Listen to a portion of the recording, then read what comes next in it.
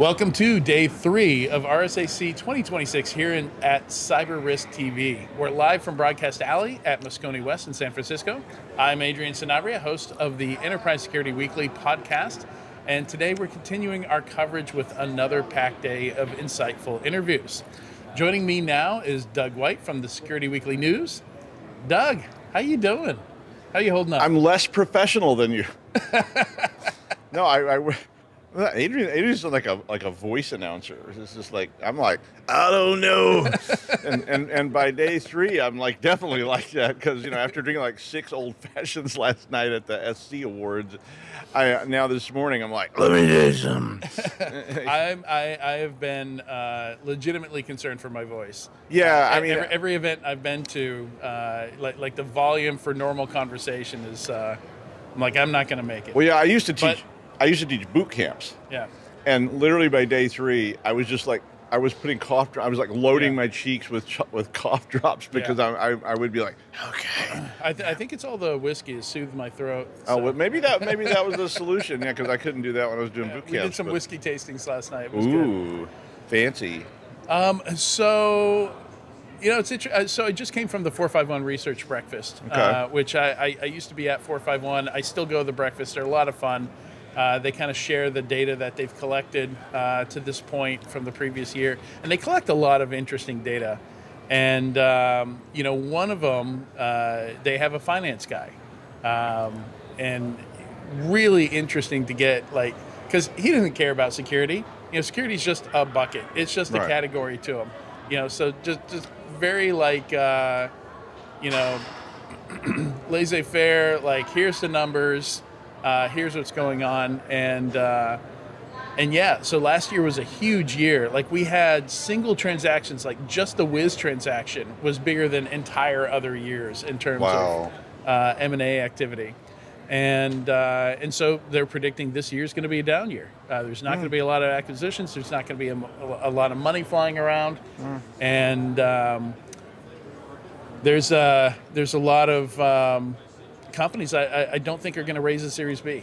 I think are maybe not going to find an exit. So it was my prediction last year that the AI for SOC stuff, if we didn't see an acquisition by the end of last year, it's not gonna happen for those folks. And there's 36 of them. And so either that means AI in the SOC is not very useful, it's not working out, or not to the extent that they thought it would. Or it means it's so easy to build themselves that, the MSSPs, the Arctic Wolves, don't need to purchase one. Or, I would say... You have a third or? Yeah, no, I do. I think... I agree with those first two. I am not going to say that those are wrong, and that's not what I mean. But I also think there's this sort of... We're still in the exploratory part of the scientific model where we're still trying to fool around and find out. Because I think a lot of people have, and your SOC is so critical to your organization. I mean, and it's another one of these infrastructure components that you don't want it to stop because you need it. Yeah. And when people come in and salespeople come in and they say, "Let me cure all your ills here. All you got to do is bolt Tommy the AI onto your SOC." Yeah. I think a lot of people are still kind of trying to hold back to decide how does this integrate with what we're doing. Where do these roles fit? I was talking to somebody yesterday, and he was talking about these sort of building these planks up, that AI is just slowly building a deeper and deeper base, but we're still standing on these flimsy planks right now, and we haven't quite decided is this safe to walk on yet. We're still tentatively putting our feet on it, at least with our critical infrastructure. I think people experimenting with it like crazy. As I've had people call me, saying, is it okay I tell my employees just to go ahead and use, Copilot in everything they do? And I'm like, no. Yeah. He's but they will do it anyway. Oh, no, he'd already done it. And he was like, well, I just was trying to get some reaffirmation. It was just a formality. I'm already doing it. Well, he said, I was just going to make sure you... Open clause on 37 systems. Yeah. Yeah. That was actually, I didn't say 37, but I said, yeah. How many have OpenClaw on them already today? And he was like, what's OpenClaw? And I was like, you'll find out. Yeah. So, it's I've got a few thoughts there. One, I think, so I put out some posts a couple months ago where I refer to part of cybersecurity as a market for lemonade, where like you buy one product, produces a ton of data, so like think vulnerability scanner, SIM collecting stuff, and because you have a ton of data, you're having trouble managing it, you're drowning in alerts and data, and your vulnerability scanner tells you have a million critical vulnerabilities, even though you only scanned 30 hosts, and then you've got these other companies that will come in and say, hey, we can help you with that data, we can scan through there, like we can, but they never stop to ask, do you have all the data? Do you have the right data? Are you missing any data? So we kind of have this foundational problem where, in a lot of cases, the data quality isn't all that good. But somebody will sell us something to like magic, like you can't magic something out of it that's not there yet because maybe you're only scanning 50% of your assets. Well, yeah, I mean, there's always a huge, the marketing gap. So I call those the lemonade makers. Yeah. So you buy the lemons and they produce a bunch of data, and they're not doing the thing correctly in the first place, and then you make lemonade. Okay. Or something. I mean, I just... or something. Well, I call some of this the marketing gap of what's promised, what's delivered, and there's this place in between where we have to figure out, will this cure all my ills? And I don't even know what ills I have, and are they the right ills to be curing? Because I may not need to actually worry about this, and this really, but I've been worrying about a lot. And again, I think that comes back into this AI thing where people say this will solve all your problems, and I go, wait, I want a little more detail about that. Which problem? So Ross Holly, you mentioned making promises. Ross Hollyluke in his book Cyber for Builders has a quote that I love where he says, we need to move from promise-based to evidence-based. And in a lot of cases, like, we haven't been very good at the evidence piece. Like, you spent $1 million on this product, you hired 3 people to manage it. Is it working? How do you know, are you getting value out of it? Like, is it a lot of value? Is it like, how are you measuring whether or not, like, what if you just turned this thing off, threw it in the trash? Are you screwed now? Like, was it keeping all the attackers at the gates?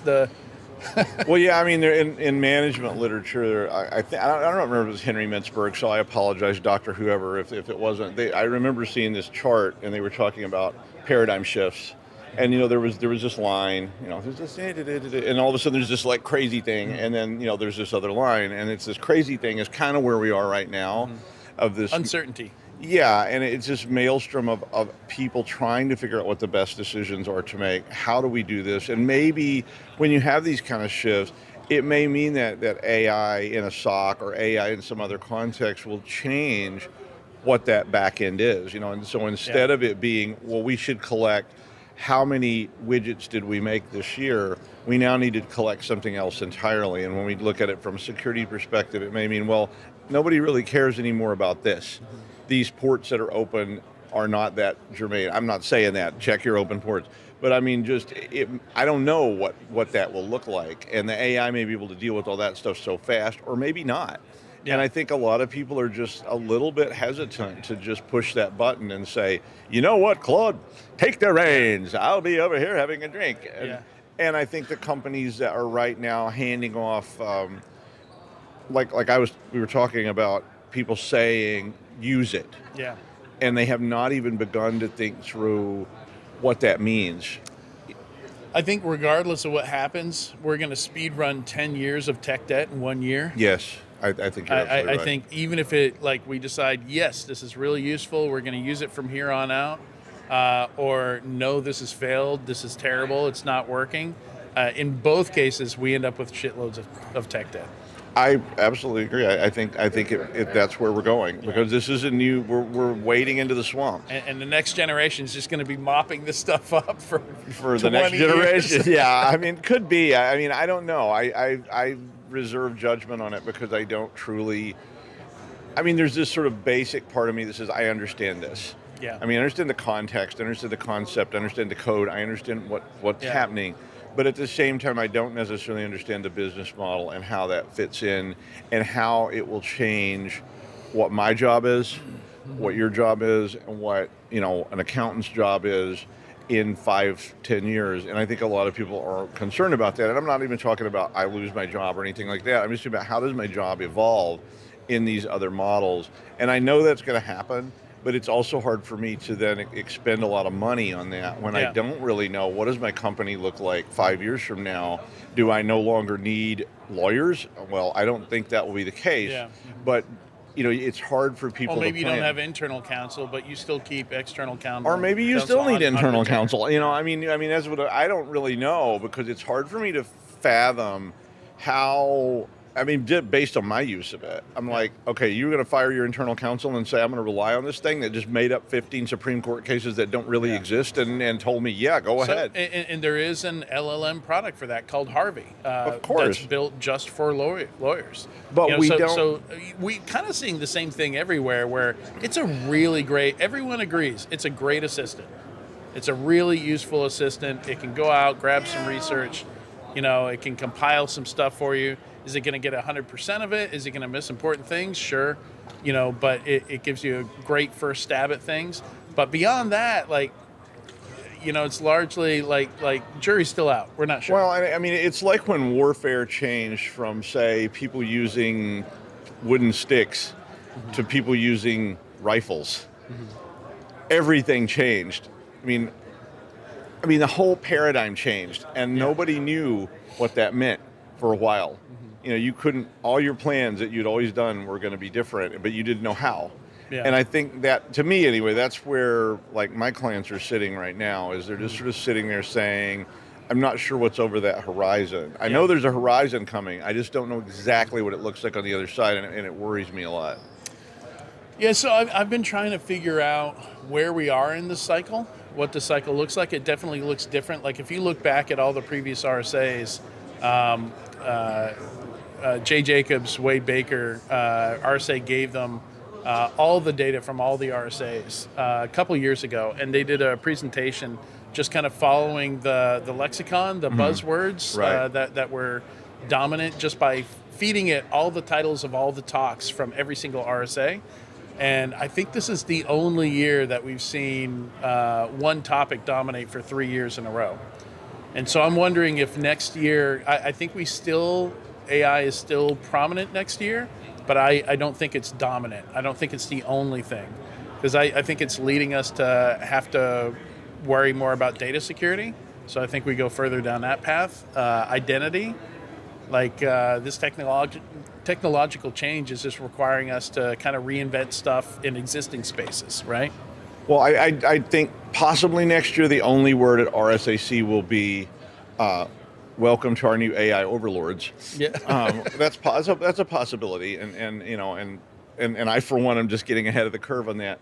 Or I think another big one that you mentioned already is identity, because I think what I'm seeing is that I've heard from all these CEOs and things like that while I've been interviewing, and a word that I heard a guy yesterday say, you'll have an army of agentic AI to deal with the army of agentic AI that's facing you. And and regardless of how that gets implemented, we are seeing these agents begin to appear in many, many, many different manifestations, and you will need ways to deal with them because they want access. I mean, even on my desktop level, it's Claude saying, "Can I have access to your whole hard drive? I can help you so much more if you just let me have access." Read and write, by the way. Yeah, and I was like, "Sure, Claude, you can have it all, baby. Here's my bank account and everything else. Just log right in there and go to town."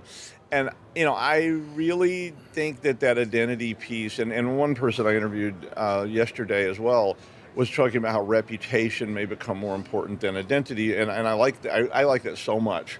Because we talk about ephemerals all the time, and these bots and these agents are ephemeral, and they spring up and they go away as they're needed, and it suddenly becomes very, very difficult to say, oh, that's old Bob over there. He's been here 37 years, and he sweeps up, and we know we can trust him because he's never done anything bad yet. And suddenly we've got an army of ephemerals. Even if it's not an army, maybe it's just a squad.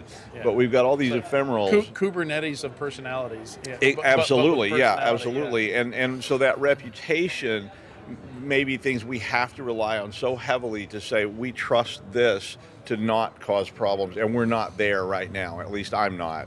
No, I don't think. But also I think this is going to be the put up or shut up year. Like everybody seems kind of exhausted with like experimental budgets, and like I'm not sure everybody has the patience to continue experimenting with this stuff. And I think this is going to be the year where people are like, okay, you have to show value, or you're not getting any more money from us on this. And it's absolutely a cycle. I mean, that is, that's spot on for me. I mean, you do get to a point where the promises start to wear thin, and the money starts to pile up, and you start going, and people start, and shareholders and other people start asking questions and saying, we've just dropped X dollars on this. Where's the bang? You know, I'm waiting for the bang, and they keep saying, any day now, any day now, any day now. I was at the breakfast. A guy at my table said, if one more person says agentic to me, I'm going to lose my shit. Yeah, I mean, I will say this week I've heard the word agentic so many times that, and I think I've said it, 3,478 times myself. Oh, sorry, I just said it again. So 3,479. I mean, but I think the reason we hear that word so much is because there's so much uncertainty around, one, what agentic AI even means, one, how it's going to change things, 3, how we're going to manage it and control it, and 4, what dangers it represents that we don't even know about yet. Yeah, so you've mentioned uncertainty a few times. I think that might be our keyword for today. Like, well, maybe uncertainty should be our keyword. How are we going to deal with this? Because that's the real threat, right? I mean, uncertainty is always going to be the threat, chaos and uncertainty, and I think we're in the maelstrom at the moment. And I don't know what the big word next year will be, but hopefully we'll all be here to see it, and not just like, working in a pit somewhere going, thank you, robotic overlord. All right, with that, stay with us here on CyberRisk TV to learn more about our future robotic overlords and our conversations from RSAC 2026. As always, you can find all of our content at securityweekly.com/RSAC. We'll be right back with our first interview of the day, so don't go anywhere.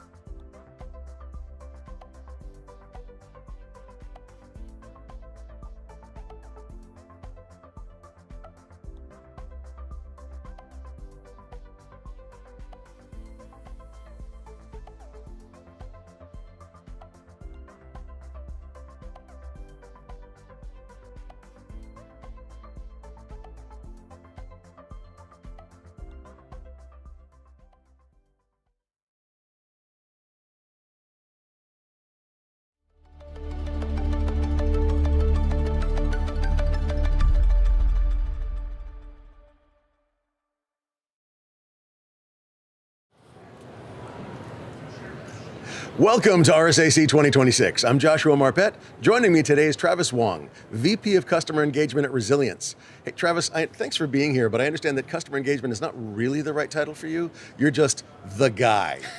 That's too kind. I don't know if I'm the guy. I'm a guy. Come on, you've been in risk for so many years. You've done so many things in the risk world that apparently everybody at your company is just like, no, you got to just Travis. It's just Travis. So. Is that true? I try to help wherever I can. I'd like to blend some of the risk management, security aspect of the job with the risk transfer and insurance and try to provide a holistic risk management strategy for So for yes, client. it's true. Okay. I'll take it. I'll say thank you. All right, so resilience is an interesting, we've been chatting for the last few minutes. This is fascinating. I love risk. Okay, that came out wrong.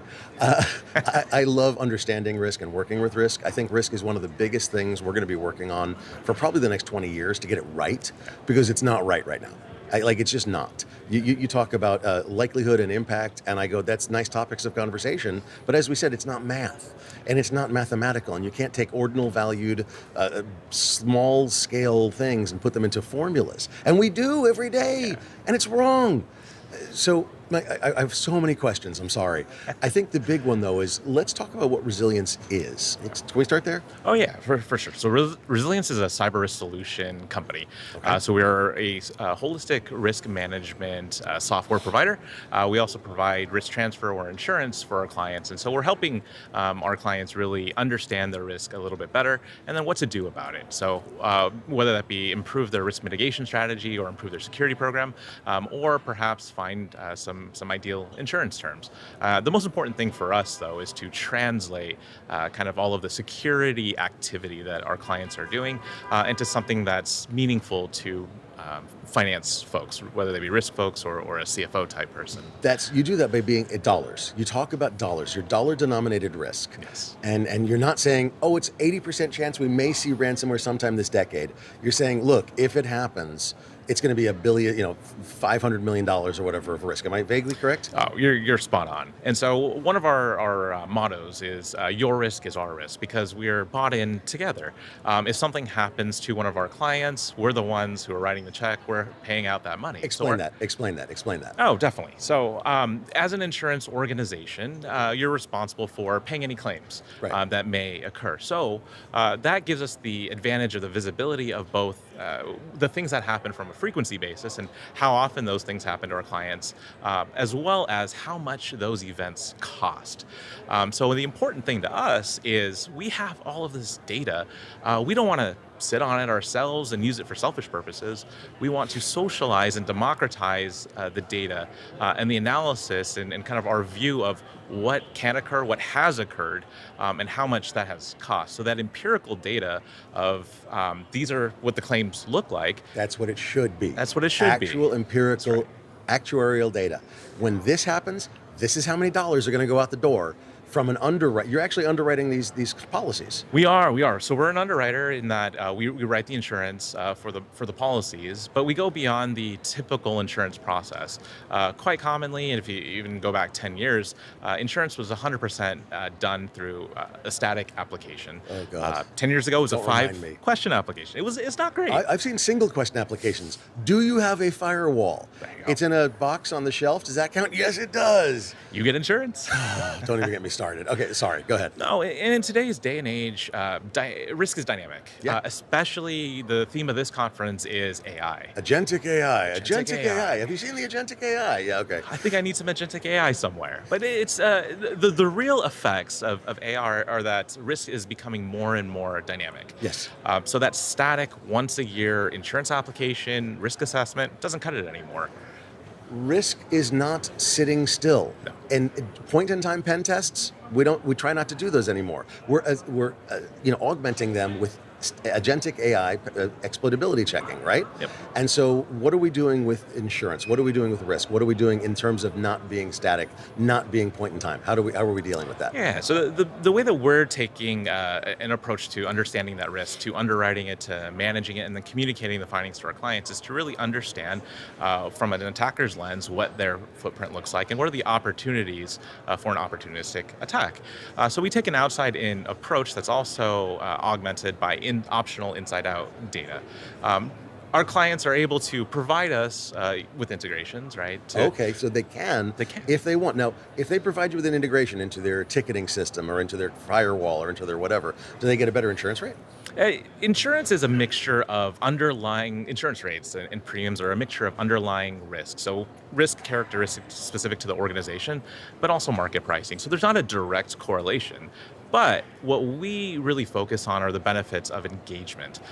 So it's the back and forth between us, the insurer or risk solution provider, and you, the client, that really matters to us. And so if we see that back and forth, someone that wants to work with us, that we want to work with as well, we're going to recognize that with the best terms possible out there.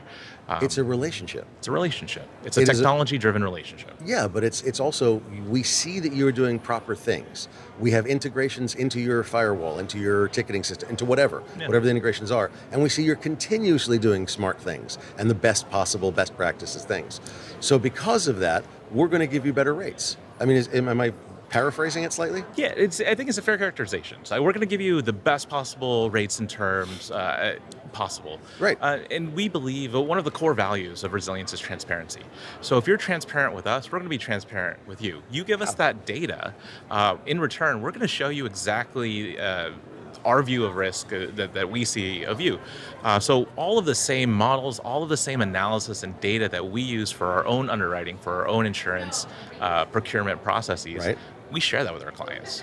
We show our clients, you're going to share with me the data as to why you set my risk at X instead of Y or whatever, right? That's the goal.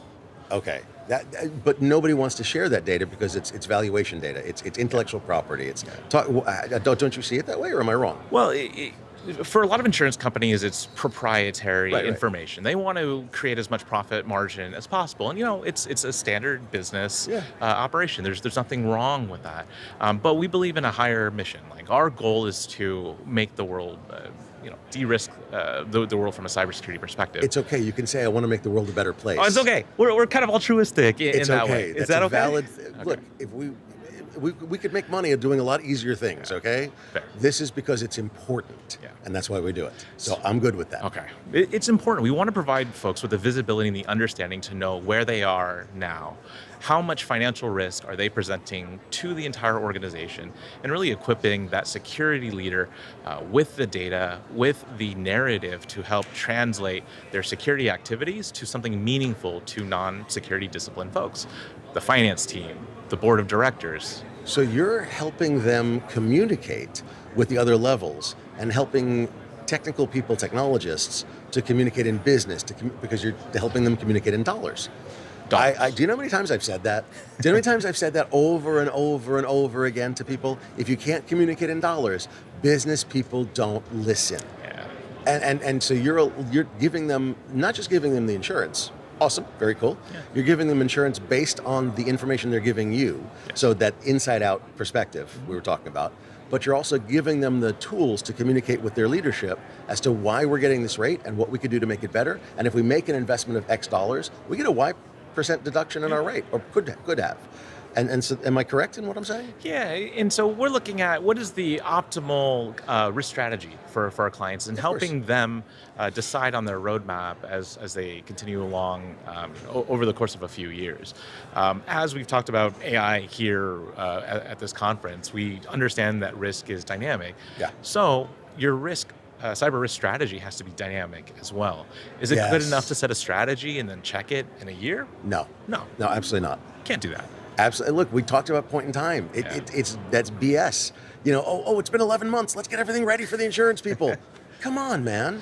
It just doesn't work. It's like a pen test. You do a pen test, 5 minutes after you do the pen test, some developer commits code, and guess what? Your pen test just went out the window. Yeah. So it's the same thing with risk. And because that code that they committed is risk. It's risk. Whether it's a risk mitigator or whether it's a risk creator, it's risk. Okay, I know, I'm sorry. It's an interview of you, not me, okay? Let's be clear, but I'm having fun. This is actually fun for me, because this is kind of where I live. And I mentioned I started a nonprofit to work on this. And after this is over, I do want to work with you on this. But the thing is that risk is fluid, it's dynamic. You're giving these people the information to deal with it. Yeah. I cannot tell you how nice that is, because we operate in a vacuum. And most security practitioners operate in a vacuum and risk practitioners. How do you think, and this is a weird one, sorry, it's coming out of left field, how do you think that what you're doing is going to change the risk field, especially in cybersecurity, of course? Say 5 years, 10 years, 20 years. Go ahead. Speculate, please. Oh, I mean, who knows what the future holds? Right. But my hopes, dreams, desires are that when we take a look at the GRC discipline, we're not so focused on the compliance aspect of what's going on. We're emphasizing the risk. Yeah. So let's make R the dominant letter in GRC. Risk, there's acceptable risk, there's unacceptable risk, and if it's unacceptable according to your own organization's risk tolerance, well, what do you do about it? And that's where we can help provide or equip clients or organizations with that strategy. You can transfer that risk via insurance, that's okay. That shouldn't be That's a valid way to do it. That's valid. Shouldn't be your only risk strategy. Mitigation is a nice one. I like mitigation. We're good with that. We're good with that. This conference is all about mitigation. And so No, this conference is about ads, but anyway.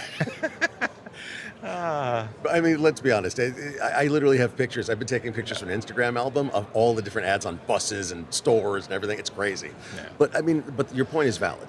This conference is about the tools, techniques, people, processes, technologies that we can use to mitigate risk and to be better at what we do.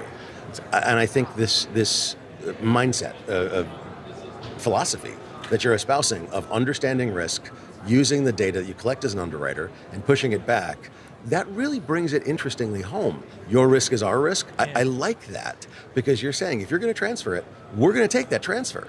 But if we think that you're taking unnecessary risks, that transfer fee, it might be a little too large. And then we're going to measure the dollar risk or the dollar output versus your risk appetite. And you'll help them measure and sort of equalize all of those risks and costs. Am I correct? Yeah, we can help measure and we can help our clients manage that risk as well, to use two M's and alliteration, who it's easy to remember with alliteration. It's cool. Mnemonics are interesting. Oh, okay. yeah. So, I mean, this is actually really fascinating. I'm sorry, I'm having such a good time. Me too. I love the fact, I do want to, there's some phrases that you have, structural accountability problem. Yeah. I'd love for you to explain that because this is great. Yeah, when you take a look at the CISO discipline, especially in larger or more complex organizations, the group CISO has the accountability for Yes. their entire cyber risk program. Well, with that accountability comes risk to the individual. The Joseph Sullivan case. Exactly. Yeah, Joseph Sullivan at Uber, Yeah. for example. Do you have sufficient visibility across all facets of your organization? Similarly, No. no. I'm no just one going to say does. no. And so how can you manage that? Whether you're a PE firm, whether you're a multi kind of layer organization, how do you manage kind of the granularity of your security program and up-level that into an overarching opinion of risk or understanding of your risk at the portfolio level? So you take a look at Change Healthcare, for Yeah, example. right. Oh, yeah. It's a subsidiary presented effectively a bunch of risk to the parent organization. Was there sufficient visibility there? Did someone actively manage the risk, and was someone at the parent level actively employing a proper cyber risk management strategy for that? I don't know, but the visibility there Was crap. it wasn't there. It just wasn't there. And it's maybe to no one's fault. Risk can be very complex, but we can do better. So we can provide a solution that provides granularity at the individual entity level. Right. And then how does it all roll up? Subsidiary and roll it up back to the full, where the CISO over all of these organizations, all of these entities, goes, I had no idea. That's why we're here. That's right. That's an interesting point. We've talked about dollar denomination, we've talked about communication, and your point, and now visibility. And I think that's fascinating. One more question. Okay. When you talk about visibility, right now the regulations are moving towards continuous compliance, continuous risk management, continuous risk measurement, and also that the board is the board isn't complicit, the board is responsible for some of that risk. The board isn't insulated anymore. The board level risks of the risk are becoming real. What do you think about that? Yeah, you look at SEC regulations or proposed SEC regulations, you look at DORA in Europe as well. The board must be informed and actively manage that risk, even if they don't have the direct visibility that they've had in the past. So that creates a gap. So they're accountable, they're responsible for this, but are they sufficiently equipped with the tools, with the visibility to say, hey, I've actively measured this risk, I've managed it, I understand the financial ramifications of exceeding my risk tolerance to our shareholders. There's corporate responsibility now at the board level. So this is a really nice opportunity for our security leaders and our practitioners to partner with our non-security counterparts within the business, so our finance leaders, our operations leaders, to say, we're in this together. We're going to equip our board of directors with the best information possible in a way that's meaningful to them, meaningful to our shareholders. So if you're publicly traded in the United States, for example, let's put it on the 10K. We can really show not that we have measured or identified our cyber risks, but we've quantified the amount of risk that we're detecting and accepting. Travis, this is absolutely fantastic. I got to say thank you. This is lovely. And with that, thank you for joining us today. To learn more about resilience, please visit securityweekly.com/resilienceRSAC. And for full RSAC 2026 coverage from CyberRisk Alliance, visit securityweekly.com/RSAC. Stick around. We'll be back after the break.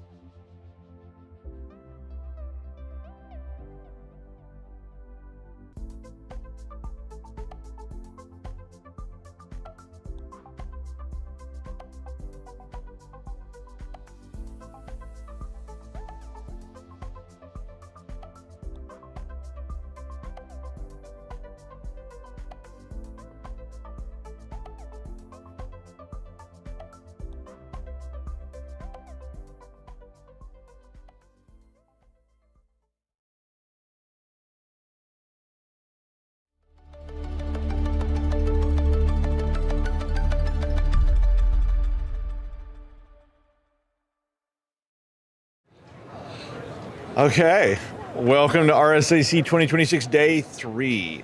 I'm still here. We're all still here. We're all still having fun. Yeah, I'm a little worse for the wear, but we're managing. I'm Doug White, and joining me today is the amazing Aamir Lakhani. Hey, Aamir Lakhani. Has a title that I mean, this is a title. The Global Director of Threat Intelligence and Adversarial Artificial Intelligence Research at Fortinet, and yes, I practice saying that. Thanks for coming down. Exactly. I was actually trying to crash the badge reader when I came up with that title. I was thinking, like you must have a wider door in your office, just like for the sign, and I'm sure they like you. Exactly. Pay with a letter. You know, the title's one thing, but I think what's really exciting is like what does that really mean, right? I think I really have a cool job. I get to actually look at what the bad guys are doing. I find their techniques. I even look at their motivation. I do a little bit of forensics accounting, looking at where the money's going. And I create machine learning models to baseline those attacks. And then I work with our dev teams to create AI models to stop those attacks. It actually sounds like almost a dream job to me. I mean, really, I'm not just saying that. I was reading that title and I was thinking, that sounds really, really cool. I like the idea. It's a fun job for sure. I did want to ask you a question because when I read it, and sometimes I see things and I want to make sure what I think it means and what it really means are correct. And the thing in that title that was adversarial artificial intelligence. I love the sound of that. But can you tell me what that means? Just what does that part of it mean? Yeah, absolutely. So, we have a lot of researchers all over RSA. Everyone's talking about AI, and they're talking about how AI can be used for defensive purposes, especially with agentic AI and agents. Okay. My job is the opposite. It's how can AI be used for attack purposes? How can we kind of turn AI against the world, make it evil? And the more I learn about that, the more information we have on defending against those kind of attacks. Right. So I'm looking at poisoning AI with advanced prompt injection attacks, things like stealing models with oscillation attacks, trying to do as much as I can to basically turn it into evil and then use that against targets that may not be expecting that and see what the reaction is. And that's where the baseline of protecting against those attacks comes from. So it is my dream job. No, I mean that's like when I was first doing a lot of this stuff, that was where I kind of wanted to sit because that's like what you today call a pen tester. Yes. And I didn't want to be evil. I do, but I'm not. But I love the evil things. I love scams and cons and all these kind of things. And being able to design attacks and run them against simulated systems and teaches you how they work.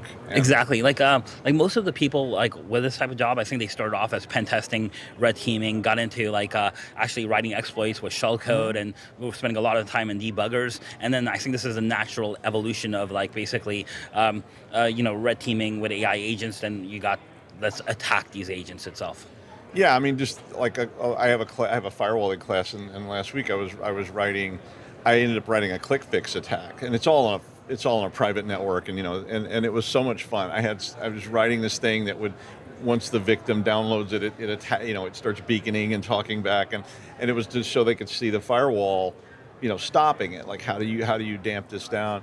It was so much fun. I love doing that kind of stuff, but I don't want to be a bad guy, so I get to have fun. And it sounds like that's what adversarial artificial intelligence is doing with you. Exactly.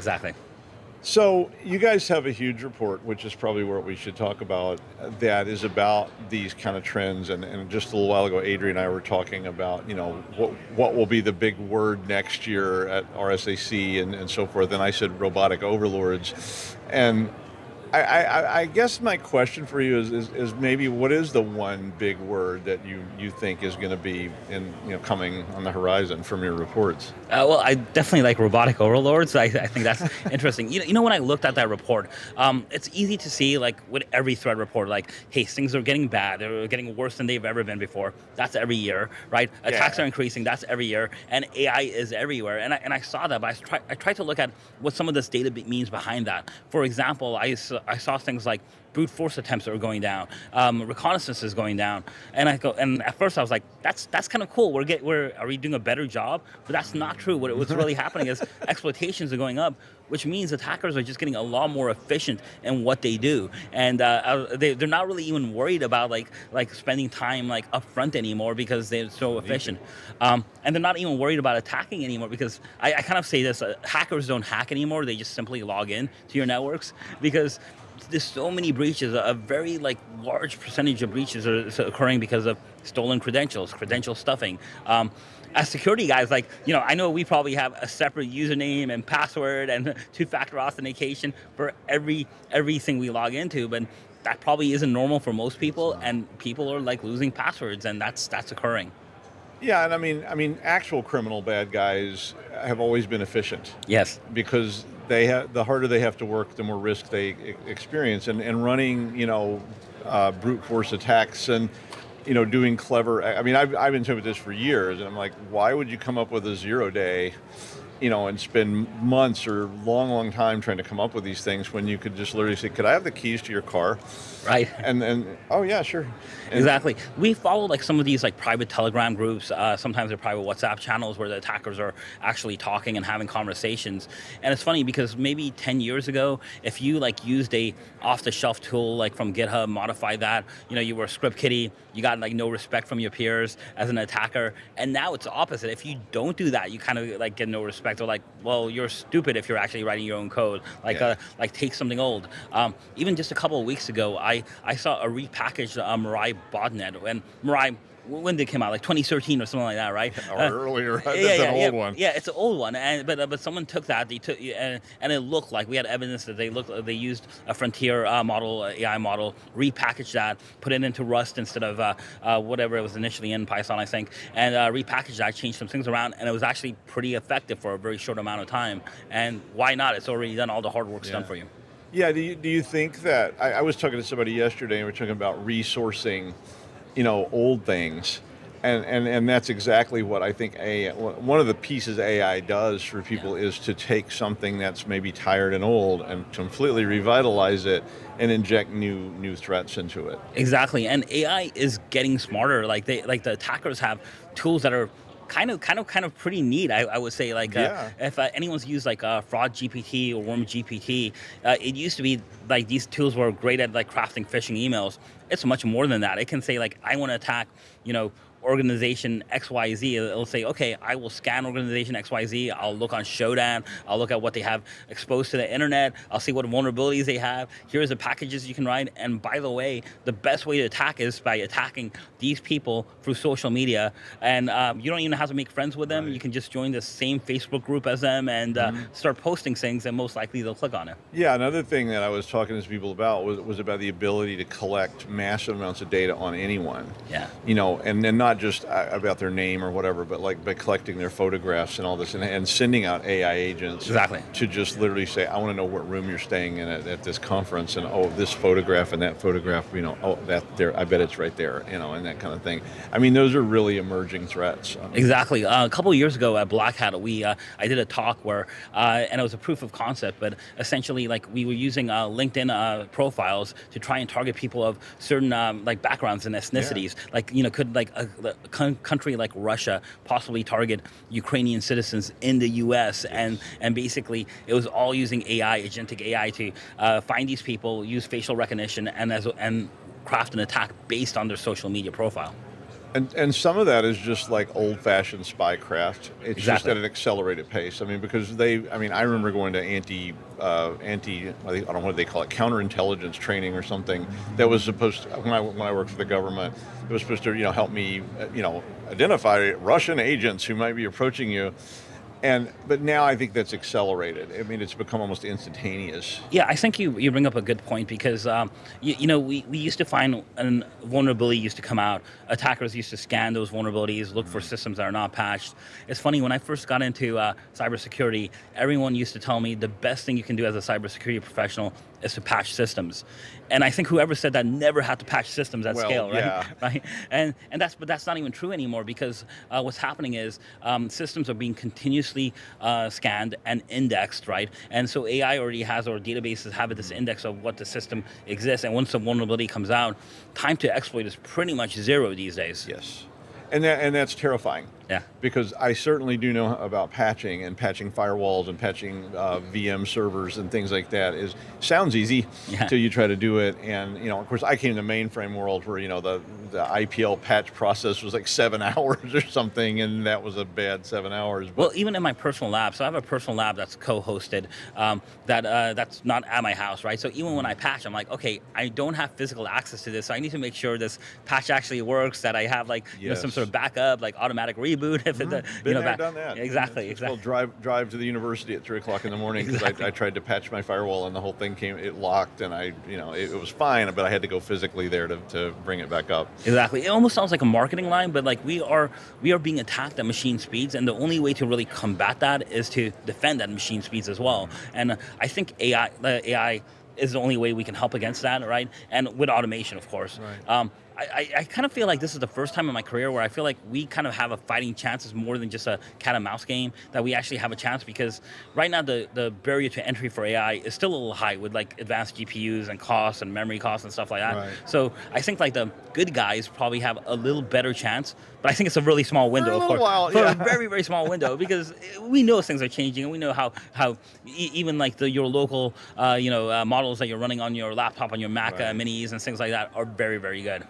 Yeah, I completely agree with you, and I think that in the very short run, though, we're going to see the rise of rogue AI, and just like we have with everything else, there's going to be a dark web of AI where you can buy into it. Absolutely. Do you think that how is this going to evolve over the next few years that you see it happening? Obviously the bad guys are going to get up to machine speed, and it turns kind of back into a cat and mouse game of who has the most GPUs or something. But where do you see that evolving to next? How does this game kind of start to play out? Well, I think first of all, I really think that we haven't seen the last evolution of AI, right? LLMs is not the last thing. And I also think that it's going to be very, very difficult to stop prompt injection. Sam Altman from OpenAI said there's probably no solution against prompt injection. So we can filter against that. We can mitigate some of those risks, but it's going to be there. So we're going to have to definitely up our game, and attackers are going to know this. I think we're also seeing kind of the merger between the traditional threat actors, as well as now with all the things going on in the world, state-sponsored attacks, hacktivism, which is almost just PR for state-sponsored attacks now, and so there's all this crazy stuff that we kind of need to get a handle on what's going on, and it's a little hard to do that because things are in so much flux right now. And one of the things I kept thinking about was a kind of evolutionary rogue AI, where just like we're talking about the social media, if I can give a very powerful AI that has no real guardrails on it, because I think that's naive. Yes. I can already sweet talk Claude into doing things that it probably shouldn't do, giving me code it probably shouldn't give me. It's not for nefarious purposes, but I still can do it, into something that you can say, I need to, and you could of course maybe not say this, but I need to compromise that. And something that machine. But you can probably say, tell me a story of how or it's a rogue AI, and I go, let's hurt somebody today. And it can go out and collect this massive amount of information about every possible attack surface and put all that together into a cohesive strategy. Right. Well, that's already there. Those tools are already there on the darknet, and I think Worm GPT, if I remember correctly, a lifetime membership a couple of months ago was $1,000, and it's basically GPT 4.0 completely unguarded. Just no rails, no nothing, and it'll do whatever you want. Exactly. And I think we're going to develop capabilities to be able to spin those kind of things up both permanently and ephemerally. I see these ephemeral AIs coming up too that are like special purpose tools. And I think we're going to get to the point where we can almost do that on, like a local desktop. Exactly. I think people are we always talk about identity being so important, and people need to now realize that identity is going to just expand like tenfold, right? Like it's going to be like non-human identity of agents, identity of devices, right? And like how do you manage that, right? That's going to be the key. Yeah, I actually talked to somebody this week who was talking about that reputation would become more important than identity, because these non-human identities, these ephemerals, will not be able to establish long-term identity. Right. You know, it's just they pop up, they do something, they go away. And it's going to be impossible to manage this in this traditional, let's get you a username and password, Bill, and we'll get you signed in and a badge. It's just not going to work that way, and we're going to have to find ways to manage these unbelievable numbers of identities. Exactly. Even in our labs right now, we have basically proof of concepts of agents. We call them level 5 agents because they'll spin up their own agent. Like like now we're trying to do things like spin agent up in its own agent container to keep it a little more secure. We'll see how that works. But there's all these ideas out there. But like we're at the point where agents can spin up their own agents. They can like basically connect to a toolbox, like download APIs for a certain task that it's already analyzed and complete that task. And then if it's no longer needed, delete itself for. Wow. That's, I mean, and I'm not a doom and gloomer, I'm not. I sometimes play that role, but I'm really not. But a lot of this is very scary to me, and I think paradigm shifts are always very scary. And I think we're really literally standing in the shallow water of a very deep pond of paradigm shift that's coming very soon. Yeah, but it's also the information that it's giving us is also pretty amazing. That product, or that's proof of concept, we actually were running with a client that had a slowdown in their network. So we just basically asked AI, why do I have this slowdown? And it said, well, you have this slowdown because of high memory usage. Mm-hmm. High memory usage occurred because of this attack that's coming in on the network. This attack came in because someone had a USB drive and then they disabled the program to basically allow USB drives onto the system. And by the way, I've looked at across all your systems, and all these artifacts match up with a threat actor, a certain threat actor, and so it was able to put all that together essentially in one prompt. Wow. Well, I could talk to you all day, Aamir, but unfortunately, thank you for coming down. Thank you. And it was really exciting to get to talk to you. I had never spoken with you before, and that was really fun. If you want to learn more about Fortinet, please visit securityweekly.com/Fortinet, RSAC. And for all the rest of our RSAC 2026 coverage here as Day 3 continues from CyberRisk Alliance, please visit securityweekly.com/RSAC. And if you hang around, we got coverage all day long, or as long as my voice holds out. So there you go.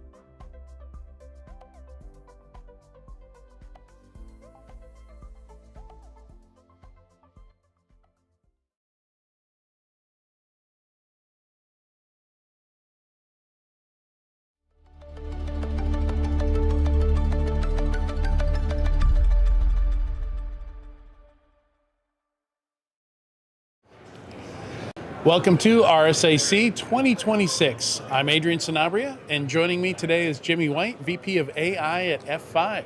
Thanks for being here, Jimmy. Thanks for having me, Adrian. Jimmy, so we're going to talk about AI agents today. I hope so. Securing AI agents, and this is perhaps the top topic. Like if we were to take all the titles of all the talks and analyze them, maybe take all the messaging from all the booths and analyze them, I think securing AI agents would probably be up there.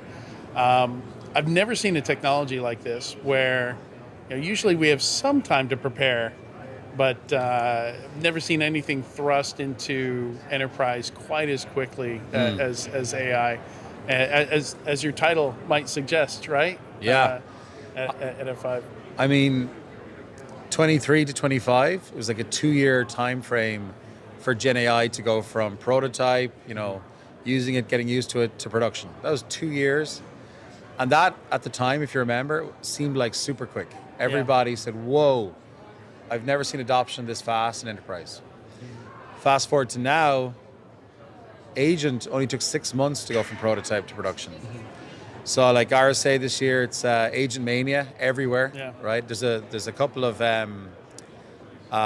trucks driving around with the billboards, and every single one of them says agent on it, every single one. Yeah. So what's super interesting is the time companies have to create solutions to the problem, explain it in a way that their customers can understand, how it solves their problem. That time frame has been massively reduced. And so I think you get it right now is a lot of confusion, right? People are wondering, what problem do they have? How do they solve it? And then what solutions really are solving a problem versus just saying they do. Yeah. And it's and there's multiple layers of problems here, right? Like the first is because it's being deployed so quick and so broadly, with some companies even mandating that you use AI technology, whether you're comfortable or familiar with it or not. I imagine the first big challenge, and I'm not sure if you're doing this directly or maybe one of your partnerships, which we'll talk about here, just discovering them all, finding them and figuring out what they're connected to, what data they have access to. Yeah, and so this is like a very layered problem. So discovery used to be traditionally in 2 categories. It was, what are you doing to protect your employees using SaaS tools, etc. What data, access, authorization. And then there's the other side, which is protecting the products that you actually run, right? That your customers use, right? So applications. But now you've got this in the middle piece, which is, okay, CLIs are back. Everyone thought they were gone forever, right? Now, TUIs the Linux folks, they was never gone. Yeah, they're diehards.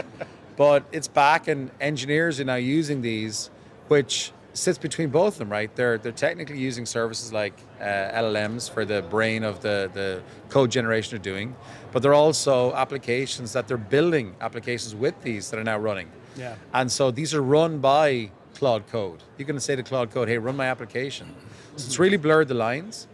So from a discovery perspective, your company's going to be worried about outside in, inside out, and then this new hybrid approach, which they want to know what their engineers are building, where is it running? Is it running on their machine? Is it running on a cloud? Is it running on a staging environment? Whatever. Yeah. And how did it get there? Was it placed there by Gen AI itself, or did the engineer follow the SDLC process? Yeah.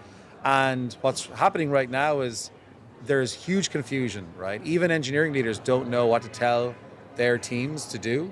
Yeah. Do they follow the old process? Do they embrace the new? Is it somewhere in between? Yeah, what engineer? Like Phil in finance is vibe coding a new app, and like it's interesting what you mentioned here. Like there's if you want Phil in finance to be able to build applications, he's not going to be a full stack engineer, right? So we're now starting to see AI like vibe coding platforms where the all the layers of the server layers, the database, the HA, the load balancers, all that's abstracted away from them. They don't even know it exists there. They just say, launch the application. And does it have a TLS certificate? Phil doesn't know. No. And our stance on that is, Phil certainly doesn't know. Yeah. Not to say anything bad about Phil, he's a great guy. But when an agent's building something, it's too late if it's built. It's too late if it's running.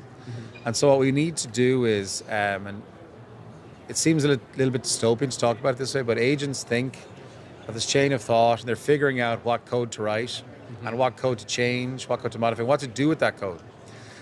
And so Phil is giving them an outcome he wants. The agent will figure out what to do, how to create that.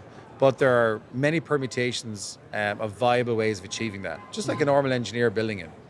And so what's the right way and where are the wrong ways? Now, something that's really cool about agents is they act very like humans in that they think, they try something, they rethink, they try something else. We don't want that necessarily with agents though, right? Humans, we have trust in them. And the speed they can operate at is limited to that human being. With agents, they can go at machine speed. And so it's critical that you police the thought, not just the action. And so understanding what the agent's planning on doing. So it's almost like a Minority Report pre-crime, right? You're trying to stop them before they do something. And then when they're going to do something wrong, if you block that, it has the same effect as a stroke for that agent, right? The agent loses the connection between its brain and its body. And so what you need to, instead of blocking it, is inject a nuanced nudge, right? A thought. Okay.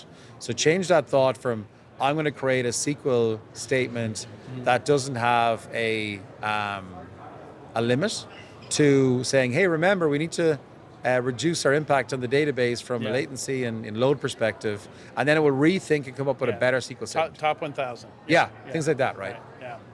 Yeah, it's interesting. It's so obviously you need to be in line somewhere to be able to do that sort of thing.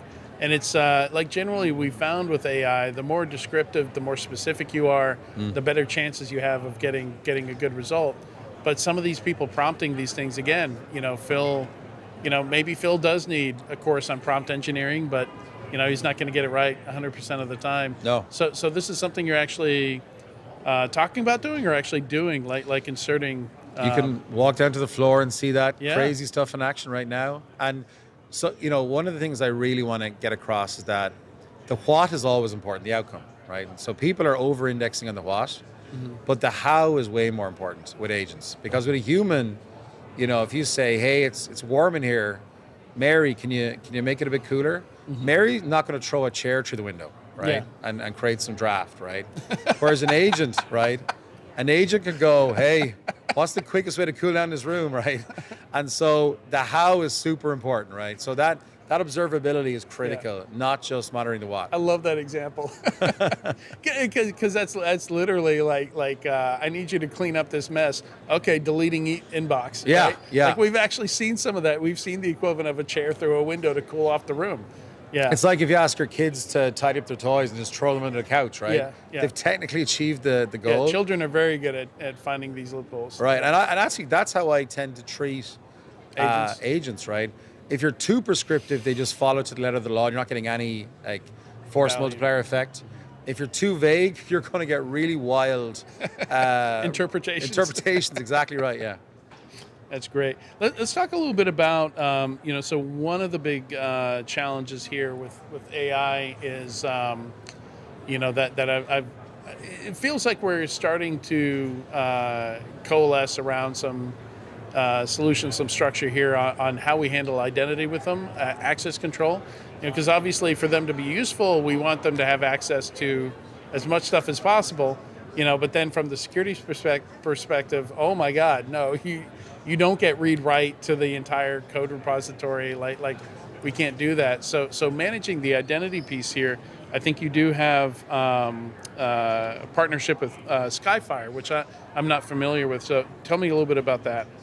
Yeah. So one of the, I think, obvious things especially when you're walking around RSA, is that you see AI in every single banner.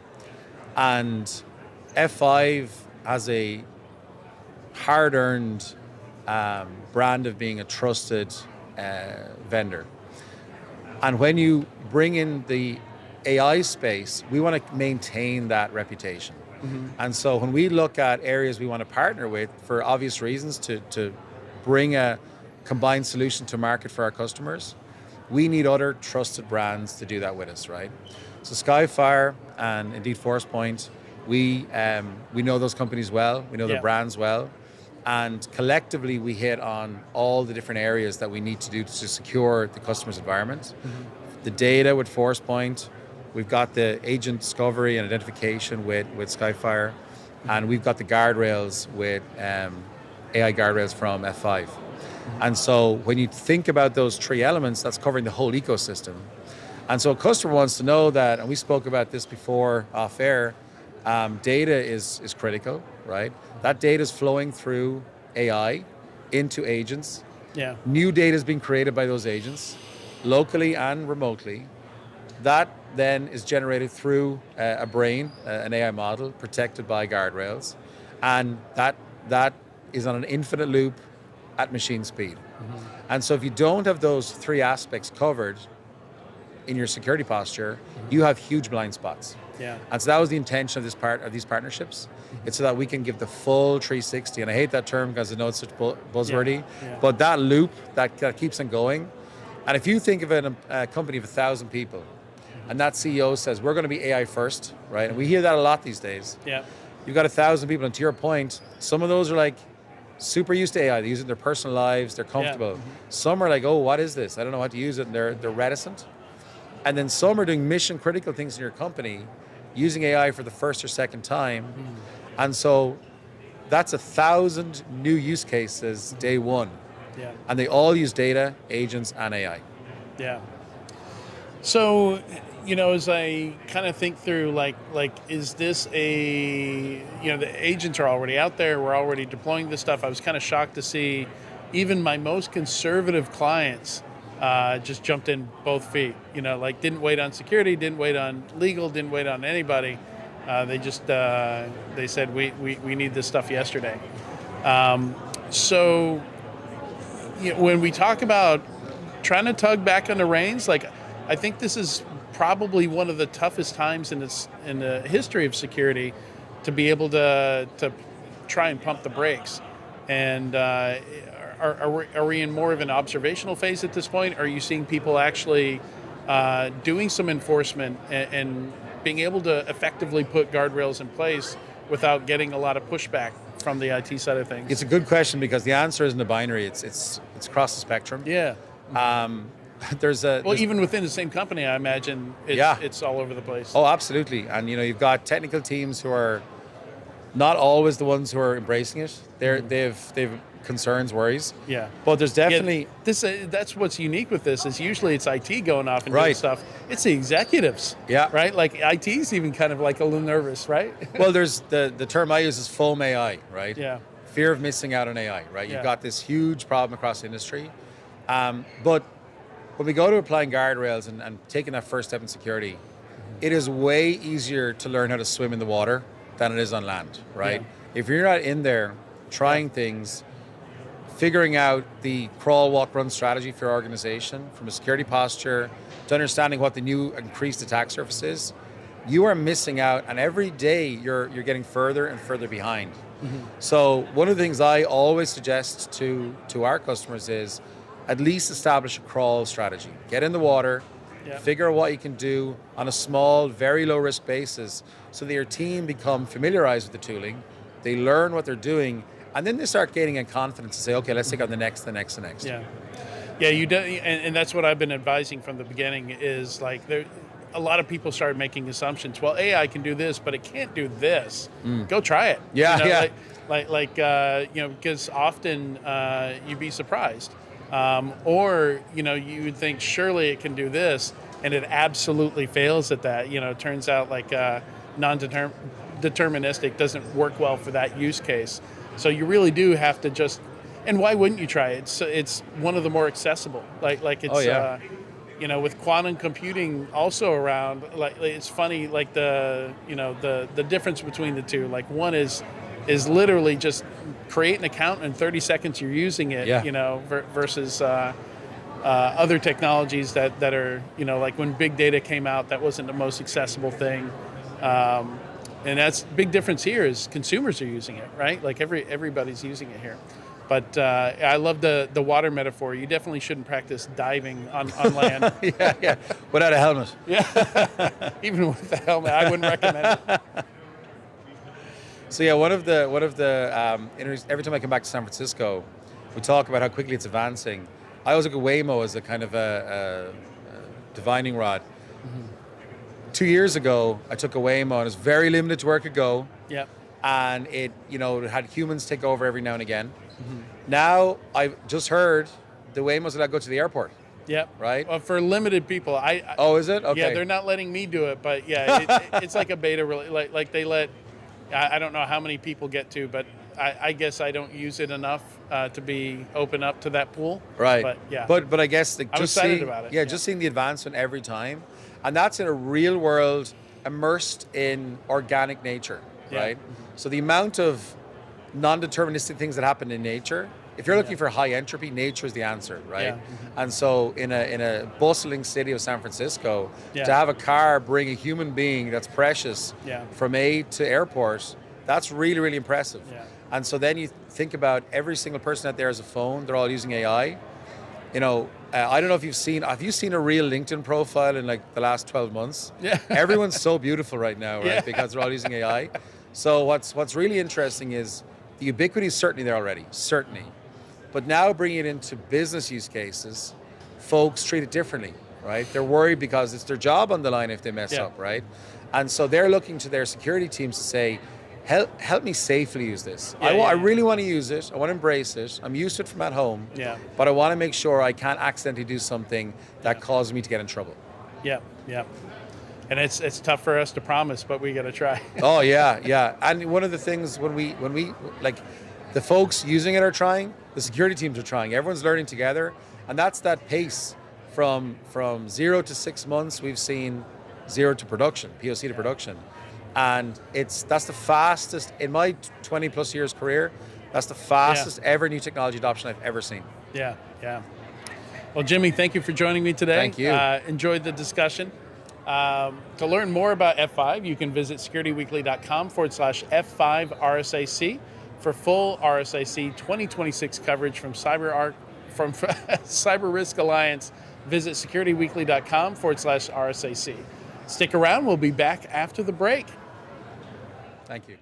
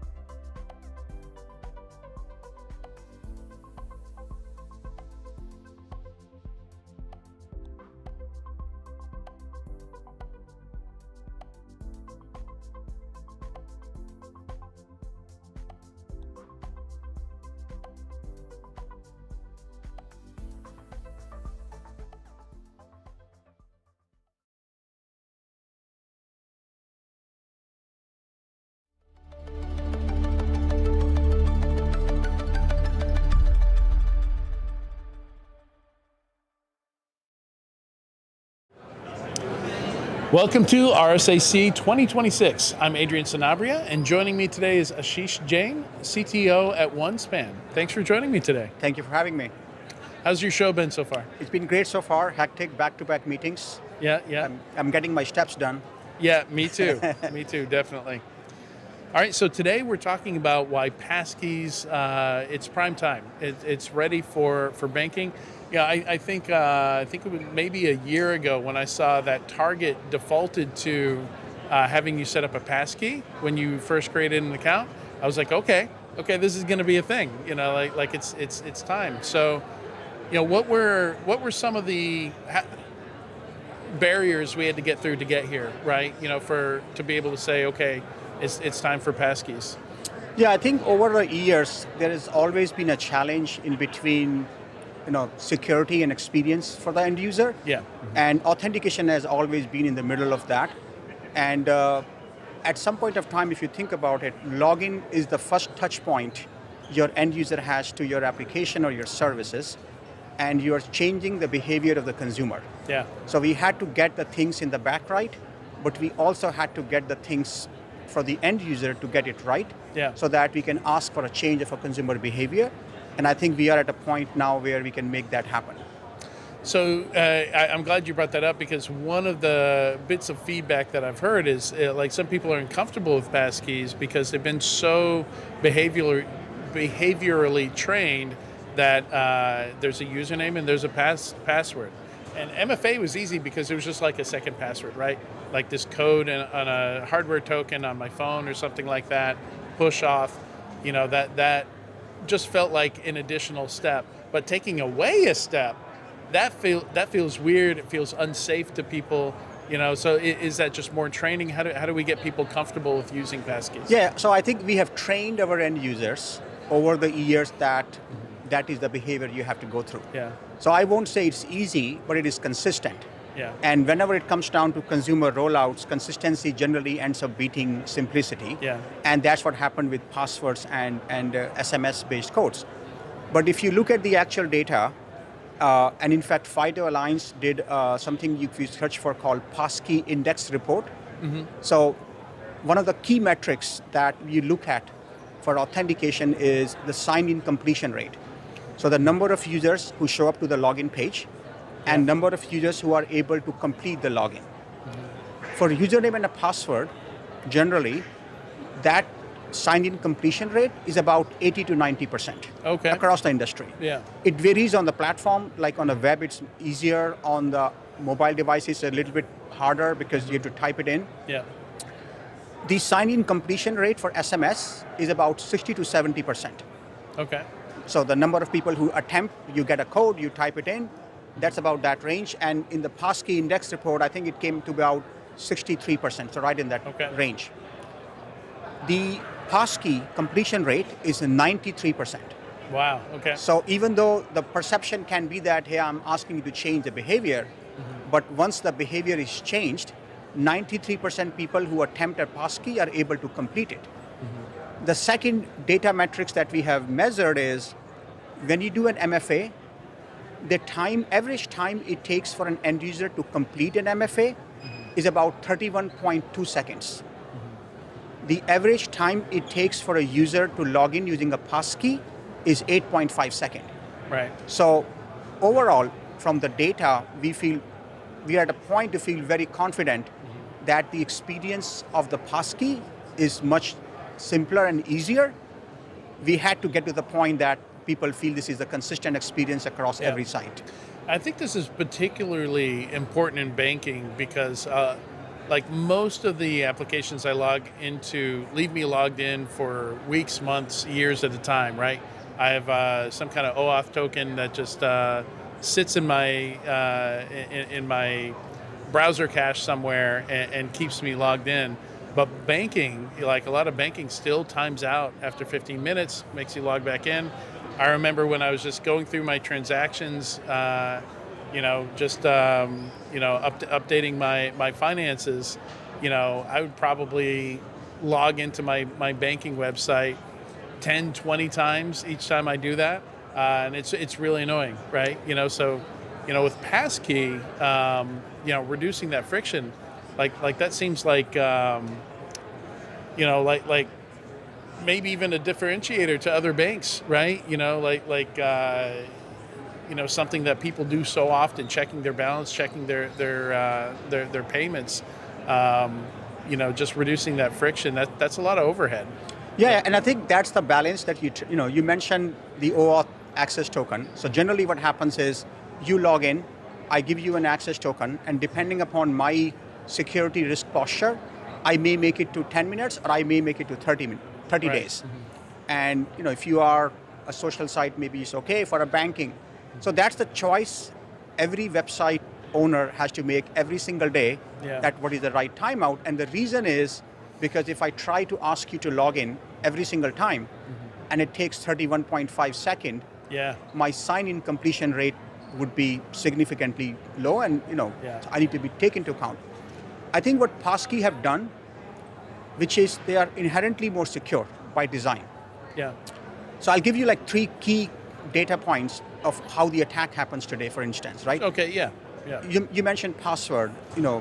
The most common way people attack the passwords is what you call stuffing attacks or credential stuffing attacks. Sure, it gets leaked through some attack. So you get to a dark web, you get what you call a combo list, a username and a password list, like 1 million, and then you run a very simple script. You go to every website, you try to replay it. See how many good ones you've got. How many you get? These are the most common volumetric attack. You have 1 million list, you get 10 successful logins, it will make your day. Yeah. The second one is the phishing, where I'm sure you've seen that. You get an email or a text message, you click on a link, you go to the website, and you end up entering your credentials, and next thing you know, you have a breach. The third one is the man-in-the-middle or adversary-in-the-middle attack, where you can either do that by a proxy layer, or somebody will call you on the phone by saying, I'm calling from customer support, give me your code. What Passkeys has done from a security standpoint is just eliminate all of them just by design. So for instance, there is no shared secret. Mm-hmm. It is a key pair, cryptographically secure, so the website never has access to the private key. Mm-hmm. So there is no such thing as a combo list that you can go and try. Yeah. Mm-hmm. Similarly for phishing, every passkey is domain bound or origin bound, which is, if it is a phishing website and you go to that website to present a passkey, the OS and browser will not give you the option. So even by accident, you cannot be phished. Same thing for man-in-the-middle, which is, there is no code to give. Mm-hmm. The way passkeys operate is the private key is on the device. It gets unlocked by a gesture, can be a Face ID or a fingerprint or a PIN code, but the user presence is required. Mm-hmm. And because of that, if somebody calls you, hey, can you give me your SMS code? I have nothing to give. Right. So it's inherently more secure, and the time to complete is fairly good, which I think allows us, the banks, to say, I can ask it every time, and I don't have to worry about the delay of 20 seconds. Mm-hmm. So if it's that convenient, that useful, is there any reason to continue using username password with MFA these days? Are there still use cases where we're going to see a long tail of there's still going to be TOTP, there's still going to be push off, there's still going to be FIDO security keys, hardware keys? I think each of the different authentication methods that you mentioned, they have their pros and cons per se. Mm-hmm. And when you are dealing with a large consumer population, there are so many edge cases that you have to support the other methods. So I think what I would say is that passkey becomes the de facto standard, but you may still have to support a few other ones, right? Yeah. And like I mentioned, there are pros and cons. Push notification, I think it's a great experience, cost-wise effective, but then you're asking the end user to download an application on the device, so it's an extra onboarding step. SMS, there is nothing to download. It's a very consistent experience, but we have heard of SIM swapping. Yeah. It is also expensive, like you pay a penny for an SMS. Yeah. In some countries, like Germany is expensive. In China, it's about 5 cents for an SMS. Yeah. Mm-hmm. So you have to take that cost. Plus you have something called international revenue share fraud or SMS pumping that you may have heard of, where fraudsters collude with telcos Yeah. And then they ask you to send a message to a premium number. So there are a bunch of other issues. But having said that, when you have a large population, you need to be prepared to support more than one. Yeah. So what are banks doing to make this, I mentioned before, it's a different behavior. Yes. It's people are going to have to, again, like banks deal with 100% of the population, right? So they've got to make it easy for everybody. What are you seeing banks, like what steps do they need to take to make this move, to make this adoption? Yeah, so I think there has to be a practical consideration how a bank would embark upon the journey, if I may say that. You're not going to start with saying all population starting Monday are going to use passkeys. So the very first thing we recommend to the bank is nail down the experience for the end user, for onboarding, for sign-in, and for account recovery are the three main touch points.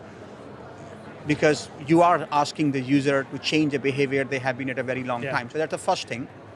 The second thing we say is that don't make it an alternative choice, let the user opt in, get them used to it, give them a chance to go back if they are not comfortable. Don't force it, like nudge it, don't force it. And once you get a little bit far ahead, then the nudge can become stronger and stronger, but on day one, don't force it.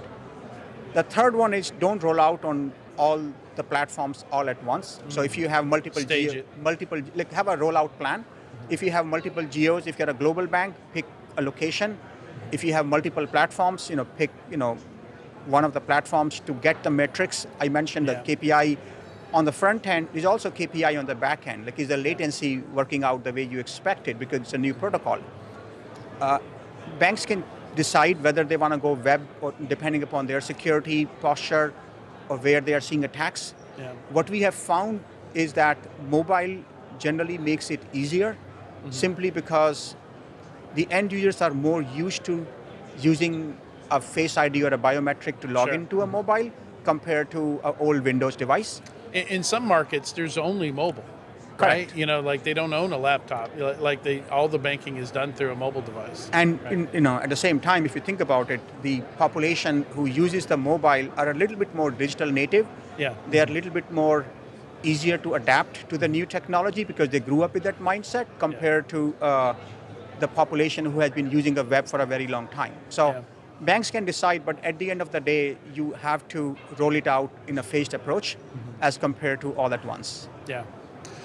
And before we wrap up, your particular implementation of passkeys, tell me more about how OneSpan does it. What differentiators do you have from the rest of the market? Yeah, absolutely. So OneSpan has been one of the very early founders or members of the FIDO board. Okay. And then we also recently acquired a company called Knock Knock Labs, which was the founding member of the FIDO. So we have years and years of experience in helping shape the spec, all the different nuances, combinations, and permutations. So from a DNA standpoint, we know the FIDO spec in and out. And you combine that with 30 years of OneSpan selling authentication software to banks. So overall, I would say we have a lot of experts in the company that can help you do that. So that's the first point. The second point is that OneSpan has always offered optionality to their customers. So today, we offer OTP, we offer SMS, we offer FIDO, passkeys, we offer UAF. We offer you to pick on-prem versus cloud. We offer you to have client SDK and a server-side SDK. We also offer you, mobile. We also have FIDO to security keys, again, the same spec. So we call ourselves, for instance, that same matter, the most comprehensive consumer authentication suite because we have all the options that you get to pick. And then we help you with the transition based on what you already have. Yeah. The third part is that since we have rolled it out to many customers over the last several years, we have this kind of real-time experience of deploying it in a transition fashion, both the front-end metrics, which is built into the product, and the back-end metrics around latency. We have customers who have rolled out to millions of users, and the latency requirements are very, very strict. Right. So I think the net would be that we have deep domain expertise on FIDO, we have a deep authentication expertise, and then we have a real-world experience of deploying it. For the longest time, OneSpan tagline used to be that we are the authentication company. Yeah. And for 30 years, we have been calling the authentication company. Now we expanded to a few areas, mobile app protection and fraud for the banking. But that strong DNA of being the best authentication solution still is what we live for. Excellent. Sheesh, thank you so much for joining me today. Love the conversation. I am ready to get rid of my passwords. I'm looking forward to it. Thank you. This is the year. Yeah. Appreciate your time. All right. To learn more about OneSpan, you can visit securityweekly.com/OneSpan RSAC. For full RSAC 2026 coverage from CyberRisk Alliance, visit securityweekly.com/RSAC. Stick around. We'll be right back after the break with more sessions.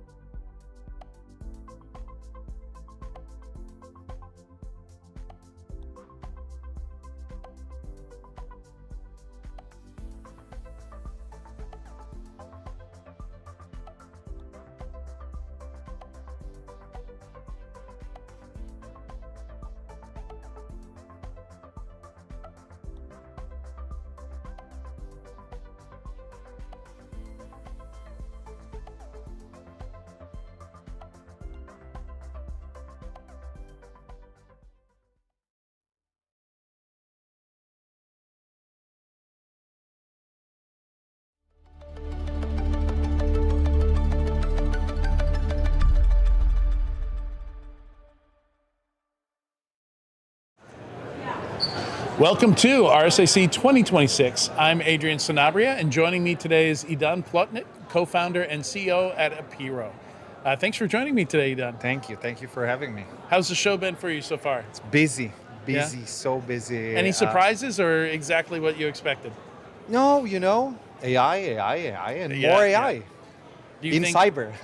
So I traditionally stayed away from predictions, but I wonder if this will be the last year that it's entirely dominated by AI, because AI is just creating so many challenges in other areas. I wonder if AI goes more to the background, and next year we see data security and identity and I think it will. Yes, absolutely. Because we don't talk about big data anymore, right? We do not. It's still there. It's not sexy anymore. Yeah. But I think that. Based on what you said, yes, you will see more and more attacks that are coming because of the rapid adoption. I've never seen. I'm 24 years in cyber. I've never seen such a rapid adoption of a technology. Like last year, all of our Fortune 500 companies that we serve and partner with, everyone adopted AI coding agents at scale in production. It's even all faster. roadmaps got rewritten. And it's even faster than cloud and all the others. So I think that the outcome from us as a cybersecurity practitioners, we will see this next year. All the major breaches, and this is what I think will happen, because the developers doesn't write the code anymore. They write in English. They don't understand the code. It changes the software architecture every minute. So I think we will see the consequences very soon. Yeah, so let's dive into that. Developers not understanding what what they're doing, they understand their intent, right? And they try and describe this intent and pass this intent to an AI model, which generates the code. So obviously this creates a lot of problems. Now you become very dependent on the AI, right? Because if you want to troubleshoot the code, if you want to fix the code, fix the vulnerability, the AI models, it doesn't make sense now to read it manually and try and understand it. You're still going to use that AI model as that lens, as that tool to do anything with the code from then on. Right? I think this is a major shift in software development. For us as a company that developed a moat, which we deeply understand in near real time your software architecture, it created a huge opportunity, because now CISOs lost control. So to gain control, you need visibility and inventory that is accurate. So now with our technology, every CISO can understand the evolving software architecture for now coding agents that write the code. So this is the first layer that we see as an opportunity. Okay. The second thing, just maybe a general statement. In cybersecurity, you need something deterministic. You cannot block the pull request, or you cannot fix something, and one fix will look like that, and the same vulnerability, the fix will look different. You need something deterministic. So this is why we think about a data fabric that contains the software graph that changes from code to runtime in real time. On top of that, you have a risk graph that deeply understand what's the impact to your business, what's the risk policies, what are the compliance requirements. And on top of this data fabric, we have a guardian agent, a specialized AppSec agent that doing the reasoning on top of the deterministic data fabric. So every fix is reliable.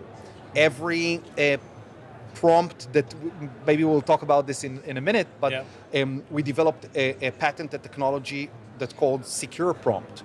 We take the prompt when you write it in Claude or Cursor, it's agnostic to the coding agent, and we enrich it with the software graph to guide and guard the agent to write secure and compliant code. With this technology, we were able to reduce, or I would say prevent, over 83% plus of vulnerabilities of SAST, SCA, and secrets without going through triage, without opening tickets, without bombarding developers with all shift left alerts to their pull request, and without training them. You don't need to train them. So focus on the intent, as you said, and we will guard the coding agent based on your organizational policy and based on your evolving software architecture from code to runtime. And this is how we guard the coding agents to write secure code with zero vulnerabilities. So I want to try and understand like where this fits within CI/CD and the SDLC here. If I'm using something like Codex or Cloud Code, this is somehow in line with that, and it's largely transparent to the developer, whatever we call them now, the vibe coder. Yeah, the vibe coder. That's typing the prompts. Yes. So let's. Is that correct? It is. Okay. But if we double click, there are two layers. Okay. One where you connect to the entire development environment or infrastructure. You connect to the source control manager, you can connect to other systems, and then the Guardian agent is a seamless agent on the coding agent like Claude and Cursor, and it communicates with the data fabric, with the software graph, and automatically for every prompt, it's seamlessly, like the developer doesn't need to get any alert, you don't need to block them. Yeah. They can see. It's not invisible. It's seamless for the experience, but it's not invisible. If the developer wants to see how we enrich the prompt into a secure prompt, they can see it in their Cursor or Claude, but it's seamless. You don't need to deploy any agent or any, plugin. But if I want to get better, so the goal isn't necessarily to train them on better prompting. Like if you do the better prompting for me? We enforce it. So we make sure that every code that is being generated by Claude is secure by design, but also compliant by design, which is a huge problem for, again, our customers. They're Fortune 2000, okay? Yeah. They have compliance and regulatory requirements, and how they enforce them or make sure to the assurance process, questionnaires or guardrails after the fact. Yeah. We do it before code was generated. So it's not only the secure coding standard. We know that your application is PCI v4 compliant. So we know what are the requirements for this specific application, and we enrich the prompt with the guidelines for PCI v4, but also on how to implement CSRF and input validation, and how to store secrets in the right KMS service that you use in this specific software architecture. And you don't need the static rules or things like that, from the 90s, like in a firewall. It doesn't work at scale. Everyone are talking about static rules in Claude, or it doesn't work at the scale of the large enterprises. So we dynamically enrich every prompt and make sure it's secure and compliant. And this is our unique technology for the Guardian agent. So we think about this, one last sentence is from reactive detection to proactive seamless prevention. We prevent for the first time in AppSec before code is generated. Gotcha. So it's so I want to talk about how this changes, the software development lifecycle itself. We've had things in the past, secure code training, shift left, all this stuff. Does all this, and even thinking about how AppSec works, is all this out the window? Are we basically rebuilding this from the ground up right now? I would say absolutely yes. I will. It's a very we are in a very interesting era where everything changed across the software development lifecycle. Everything. Yeah. I don't think that secure training will be efficient. Or right now, who do you train? Yeah, what's the point? Yeah. The agent writes the code. Yeah. So you don't need to train me, train the agent. This is what we're doing with the secure prompt. Yeah. I do think that it's not a small project anymore, science project. This is at scale. I'm talking about, we have a customer with 12,000 developers. All of them are now writing prompts, and they don't look at the code. That's a lot of code. It is, and now, Cloud Code Security announced that they have an auto fix. The problem is not to generate code with vulnerability and then after the fact fix it, because I don't understand the code. So what do you want me to take responsibility to fix the code that I didn't write? Yeah. Okay, and all the CISOs that I'm talking to, they're not at the level of confidence of saying, yes, we will give the AI coding agent the ability to fix our vulnerabilities. We need a human in the loop, okay? What we are saying, we will prevent these vulnerabilities from being generated with the secure prompt. So it's, of course, think about WAF or firewalls or even antivirus. Yeah. They started all from prevention. So they prevented the 80 to 90% of the known issues. Yeah. And then deal with the 10%, which are the most sophisticated attacks. So same concept here. We want to prevent before code is being generated. I would just say to your comment earlier on shift left, what was shift left? What is all about? Is taking my SAST, SCA, and secrets vulnerabilities, and from the UI of the AppSec engineer to the UI of the developer, the pull request, the ticketing systems. So it's taking the same noisy alerts without any context and bombard the developer with so many tasks. Because it's still after the code is written. Yes, right? but it's also created friction between AppSec to developers. And we said we cannot do the same thing. We need to learn from past mistakes. Yeah. So for the first time in the industry, we introduced seamless prevention. Right. It reduces think about stop the bleeding, while we also do the auto fix to reduce the backlog, but with the context of the entire software architecture from code to runtime. And it's attractive because the whole benefit of letting AI create the code is you're reducing friction. You're everything is happening more quickly.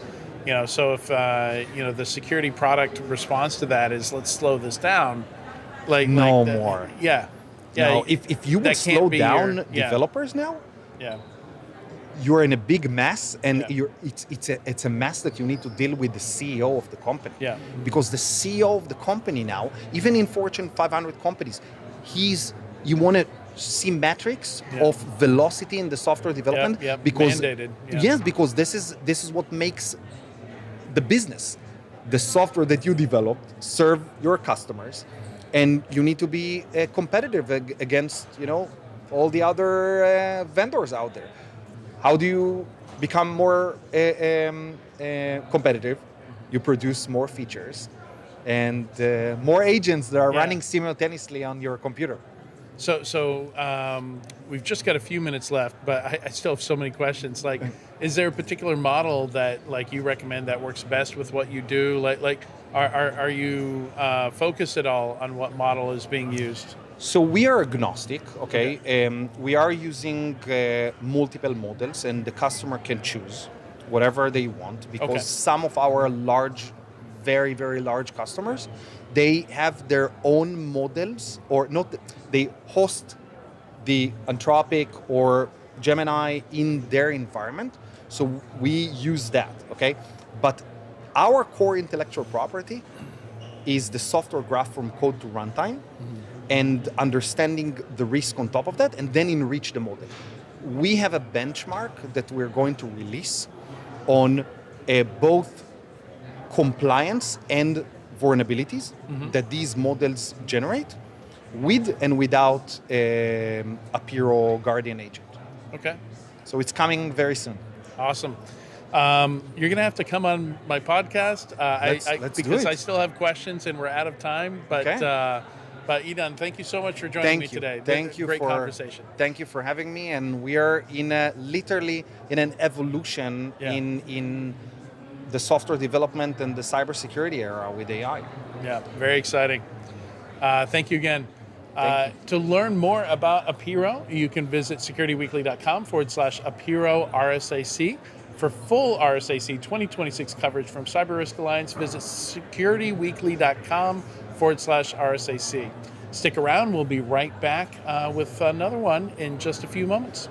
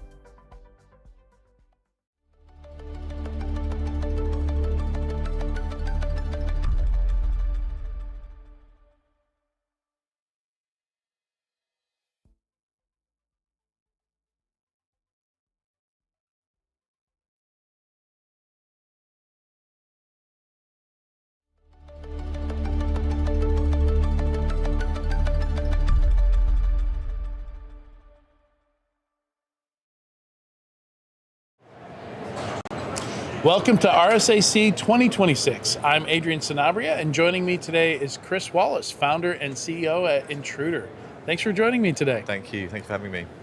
I think you've been involved with some of our podcasts and things like that over the years. Familiar name. And I'm enjoying a lot of the conversations today because it seems like a lot's up in the air. You know, a lot of people asking like, what is this going to look like in 6 months, in the next year? You know, what can AI do? What can't it do? And also, I think a phrase I uttered earlier today at the 451 Research Breakfast was, we're going to speed run a decade of tech debt in 1 year. Yeah, meaning we're going to build it all in now. Our children's children are going to be mopping up our mistakes. I think that's accurate. Yeah. So, I think the exposure management is an interesting term. When I do a lot of advisory work through IONS with their clients, and I specialize in vulnerability management. Yeah. And a lot of that conversation has kind of expanded to, external attack surface management tools came out, and then the term exposure management as kind of an umbrella term for everything you need to be aware of, to not get popped, right? Yeah, exactly. So is that how you would define it?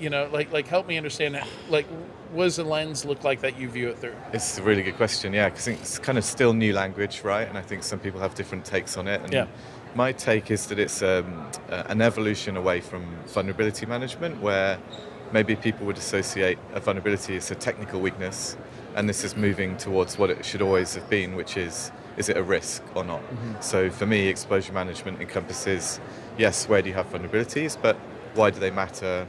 What can they give you access to? And does it really matter to your organization? And for me, that's what exposure management is about in a nutshell. Yeah, as a pen tester, I'd often say like a lot of the things that would get me in were marked as informational on a vulnerability scan, right? Like, the port 80 open here. I wonder if it's something I can get into with default creds.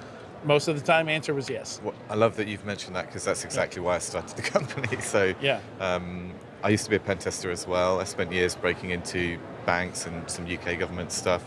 And it's exactly that the traditional vulnerability scanners are really good at finding vulnerabilities, patches that need applying, or software that's out of date.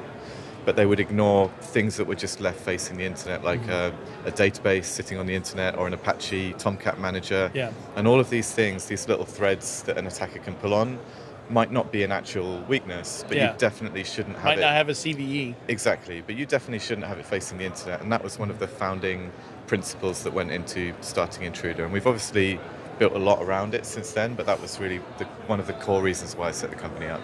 And I think it's even worse because CVEs tend to be, and what vulnerability scanners look for and find, tend to be really inconsistent.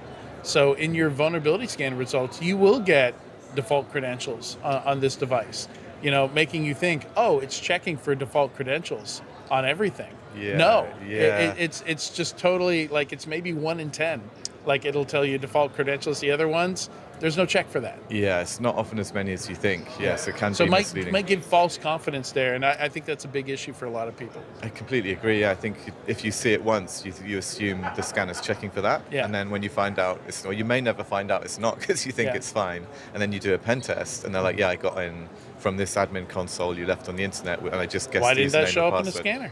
Exactly, yeah. And I think, again, with exposure management, there's more opportunity to move down that pathway and do more like a real pen tester would. And I think AI is one of the things that's going to help us to do that as well. Or it might be the free pen test where you find out. Exactly, yeah. Seems like we have some very shared views on the space. Yeah. So, this is really interesting. I want to dive into the AI component of it, like where it can actually help with this. Like we've seen AI have some success in finding vulnerabilities in systems and in code and things like that. But AI for finding exposures. Talk to me a little bit about that. Like, what does that look like? So I'll give you one example that we got excited about recently, we fed our own internal vulnerability data at Intruder, all of the weaknesses on our laptops and everything, into an LLM, and we fed into it some other documentation about our systems, including a Terraform file which described our cloud architecture. And the LLM, without us really having to prompt it too much, connected the fact that one of our developers has more access to our cloud than the others. Okay. And he had over-permissioned?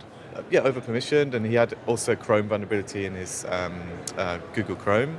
It connected those two things and said, well, you should patch that first, because if this guy gets popped, he's going to have more access, the attackers will have more access to your cloud than anyone else. It's an early example, but I think it's a really exciting thing that would have been more difficult without AI. Yeah. And AI is helping us to bridge that gap essentially for what a human might be able to reason to, and what kind of traditional tools have been able to do in the past. So that naturally brings me to my next question, which is, where do I find the right context to feed to the AI? Like how do I make sure, traditionally this is a big problem in security where there's a lot of cases where, sure, people are scanning stuff. Are they scanning everything? Are they missing 40% of their infrastructure? We often see visibility gaps. Yeah, definitely. I think that's something on us as a vendor to help customers with. So we will kind of offer that it would make sense for you to upload this documentation or give us this access to your cloud so we can pull the information directly, or access to your Git repos. So we can go searching for the right information. But I think the more we have and the more we feed into the LLMs, the more kind of high value we can make our output for the customers. Yeah. And so in the future, do you see this, so for writing code, like it seems clear that it's all AI all the time. Like it's really hard, at least with executives right now, to make the case for writing code the old school way. I've been talking to, I talked to the CEO of a fairly good size, like higher tier penetration tests. Like they don't do the Nessus vulnerability tests, right? Yeah, they don't do those pen tests. There's somebody you would hire to do like a 2-month long, deep dive on a single application or something like that. And I've been interested to hear from them, like how this is impacting their work, how they do their work, if they're being replaced. We now have a lot of vendors to, fully automated red teaming and stuff like that we're hearing. Yeah. What do you think the future looks like? Is it a mix, like all the above? Like we get a little bit of value from each of these, so we're still going to do a human run pen test that's maybe a sampling of the infrastructure, but like on the automated side of things and like what you have, the benefit is you don't have to do a limited time sampling assessment. You're not limited to 20 hours. You can touch everything potentially. I think it's bridging the gap, right? I think it's we have a tendency as humans sometimes to make everything binary, and we'll say it's either going to completely replace or it's not as good as people think, so it's worthless. And I think the reality is somewhere in between, right? We're in this kind of really interesting middle phase where it's good for some things, it's not good for other things, and particularly things where you need human creativity. I don't see the AIs replacing that at the moment. So that, look, you were describing the top tier of pen testing. Yeah. Those guys. I like to say AI just does remixes. Remixes, like stuff they've seen before. That's what not original thinking. It's machine learning. It's learned off patterns it's seen many, many times in other things, but they don't necessarily connect the dots or look at two separate things and say, actually, I think I can do something with these two things together. I think that's where humans are going to stay relevant, and I think AI is just going to help us replace a lot of the drudgery like computers and automation have always in the past. I think they'll help us do things quicker, but I don't think they'll fully replace, not for some time yet. Okay. One of the things I found really interesting here, so I spent a lot of time studying breaches and how they happen, studying those, especially when we get all the details from the breach. Like they interview the staff, they go through their email, like when were you aware of this thing? Often reveals breakdowns in processes. Oftentimes the story we hear is, oh, they didn't patch CVE 2026 12345 fast enough or something like that. Yeah. Actually, the true story you get to is they were aware of the vulnerability. Maybe they didn't find it on their systems, or maybe they thought they patched it everywhere. Like the story is often much deeper. And you've got this survey result that I find very interesting. It shows like a communication breakdown where 65% of CISOs are very confident in their threat remediation, but only 36% of the security managers working for them share that confidence. Yeah, it's amazing, isn't it? That's a concerning gap. Yeah, we did this whole middle child report, which was looking at mid-market companies and their feelings around cybersecurity. And we asked them a ton of questions, and that one was the most fascinating answer, I think, that dropped out of it, this kind of gap between the senior stakeholders and the people actually connected to the tools on the ground. I was equally fascinated as you by reading it, and I think it could be one of two things, right? I think if you're a practitioner, you tend to be a lot more focused on the details. So to you might be more worried that there's going to be a breach. That's a big deal for you, and maybe the higher you are, the more connected you are to risk and mitigating controls and all that stuff. So there's maybe some explanation there that people further away from the tools just feel more confident that maybe they'll get breached and it's not the end of the world. Mm-hmm. But at the same time, I do wonder if we're asking the wrong questions as well, because the types of reporting we do in cybersecurity is like, how many vulnerabilities do we have? How fast are we fixing them? They're all metrics, but do we often ask questions like, what are you worried about? What are you on the tools concerned about? Where do you think the problems are? I don't think we necessarily have those conversations. Also, I think one of the big data points that we're typically missing is how fast do we have to be? How quick are the attacks happening at this point? Like Mandiant put out some research that said 70% are 0 days, right? Of exploited vulnerabilities that they were seeing. I don't know what the full data set for that is, like how much of a window into it is, but any kind of stat like that is kind of concerning, especially when they've done it over the years. Like it used to be 240 days or something like that. Yeah. Now they say the average is -1 day. Yeah, I saw the same thing. Yeah. Meaning there's more 0 days than not 0 days that exactly. they're seeing exploited. Even the ones that aren't 0 days are getting quicker, right? Yeah. So I'm sure you've seen the 0 day clock where they're kind of tracking mean time to exploit over time, and it's just shrinking and shrinking. But my favorite thing about that was they look into the future as well, and they kind of guess how's that going to look in a year or two's time. And it's going to go down from days and hours to maybe minutes that you need to patch something. Yeah, because now I don't need half a day to understand a patch and reverse it and create an exploit. It's just going to be a piece of AI doing it in 30 seconds. Exactly, and I think that's going to make a lot of people ask questions of their environments, because people struggle now to patch stuff in 30 days. They're still working like it's 2008, and they're maybe not looking into the future and thinking, how is this going to work if I have to be fixing stuff in minutes?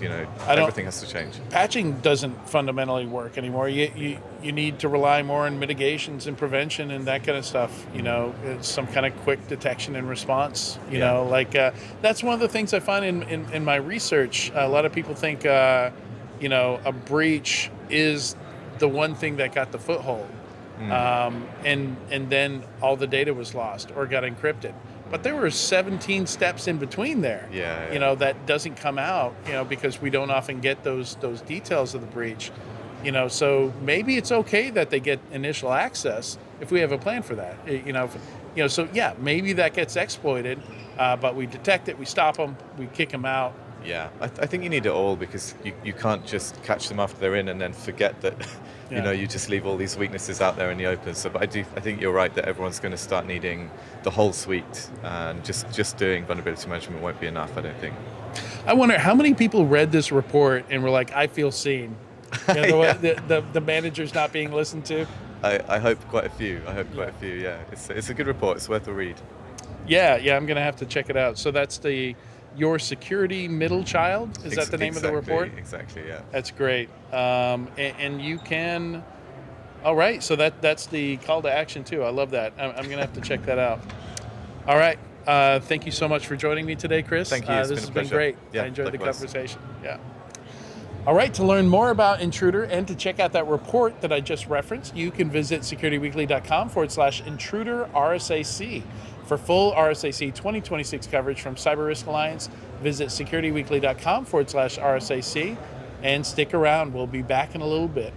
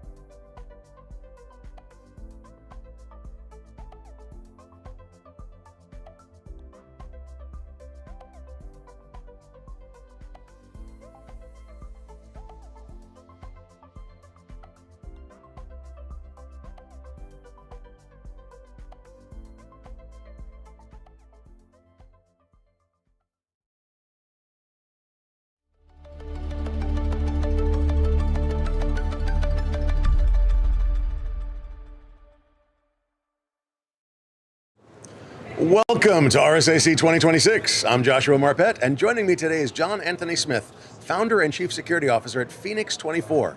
Hey, John, thanks for being here. I really appreciate that. Thank you for having me. So I don't know Phoenix 24. Can you give me a little bit of background on that? Yeah, Phoenix 24 is the fastest path to a recovery post-breach. And we've actually proven this out in practice. Claim. It is a very bold statement, I know. We have worked some of the world's largest breaches, and we've done so even when backups haven't survived, and recovered those organizations faster than anyone else we know. Really? Yes. Okay, because when backups don't survive, you've got real problems. And backups commonly don't survive. Well, you mean backups are done at most companies? I'm sorry, I'm joking, but because I talk to companies all the time. They're like, yeah, we back up. I'm like, where? They're like, we don't know. Or we back up one file, they find out, or they've tested we test the recovery of the backups. Really, how often? 7 years ago? Yeah, Not that's a big about deal. right. So you're the ones that come in and go, oh God, we've got to clean this up. Correct. And we do it faster than anyone else because we've been doing it a very long time, and we're highly technical, and we use our own staff. We do not outsource with contractors or anything like that. We do it with our own teams. Respect that immensely. Don't get me wrong. I know a lot of wonderful contractors that do great work. But when you have a consistent team that knows how to work together and knows what you're going to do and have a consistent technology stack and they all know all the tools, in recovery, time is of the essence. Absolutely of the essence, because that's exactly what we solve for is time. Because the single biggest expense in breach is business interruption, the downtime, single biggest expense. And frankly, most who have attempted recovery haven't really focused on the time, they focused on their billable rate. That's not what we focus on. We're not trying to make a big buck on you. We're trying to get you up. Okay, so you're trying to get the business back up and running as fast as possible. Whatever measures you need to take, you're going to do it to get the business back up and running. Absolutely, and we're going to command the recovery. Rock and roll. Okay, but let me push back a little bit. Does that impair the forensics, the root cause analysis? Absolutely not, because we work hand in glove with data forensics incident response teams. So the CrowdStrikes, the Crowls of the world, we work hand in glove with them. We actually do their captures for them.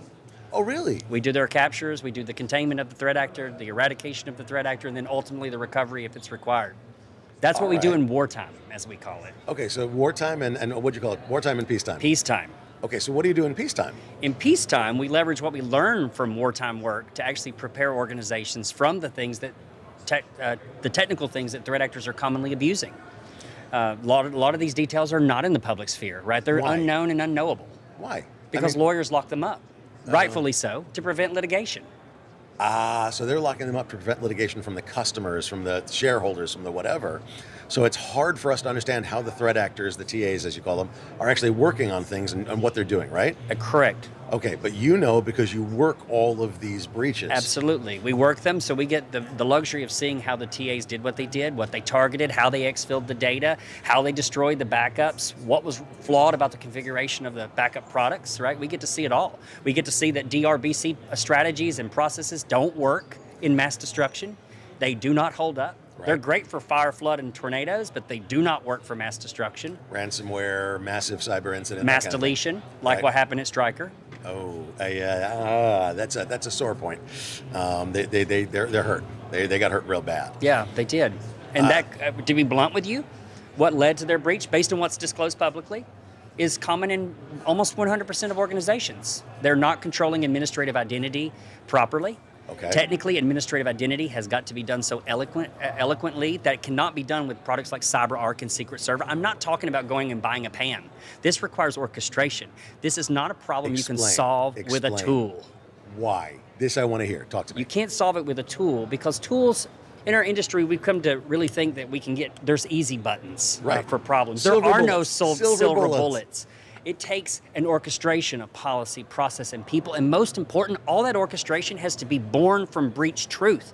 You have to be able to technically understand what threat actors are actually doing, how they're doing it, and then orchestrate said tooling to prevent it.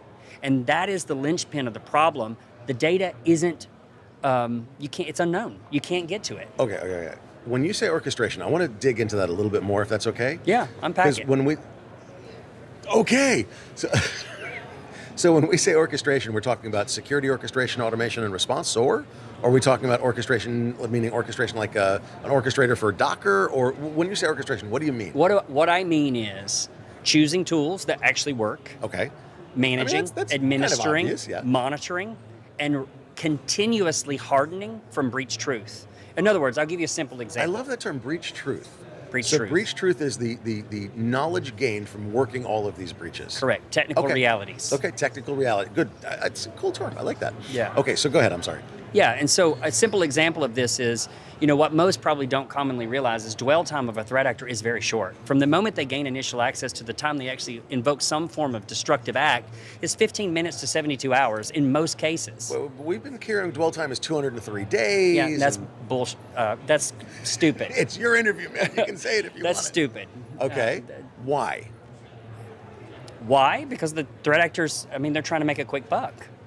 And so, I get it. That makes sense. So most tooling is actually orchestrated to the reality you just mentioned, right? Days upon days upon days before they invoke some disaster, right? Right, exactly. So what I would say to you is if your tooling isn't isolating potentially malicious behavior as close to 15 minutes as possible, it's going to be ineffective. So if your SLA is 1 hour, 8 hours, 12 hours, 3 days, you're screwed. It's game over. Threat actors are going to exfil and destroy anything they want. But critical vulnerabilities. Let's assume you find a critical vulnerability. Everybody's like, oh, you've got 3 days, 10 days, 15 days to fix a critical. Yeah, but how many breaches happen because of vulnerabilities?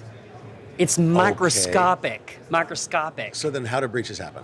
Breaches happen through simple misconfigurations. 36% of the breaches we worked were due, the initial point of access was due to no MFA on VPN.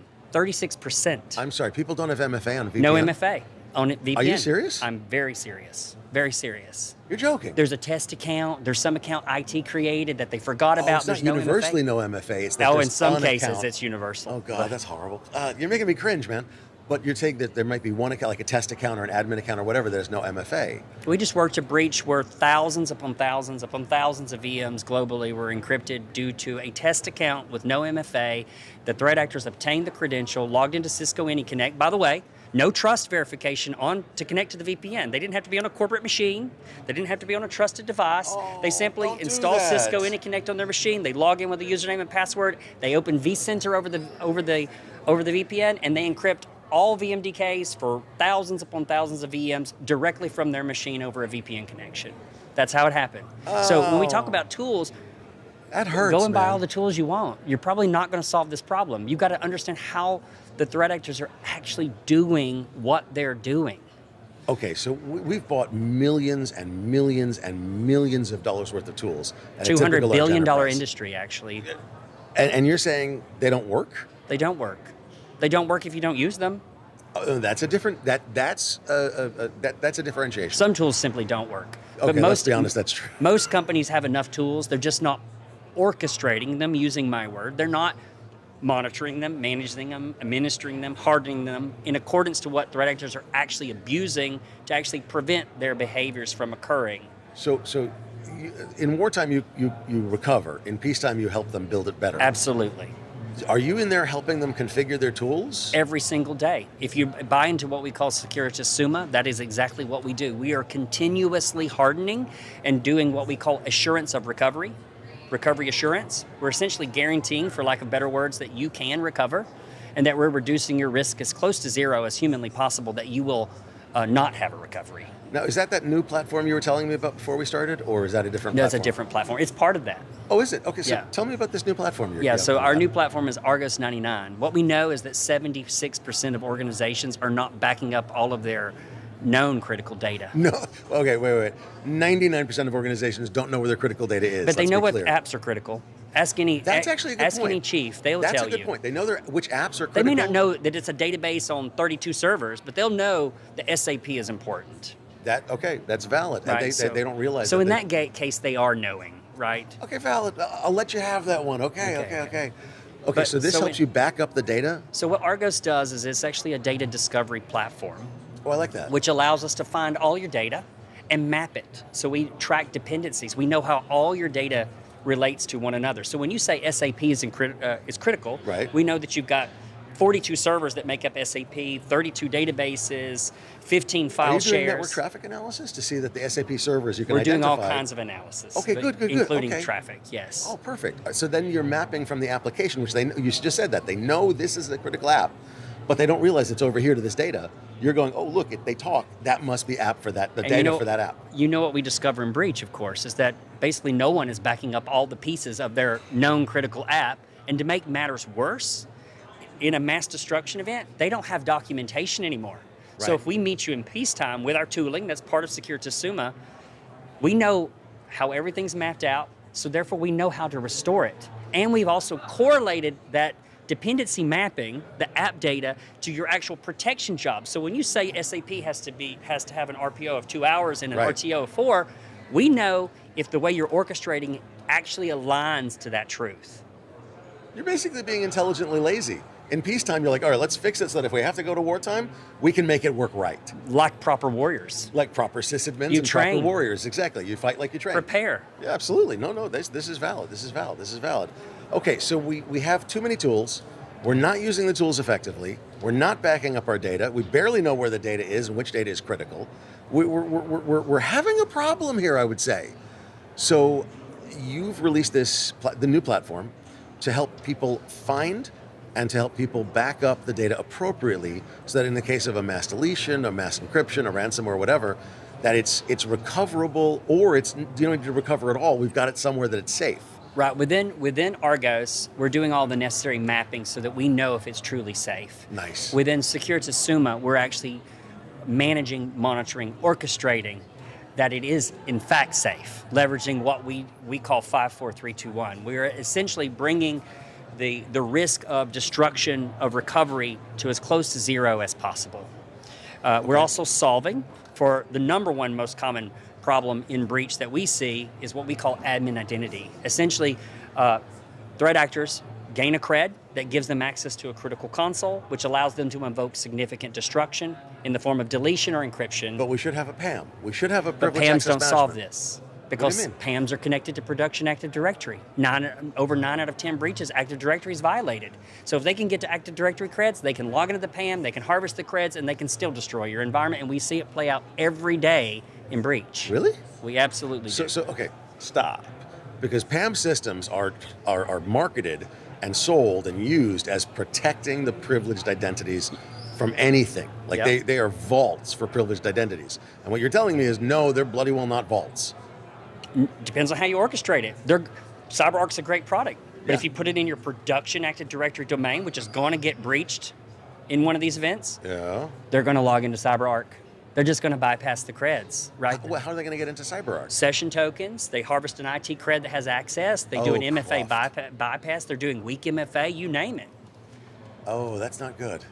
They find that test account, which happens to be an IT technician's account, and it has access to something in Active Directory that has access to CyberArk. They chain it through. They get into CyberArk, get 2 more creds, use that. Oh dear. Yeah, I'll tell you a specific example. We worked a major Scattered Spider breach. Scattered Spider was able to get on the VPN, Cisco AnyConnect. They opened vCenter. Right. And they got into vCenter. Once they got into vCenter, they actually created a VM, a ghost VM. We call it a ghost VM. Right. They offlined a non-FSMO role holder Active Directory domain controller. They detached the disk. They mounted it on their ghost VM. They harvested the ntds.dit file, which is the entire Active Directory database, which then gave them the creds to log into CyberArk. They logged into CyberArk. They harvested creds for AWS. They then used an S3 browser to suck out exfil data out of S3. They harvested the Snowflake creds from CyberArk, and then they harvested data from Snowflake. Seriously? Directly from CyberArk. CyberArk is a good product. Don't hear what I'm not saying. I'm not saying it's a crappy product. No, but configuring it correctly is absolutely essential. You got to do it right. You got to do it right. How can companies get to this data? They can't. It's not in the public sphere. How are you going to know this, except you work breaches? I got one last question. So what does a simplified, orchestrated, breach-aligned security program actually look like? It looks like Security Summa. It means that someone is continuously monitoring, managing, administering, hardening to breach truth, technical breach truth. Like what they're doing today, they probably won't be doing tomorrow. Right. And the way they do it tomorrow is going to be technically a little bit different. And so you need someone that knows those realities and are constantly orchestrating against it for you. You're largely at a disadvantage, and you're not going to be able to do that on your own.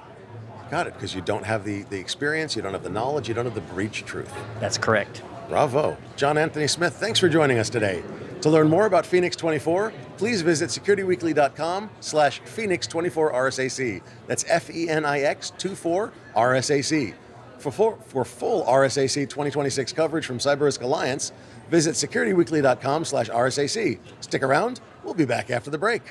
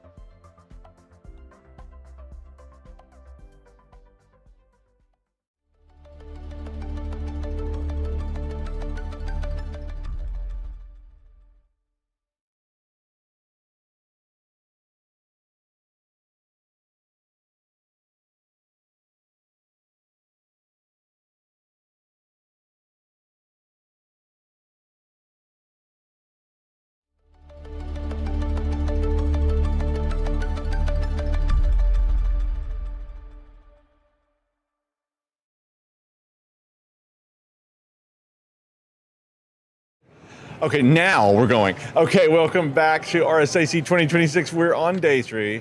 Yeah. Is it day 3? It's kind of day 2.5. Day 2.5. It depends if you started counting at 0 like a C programmer or something like that. So I'm Doug White, and joining me today is one of my best friends, somebody that I'm always happy to have on the show, Rob Allen, the Chief Product Officer at ThreatLocker. Also, Chief Podcast Officer. I should have brought my t-shirt. I meant to bring my t-shirt. I didn't bring my t-shirt. I'm sorry, but yes, Chief Podcast Officer as well. Ooh, well, you should be. I mean, you're on so many podcasts. It's crazy. Yeah, it's a whole thing.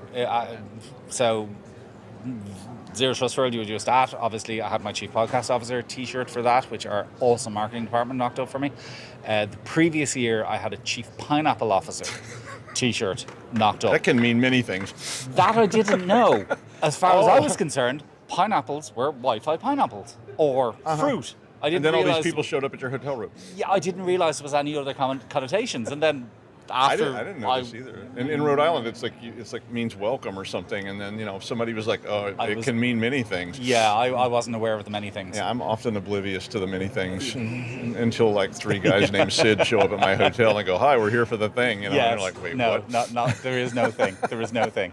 But yeah, I thought Chief Podcast Officer was safest. Well, you should be.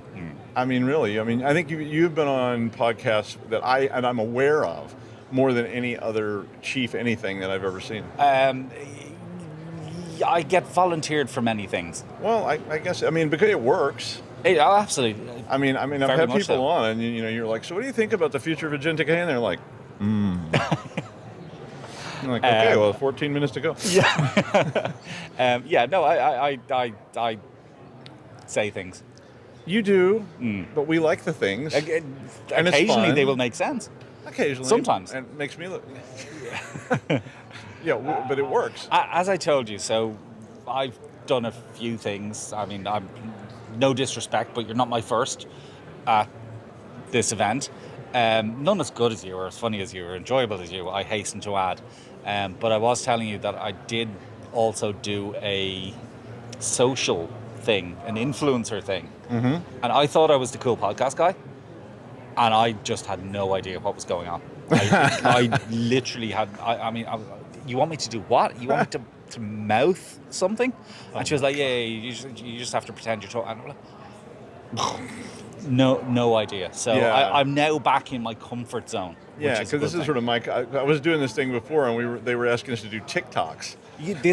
I presume this will probably end up as a TikTok. Yeah, and there was all these memes and things, and I'm oblivious. That's basically and they were what coming over and they doing. were like, can you do the thing? Oh, it was like that. Yes. It was like now this thing. She was like, it's like this thing that you do in Kim Kardashian, and I was like, okay, wait, Kim, who? Mine didn't involve Kim Kardashian, who I'm tangentially aware exists. I'm not entirely sure what or who she is. Yeah. Mine involved The Office. But I think it was the same principle. But I didn't even know this was a thing. I now know it's a thing. But I wish I knew it was a thing before I was asked to do the thing, because I stood there gaping, going, "You want me to do what?" But yeah, that's a thing. My kids will probably make fun of you unendingly. Well, yeah, they do that anyway. But they'll probably come across me on TikTok and go, "That's Daddy doing weird stuff with his voice." Oh, okay. Well, hey, I mean that means you're hip. I don't know. I'm not sure. I thought I was, but then I realized that I actually don't know what hip is. Nobody does. Oh, okay. That's at least nobody over the age of 16. It's just like, yes. I have no clue. No, absolutely not. Absolutely so not. I'm always learning all these things from different people. But yeah, that's great. When I first got here, I was walking the street and I saw this sort of threatening old lady, and. To me, I'm trying to imagine what a threatening old lady might look like. I think she looked at me funny, but all of a sudden, 4th ThreatLocker SUVs come blazing out of the distance, and I was like, "I'm saved." I think that's technically guerrilla marketing. Maybe, yeah. No, I'm not a marketer, but I'm led to believe. She turned and ran into the bushes, and I was like, "Thank you, ThreatLocker." Well, it is a cyber incident response team. I think if you. Yeah, no, I mean that was what was written on the side of it. So maybe they thought it was a cyber incident that they were responding to. But I'm glad it worked. I'm glad it saved you. It worked. I was saved. I'm still here. I wasn't carried off by wild dogs or anything like that. I think we had some wild dogs up here the other night. They got some of our equipment. We were at dinner, and there's somebody's texting in, and by the time it got to me, they were saying it was like rabid wild dogs had like torn the whole set down or something like that. I see. And apparently like naked protesters were like frolicking in all of our equipment, and we had to come in and wipe everything. It was really grim. Naked protesters. Rabid naked protesters and wild dogs. Oh, and wild dogs. Sorry, I thought they were the wild dogs. Oh no, they were with the protesters. Oh, I see. Most protesters here have rabid wild dogs with them. It's a thing. I didn't realize protesting was such a thing here. So we had protesters outside our well, not technically outside our hotel, outside the building beside our hotel. Uh-huh. And I'm not entirely sure what they were protesting. It wasn't that would clear. make sense. Yeah, there's not as many as sometimes. We approached them from a safe distance because we didn't want to be seen to be protesting, and I think it was something. Don't quote me on this, but I think it might have been something Philippines related. It's very complex. Philippines. Yeah, consulate or something. It's like trying to understand like the political undercurrents of like a country you've not quite heard of. No, well, look, as a card-carrying foreign import, I'm not allowed to have any opinions on anything approaching politics. So no, these are foreign politics even. You don't even know. Listen, it's like just to be safe, I don't have any opinions on them either. No, me neither. I have no opinions on any of those things, and I don't even usually understand them. And it's like some small fish that is in the Indian Ocean that somebody's upset about because that may well have been what it was. I genuinely don't know, but I used to, in New York. I used to approach them and be like, oh, "What is this?" And they're like, "We're protesting this name," and you're like, who? And they're like, oh yeah, he's the third undersecretary of the Parliament of Suriname, and he said an offensive thing the other day, and you're like, wow, that is so terrible. And I'm like, I get those guys. I wish I had the time. I really wish I had the time. You're a busy guy. I'm. Some of us just can stroll around being threatened by old ladies and talk to people about Suriname politics. Things. Yeah, it's just like. But my friend is here. There's a guy that if you come here enough, you'll see him. He's been. I used to come here for another conference years and years ago. Okay. And he's always around right over here, and he's always walking around going, your sister and your mother and your brother and your great uncle. And you're just really? like, I wonder what he want. Does he want to meet them? I keep meaning to talk to him, but I was going to say, you should ask him. Definitely. Maybe I will one day. I've been seeing him for 20 years. It's like we grew up together. And it's just like, it's just like every time I go to San Francisco, I go looking for that guy. So I was once in San Francisco like 25 years ago. I've been here for the last 3 years. My impressions of San Francisco thus far are basically Waymos and protests. And that about sums it up. Yeah. Pretty much. Yeah, pretty much it's always been San Francisco is like it's like kind of like New Orleans, and it's very different from a lot of cities in the United States. I genuinely like it. I do too. It's lovely. Not only do I look forward to the event, I also look forward to the here. It is. It's so much fun, and it's very city. diverse, and just something new around every corner, and the architecture's different, and it's just you feel like you're somewhere else, and pretty much. And I love that. It's just like because I like going anywhere that's different. And this is different. It is different, yes. I did see a store I recognized the other day, and that was like, damn it. A store you recognized? Well, like something I would have seen in in other places. City. Yeah, well, I'm sure there's a few of them. Yeah, I mean, let's not hold that against or hold. Oh, I don't, because it's not like one of those cities yes. where everything's just the same, and you're like, am I in this city or that city or yes. this city over here? No, I don't think. Now, again, granted, I've not been to that many American cities. But I do think this one is probably somewhat distinctive compared to it's very much like it's like New Orleans. A lot of hills. It's like New Orleans. A lot of hills. And it's probably more hills here than the New Orleans, but because they don't have hills. No. Well, there's a little hill that's like that's keeping the river from coming here. You're like, that looks ominous. Yes. Although I love New Orleans too. I almost visited New Orleans last week. Almost. I managed to take a couple of days of break, and we went to a place called Destin in North Florida, which was extremely pretty and very nice, and on the Gulf and dolphins and sunsets and sunrises and all those kind of things, which was amazing. And I looked at a map, and I said, New Orleans isn't that far away from here, so why don't we go to New Orleans? And then I actually measured it, and it was like 4.5 hours. Oh yeah, you had one of those maps. Yeah, it's like, it's not even one of those. That's a US thing. So, similarly, and speaking of San Francisco, there was an event that we came to here last year at some point. So I said, why don't I bring the family? So, wife, kids, and wife decided she'd like to see Los Angeles. So she heard about LA, she wanted to see things in LA. I was okay, that's fine. I looked at the map and I said, well, there's LA and there's San Francisco, and they're basically beside each other. So let's just fly into LA and drive up to. Walk. It's 8 hours later. Yeah. It's a long way. You'll never believe a map of the US because it's always going to lie to you. Well, and you have to be, the scales. I mean, there used to be a thing for like people that were touring long before the internet, like on bands and things, and there was a thing where you get a certain map. Yes. And you could put a beer bottle on it. You could draw a circle around the beer bottle, and that was how far you might be able to drive for the next show and be reasonable. But if you get the wrong scale, then you're like, oh yeah, that's what it is, 16 hours.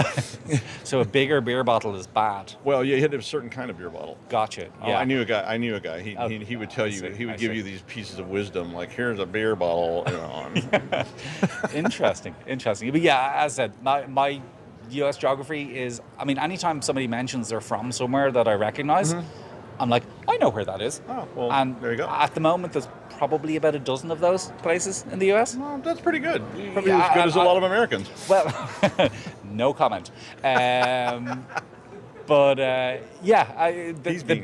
bit that I haven't kind of got my head around is the scale of things. So like in preparation for the Trust World, we had to do some interviews with Gene Kranz. You may have seen them, which was really cool. So we flew into Houston to do said interviews. Little did I know that the airport in Houston and the place where we were going to, which was NASA's Space Center, were like an hour and 20 minutes apart. It was like a completely different, it was basically a different state. Yeah, pretty much. And I didn't fully appreciate that until we arrived in Houston at like 1 o'clock in the morning, and then we had another hour and a half to get to the place we were staying. And that's like in a city, let alone San Francisco. LA distance so like apart. where I live now in Rhode Island, people are that's like, a little place. Oh yes, and it's up there. Yes. See, look at this. This is almost. Knew a thing. You get college credit for this today. I knew a thing. I mean, you knew a thing, but there people are like, where is that? And it can't possibly be more than the whole state's 60 by 40 miles. That's really, I didn't realize it was that small. Really teeny tiny. But I used to live in Colorado, and the county I lived in Colorado was far bigger than the state of Rhode Island. I could believe that. I think I'm trying to remember. I might approximately know where Colorado is. When my daughter was going to be born, we were doing these classes things, and there were these people in the classes, and they're like, tell everybody, say where you're from, and we're like, we're from here, and we live in the and there's these people like, we're from Dust, and I'm like, Dust, and he was like, about 4 hours to the west. He's like, this is the closest hospital. I just realized I do in fact know where Colorado is because I have been in Colorado. Well, yeah, how could you not? I mean, Colorado's a nice place, but it's huge. Very pretty. I didn't realize it was that huge, though. Yeah, it is massive. Okay. And I mean, because one time they were asking me if I would teach a class at this other campus, and I was like, where is that exactly? And so, again, got the map. Yes. Checked the scale. Okay. The beer bottle and all the whole thing. And then, I'm like, that's like a 9-hour drive each way. And, and the guy's like, yeah, sure. What's a big deal? Yeah, no. No. Thank you. Yeah, so things can be big. And of course, and one other thing we do in the U.S. that I'm sure you're familiar with because you live in where you live, in New York, it's like, it's not about distance, it's about time. Yes. So people are like, how, no, it's interesting you should say that because when we were on our way back, wife wanted to stop somewhere and I asked her how far away it was and she didn't answer me in distance. Yeah. She answered me in time. Yeah. I'm like an hour and a half. When did we start doing that? When did we start measuring distance in time? But you almost have to. Kind of. I mean, in New York you do because it's just like where you're going. It may only be. Look, I can completely get on board with it in New York because traffic and all that kind of stuff. But I wanted to know because I wanted to know at what point I look at my my maps and at what point I need to get off. So it's like it's 12 miles away, and she's going, it's 13 minutes away, and I'm like, that just doesn't compute. But yes, I can appreciate in a place like New York where it's basically one big traffic jam. Yeah, all the time. Time is or between probably San Francisco more. and Los Angeles. There was no traffic jams, and I have to say, it's just a long way. On the way up, it was very pretty. So we went. It is. Somebody told us. It could have been you, but no. Somebody told us that there's a scenic route, a pretty way. Oh yes. And we went the pretty way up. Yeah. Which took us like 8.5 hours. And took the non-pretty way back. And we took the non-pretty way back, which was really boring. Yeah. It's just don't think I've ever been as bored. The coastal road is gorgeous, but it can be slow. Yes. Yes. But it is very, very, very beautiful. It is. And that does keep you distracted from the fact of how far it is. Because Slightly. I knew somebody Not had completely, slightly. No, just, there's a point where you're like, okay, yeah. maybe we should have got a plane. Yes. Or actually flown to the place we're supposed to go rather than flying to a place not where we were supposed to go. Well, but anyway, it was good. We had a nice trip. We enjoyed ourselves. We learned the hard way. We all learn the hard way about everything, which is the best way to learn, right? One might argue fight your way forward, and best eventually way you to might learn. even get there. Yes. I know there was a theme to this, but was there? I knew Nobody told me there was a theme. I thought knew we were just going to I knew it happens every time that you're here. I mean, you just end up talking about something and they film it. And then there's protests. What's the Later, worst there'll that be can there'll happen be people apart from outside. protests? In fact, the guy's going to be out there. Rob, your sister, your brother. No, we're both going to go out and talk to him now in a few minutes. If my name gets in there, I'm going to be so happy it'll be the end, and I can go home and I Mom, can just my lay sister, down. I'm and go, Doug. That's it for me. I'm done now. I got the sister brother guy to say my name. We are going to talk to him now, Doug. We're going to talk to him. In fact, can we move all this camera equipment out while we talk? Yeah, okay. Right now, we're going to go outside. We're going to do a live shot on the street with the sister brother, Doug and Rob guy, and we're going to see if we can get him all worked up. And maybe for the next 20 years, he'll be yelling about us. He sounds worked up enough, frankly. I'm not sure we should try and work him up even more. Maybe we could power the state or something. Possibly. It's a new startup. It could be. And we're in startup city. That's your $1 million idea right there, Doug. There it is. It's like, I'm done, man. It's like, we're rich, I'll tell you. The fuel of rage. Yeah, all right. Well, I know you have so many things to do. I wish I could talk to you all. To be honest, I might do, but let's just stick around for a while. Okay. Was there something we were supposed to talk about specifically? There was. Do you know what it was? Yeah. I mean, you've got a computer in front of you. I don't. What does your computer say? No, it was about the future of zero trust security, but no, that sounds boring. Just get ThreatLocker, you'll be fine. Get ThreatLocker, you'll be good. I mean, exactly. It's a simple answer. And if you say it 3 times in front of a mirror, 4 SUVs will appear and save you from old ladies on the street in San Francisco. From scary old ladies. Your sister, your brother, ThreatLocker, Rob, Doug, and then you get all that stuff going. Well, thanks, Rob, for coming down here. I know that you have so much stuff to do. If you want to learn more about ThreatLocker, please visit securityweekly.com/ThreatLocker RSAC for full RSAC 2026 coverage from CyberRisk Alliance. Visit securityweekly.com/RSAC. If you stick around, we got more interviews. I have to say all that or they hurt me, but can I do a fourth wall thing right now? Oh, please. He's reading from a teleprompter. I just want to. He's reading this from a teleprompter. There's a teleprompter over there that he's reading There's from. There's nothing on that teleprompter. It sounds so natural, but he's reading it. It just says talk to Rob. Sorry. Okay, thank you, Rob. And now my career is over. Okay. Thank you, man. It's great to see you. My friend. Great to see you bet. too. All right, cool. Thank you.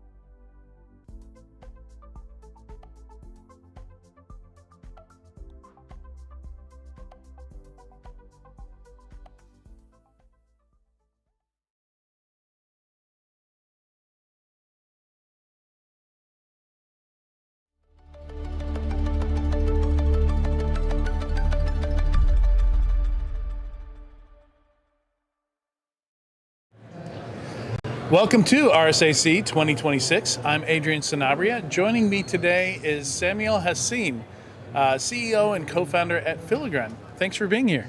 Thank you very much for the invitation. I'm very glad to be here as well. I'm excited about the topic. I keep looking out and getting ones that are right in my wheelhouse, the stuff I talk about every day. So, we're talking, the topic name is Beyond IOCs, a framework for high impact cyber threat intelligence. And, so kind of starting with threat intelligence there, it's a very broad term. Like there's a lot of things that fall under threat intelligence. Like I get the impression here that we're, would you call it vulnerability intelligence? Like it's very focused on, preventing exploitation, that kind of thing. So help me understand how you see. It's a little broader than that, I would say. The first thing is we're a company where we think threat intelligence should irrigate a lot of functions within the organization. So vulnerability management is one of them, but also... I like that term, irrigate. Decision making, we're trying to grow. Security operations, red team, purple team, a lot of areas and a lot of domains in cybersecurity requires intelligence to be more effective. And so our mission is basically to democratize threat intelligence and being able to really use that and have impact using threat intelligence at all levels within the organization. So our OpenCTI, the tools we have developed, is a threat intelligence platform that is aggregating, and it's the analysis layer and the operationalization layer of a lot of different sources of threat intelligence, including vulnerability, but also dark web, nation state, indicators, TTPs, campaigns. Yeah, and you mentioned you have some open source. So is the threat intelligence itself open? Or the platform. The platform. Yeah, It's the platform. We're not producing intelligence ourselves. We are connecting to more than 300 sources of intelligence that can be open or that can be the vendors that we all know about that is producing threat intelligence. Gotcha. So is David Bianco's Pyramid of Pain, I assume you're familiar? I'm familiar. Is that still relevant today? Is it still very much, when you're trying to use this intelligence, you have to be careful about, the expiration of the intelligence, how long it's valuable to you for, that kind of thing? Yeah, the life cycle of intelligence is still very much relevant. I think on the Pyramid of Pain, we're seeing a huge shift related just to AI. Because, at the top of the Pyramid of Pain, you have the TTP, which is like the tactics, which is like the behavior of attackers that is very difficult to change over time. The main problem here is changing his behavior now thanks to, agentic AI or offensive operations using AI. It's starting to be a lot more mainstream because you can change your tactics more and more and be able to adapt quickly. So one of the things I see enterprise struggle with is understanding where they are or are not getting value out of a product, out of a process, measuring the value of, they buy a product, they implement the product, then they go buy a new product, and they don't stop to say, okay, is it configured correctly? Are we getting value out of it? Maybe we are getting value out of it, but a year from now we're not. Like, how would we know, right? So how do you enable customers to make sure that they're getting value out of that threat intelligence that they have, and it's not just noise? Yeah, I will be honest with you. Yeah. When we started the company and we started to work on OpenCTI, really our main conviction was, okay, we'll help organizations to really get the most of the threat intelligence data and information they have by connecting that to a lot of different platforms and security stack tools. I think we have a certain success doing this, but we had also the conviction that if we're not doing that ourselves and implementing the full circle of threat-informed defense, meaning basically, okay, you have your intelligence. The next question is, okay, is this intelligence, am I targeted? And if I'm targeted, I am ready or not? And so the readiness of the organizations and the security posture in regards of this threat, and then identifying the gaps and remediating those gaps. It was the only way for us, and this is where we came with the idea of threat management, which is now MITRE is explaining that as threat-informed defense approach, or CTEM, continuous threat exposure management, is really about this. It's about this loop where something is going on in your threat landscape, it's bad for you, it's a campaign that may target you, it's something that you have seen previously, And so then you automatically, in your environment, you test and you assess your posture in regards of these threats. And then you remediate the gaps. And the only way to have the ROI at the end, say, okay, how many gaps I have covered? I am better now than I was yesterday. It's the only way to be proactive. Yeah, and it's and related to that, again, one of the issues I see is a lot of products they feel like you're getting something done, right? Like they produce things for you to do, and you do those things, like busy work generators, right? Yeah. And it's, so like you log, the WAF guy comes to work, he logs into the WAF, he clicks things, he logs out, he goes home. Are we more secure? Right? Like, what if we turned off the WAF? Would anything, would we be less secure? And Ross Haliluk, he wrote a book called Cyber for Builders. And one of my favorite quotes out of that is that we need to move from promise-based security to evidence-based security, right? And it seems like CTEM, it's designed. That's one of the things you should be able to do with that. You do have a validation stage. Yeah. And I hear this a lot. I see companies out there. I was very optimistic about the breach and attack simulation space when it came out years ago. Is that something, do you actually see people doing that validation step? Because traditionally it's very difficult. Like, I'm not allowed to exploit something in production because we might break it, we might take it down, threat to availability. What do you see customers doing there to get that evidence, to make sure that they are vulnerable to something or they're not vulnerable to something? I fully agree with you, and obviously we want people to be able to validate their posture. So, and when it comes to validation, it's not only about technical validation. Is my EDR is working properly? My next-gen SIEM, my XDR, is it detected, prevented? Is my cloud security working correctly as well? It's also about the human response of all of this. Is it triaging in time? Do I respect my SLAs? Is the false positive qualified really truly? And I think what we're seeing, it's the fact that, or most of organizations, they would like to have these validation parts. Some organizations are doing sampling, which is good. Sampling meaning you take a kind of representation of your production environment, but the problem is never exactly your prod, because you know that in your production environment some things can be broken. You can have your antivirus that is disabled somewhere for whatever reason, and so it's not representative. So we have some organizations that successfully roll out that to the full production environment, but it's taking a lot of time because, as you mentioned, you are not allowed to execute malicious payloads in a production environment, and so it's starting to be difficult to do breach and attack simulation at scale.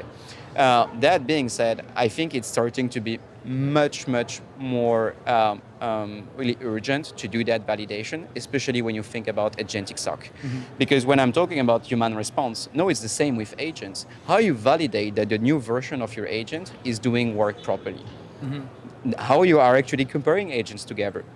They're triaging, investigating by themselves, right. And that's really important that you can validate this work. And so, validation and CTEM is, even in the agentic era, is very, very urgent. Yeah, and that there's so much excitement about what maybe AI agents could do, but also we keep hearing these stories about what happens when people maybe give access that's too broad, things like that. I don't know if I want to think about AI agents doing the validation piece, just like pen testers, like children just roaming free, just exploiting things, right? Yeah. So that's scary. We have to put some guardrails around that, right?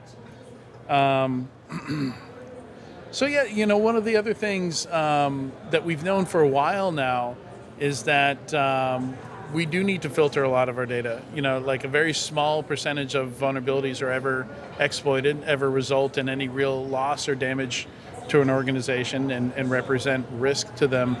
And we've had some problems here in the U.S. with with our vulnerability databases and things like that. And I've seen Europe has been stepping up to the challenge.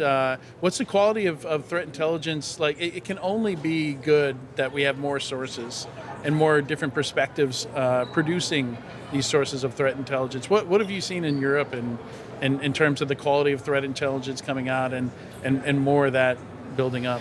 Because that's what gets me excited. Yeah, I think you're right. If you want to have a proper vulnerability management program, the only way is having like multiple sources, because you have things we have talked about this about like EPSS score and exploitation in the wild of vulnerabilities, but really, like, if you want to have a proper program, you need threat intelligence sources that are really able to tell you, okay, is this vulnerability really exploited? But also, are you vulnerable? Is it exploitable? And what is the impact of this vulnerability? And I think exposure validation can also help you on this one. And you mentioned like breach and attack simulation. Sometimes during like a full-fledged attack path scenario, you have like a first vulnerability, but then you're fully blocked. So even if it's exploitable, like you don't have any attack paths possible. So you always have like to think about what is the impact at the end of the day of exploiting this vulnerability. And so that's critical. And that's tied to risk as well. Is it on a risk system? Is it something you don't really care about? Or is it like something that is really like putting you at risk? So like risk is important. But the quality of threat intelligence, I think, is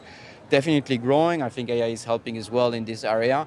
But still, we're like, some sources are good, but some other sources are not really good at doing and helping you doing the triage on all of that.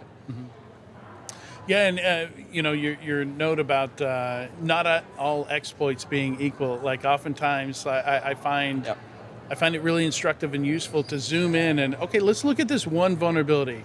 What does exploitation mean for this one vulnerability? Oh, it's information disclosure. Oh, I now know the internal IP address of this web server. I can't hack it. It's not remote code execution. Like it's not something that's really actionable for me unless there's another vulnerability where it benefits me to know that 172.16.1.1 is the internal IP address of this thing. So like sometimes exploit doesn't mean you can take over the network, you can take over the server. Like there's denial of service. Exploit might mean denial of service, right?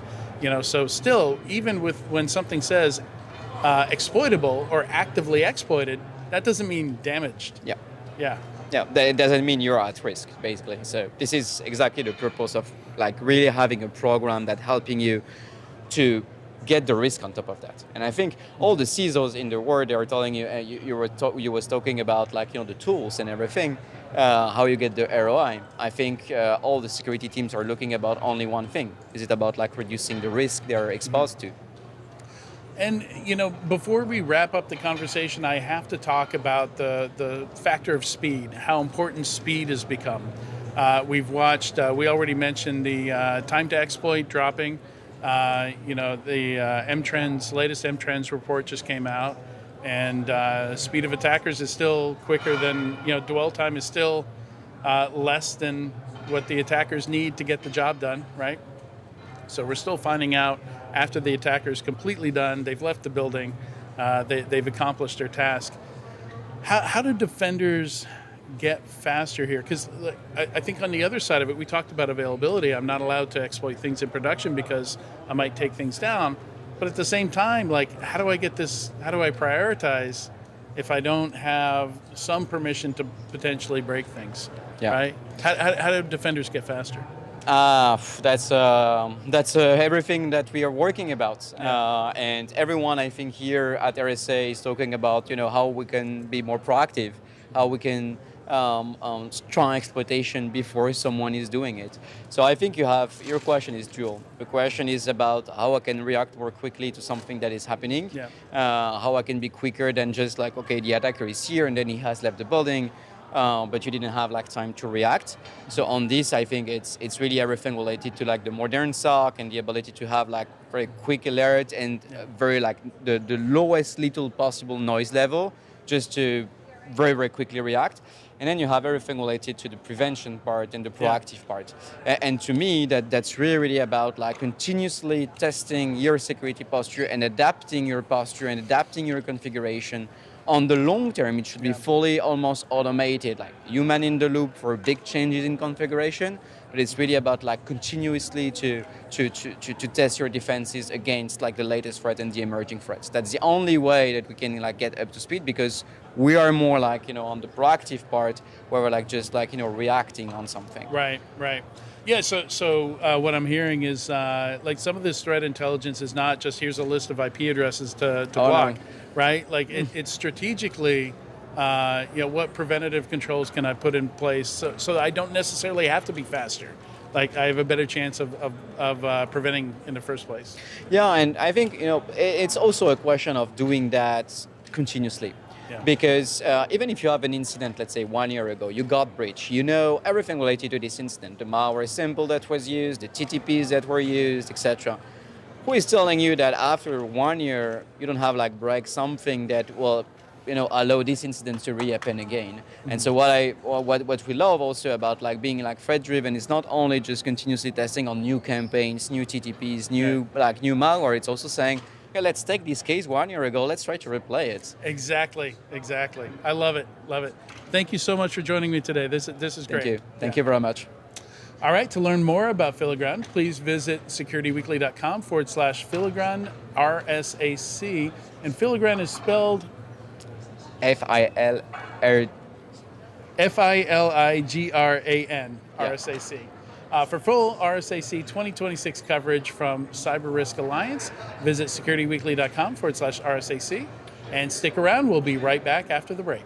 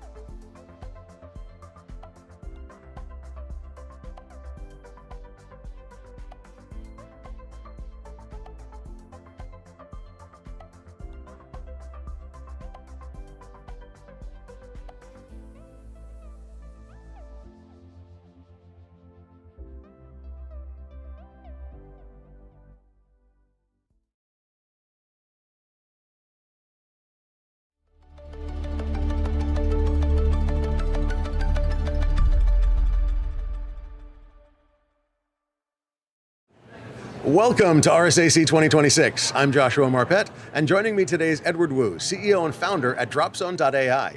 Hey, Edward, thanks for being here. I appreciate this. We're here to talk about agentic AI SOC, and that's cool, but I got to tell you, we're at RSAC 2026, and RSAC has, and I'm not joking, I went up to the, on the second floor of Moscone South, there's the sort of new companies, the emerging early companies. Stage Expo. Early Stage Expo, thank you. I couldn't think of the word. They keep changing the name. So the Early Stage Expo, there were at least 50 companies in there that say some variant of agentic AI SOC. And then down in the main expo floor, oh my God. The main expo floor, if you've never been there, I don't know if you've been there this time around. I have just a couple of times. There's booths that are 2 stories high with lights that look like a concert going off. There's a booth where there's a table glued to the ceiling and it's a Mad Hatter tea party going on. It's crazy. Okay, it's absolutely crazy.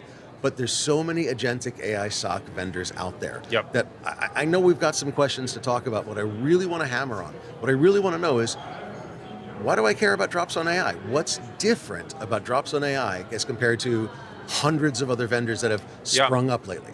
Yeah, that's a great question. And from our perspective, 2 things really stand out for Dropzone. Number 1 is we are the most proven, and we have the most production deployments. At this point, on a given day, Dropzone system is already processing security alerts in production from over 300 enterprises. So okay, so you've got over 300 deployments. Correct. That's a lot. A lot of these are doing 5 and 10 and 20. So 300 is, so Dropzone's been around for a while. Yeah, we have been around for 3 years, but one thing that really helped us to get that many deployments is, in addition to working with enterprises directly, we also work with MSSPs and MDRs. So we partner with them to help them better service their clients. Well, that's smart. They're handling the security, and then you're telling them how well they're doing and helping them to understand what vulnerabilities and threats and so on are coming in, right? Correct. We're helping them to force multiply their existing team of security analysts. Good word. Good. It is force multiplication, exactly. Okay, so, and you said there were 2 things, and I'm sorry I interrupted you. Go ahead. No, it's good. So the second difference we have is at Dropzone, because of the extensive production deployments, we are able to leverage federated learning to make our software stand on its own legs. What I mean by that, if you peel back the curtain of a lot of AI SOC startups and vendors, you can actually find additional human labor being deployed to essentially post-process the outputs of the AI systems. Why? Yeah, that's a really good question. And a lot of it's supposed to be agentic AI. It's supposed to do it on its own. Yeah, absolutely. And one thing we have discovered, and as the process of building the technology, is agentic AI systems and AI agents is actually very difficult to build. You might think, hey, I can use ChatGPT, I can use Cloud, I can talk to it, and it's pretty smart and seems to do a good job. But ultimately, large language models by themselves are non-deterministic. You can ask ChatGPT the same question 20 times, it will give you 20 different answers. But that's not what you want for security operations. You want to have a system where you can feed it the same alert 20 times or 200 times. And it needs to give you the same conclusion, recommendations. I need consistency. Exactly. I need something that is valid and reliable. Exactly. And so one of the big technical challenges that software developers and vendors need to address is, how do I turn and chain together a lot of non-deterministic large language model invocations into a system that's deterministic and controllable. And why did you say it that way? So let me explain. Why did you say I do a large number of invocations? Yep. Are you saying that you're using multiple agents, multiple AI agents for that? Yeah. Is that what you mean by that? Exactly. Okay. Like, for example, peel back the curtain a little bit. When Dropzone's AI SOC analyst is investigating a security alert, there are end-to-end, there are close to 100 distinct large language model invocations in order to achieve this whole high-level task. Okay, so for a single incident, you could spin up 100 different agents? We are making 100 different large language model invocations. Some of them might be one agent, but it's getting called like 20 times. Okay. Oh, so that would count for 20 of the 100 or so. Correct. But I mean, that's a lot of tokens to burn for a single incident. Yep. You're okay with that? Yeah, we're okay with that, and the economy works out at the end. But it might sound a little bit surprising, But if you look into what actually happens in our head when we investigate an alert, right? We start off by comprehending what the alert is about.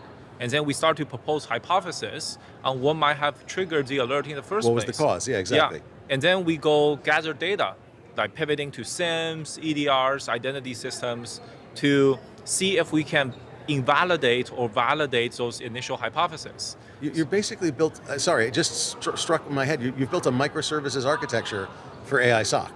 Yeah, like in the backend. Sort of. In the backend, you can see the alert investigation process has a lot of distinct cognitive steps. Yeah, absolutely. Right? And then at the end, there's also the report writing part. A lot of That's people, a big part of it. People don't get that the communication of your findings is incredibly, sorry, I'm a big fan of good reporting and documentation. So I came from a digital forensics background, and the joke was, you think you're finished with your reporting and documentation? Yeah, good, go right another level. Yeah, exactly. And we have all experienced, like when you use large language models directly, they give you paragraphs and paragraphs of text, right? But in order for practitioners and human users to understand them, you really need to, like you said, write the same report in different depths. And Yes, different levels of detail, yeah. Okay, so you've built out a way to invoke a specific invocation of a specific LLM model for a specific task in an entire workflow. Exactly. Okay, and is that common for AI SOCs, or is that something you've done? Yeah, it's like, I would say we were the first pioneering it. Now, there are other vendors leveraging kind of somewhat similar architecture, but it takes a lot of engineering to make the whole system robust and deterministic. And that's why... Okay, stop. Well, you've been saying that, and I want to stop and call you on that for a second. You've been saying to make the system deterministic, it takes a lot of engineering. Explain. Yeah. Please. What's the difference? Like, why do I care about how deterministic it is? Yeah, again, because you don't want to feed the system and single alert 50 times and get 50 different conclusions, right? So this is where each large language model invocation is non-deterministic. But how do you chain and control 100 non-deterministic invocations into a system that is deterministic? Like one analogy I use... You're crowdsourcing your own models. There's a little bit that, like maybe to give you a slightly different analogy. Okay, please, I'm sorry. One way you can think about large language models is they are like combustion. Burning something? Like burning something? Yeah, burning something, exactly. Okay. So combustion is non-deterministic, right? The flame might go left, might go right. Fuzzy logic, absolutely, yeah. Yeah, and what we have been building is, we are building a harness. It's kind of like an internal combustion engine. Like, why do you need an internal combustion engine? The goal of the internal combustion engine is to control the non-deterministic combustion into reliable mechanical work, right? So brilliant! You take the combustion and instead you put it in a frame, in a harness, and do it as a controllable, predictable, repeatable spray of gasoline or diesel or whatever. Exactly. And then that fuzzy combustion is now predictable. Yeah, exactly. I love that analogy. That's really cool. Thank you. Okay, so you've got a system where you take non-deterministic, probabilistic LLMs, you break them down into single task LLMs, you call them as you need them, which also makes them modular. Because I can change the workflow and the calling depending on what type of investigation it is, what type of alert, am I right? Exactly. Okay. So it's almost like software-defined workloads. Correct. All right. And then I string them together, and through the usage of very careful harnessing of the information input and the information output and the reporting on it, I can take that probabilistic answers, turn them into deterministic answers, and control and make it, again, valid and reliable. Exactly. And that's different from other vendors, other platforms. How? Yeah, the biggest difference is if you do that, then you can really achieve end-to-end automation. Right, I talked about one of the difference Dropzone has is 100% of our outcome is delivered by software. But if you look at a lot of other AI SOC startups, for example, if you go to their careers page, you might notice they are hiring night shift analysts. And it's not uncommon to see deployments where you have a team of internal security analysts directing a supposedly full software agentic SOC system, but in the reality it's in-house security analyst directing software that's directing a team of analysts that's working on behalf of the vendor. So you end up with this like human AI human sandwich And that's bad. And that's kind of where we don't do that. So like we have 100% software. There are no magic, outsourced or analyst contractors that's post-processing the output of our software. Okay, and you're able to get, again, and I know I'm harping on this, I'm sorry, this is really cool. You're able to get deterministic, valid, reliable answers using 100% software. Correct. But how flexible is that? How dynamic is that? How able to adapt to change is that? Yeah, that's a great question. Like when we think about our software and a typical drop zone deployment, we think about it like it's kind of like hiring a digital employee, where on day one, the digital employee is already able to contribute by like analyzing phishing emails, looking at EDR alerts. But that digital employee within the first hour might not fully understand the organizational context, like policies, practices, and preferences. So we go through an adaptation and alignment process to help our system understand the actual environment. And we do that by a number of different ways. For example, we can feed it existing wiki pages. Right. Oftentimes, we actually give our AI SOC analyst access to historical case notes of historically triaged alerts. It's very similar to if you have a new hire security analyst on your team, one of the ways to help that person on board is say, hey, look at the alerts the team has triaged in the last 60 days, memorize like how we have done things historically. But because that's the way we're going to do it going forward. Yes. And the beauty with software and AI and large language models is they can read through those case notes within an hour. Yeah, easy. So we've made arguments today that because of the way you invoke your agents, because of the way you use 100% software-based SOC agents, because of the way that you worked very hard and put a lot of engineering in to make them deterministic, that you are different from the hundreds of other agentic AI SOC, did I say agentic enough times? Dear God. SOC vendors, that makes you a better agentic SOC system. Correct. Okay. And I'm gonna, again, I know I'm harping on it, but I'm gonna push back and say, okay, is that gonna stay the same? What's next for you? What's next to keep you ahead of the pack? Yep, so that's a great question. For us, it's a couple of things. The first axis is adding additional agents. Okay. Like this is where when you look at the typical detection and response function, obviously you have human SOC analysts, but you have a lot of other roles as well. Like at DropZone, our goal is to build an army of AI agents, and each agent is specialized to automate a specific type and chunk of manual and repetitive work. That microservice architecture we're talking about. Right, okay. So right now we started off with our AI SOC analyst. We have been building it for the last 3 years, and just a week ago we announced our chapter 2, which is building 7 additional agents for the broader detection and response function. So we're actively building AI threat intelligence analyst, an AI threat hunter, an AI detection engineer, an AI security hardening engineer, an AI... To do the hardening, not find out where the hardening was bad or whatever. Correct. To recommend hardening. Proactive, not reactive. Exactly. Oh, nice. Very nice. We're adding additional agents on the response side of the house as well, like an AI forensic analyst. Like when... No kidding. An AI forensics analyst. Yeah. Oh, I want to. When that comes out, I want to see that. Would you mind giving me a demo, or one of your people giving me a demo? Yeah, absolutely. I think it's really cool. We have been playing with prototypes of these different agents, and I think the future is going to be very exciting, where the existing human analysts and engineers in the security teams will more or less be up-leveled as like generals and special forces. And then you end up having an army of AI agents to be your foot soldiers. Oh, that's brilliant. Okay, I like that. And it's interesting, but that's the clearest vision I've heard, because I've talked to several of these companies, of what the next steps should be. They've all tried to build what you've termed as your first step, right? What's taken you 3 years to build, and they're just starting. And now you're already working on your next step, and you announced it last week. Correct. When is it going to be live? Any of it? Yeah, so our AI threat intelligence analyst and AI threat hunter is in closed beta right now, and we're planning to GA it around summer.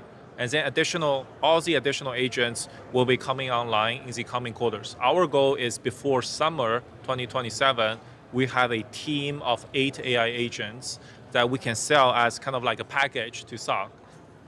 Nicely done. Very, very nicely done. That is a solid strategic plan. Thank you. With that, Edward, thanks for joining us today. To learn more about DropZone AI, please visit securityweekly.com/dropzone RSAC. And for full RSAC 2026 coverage from CyberRisk Alliance, visit securityweekly.com/RSAC. Stick around. We'll be back after the break.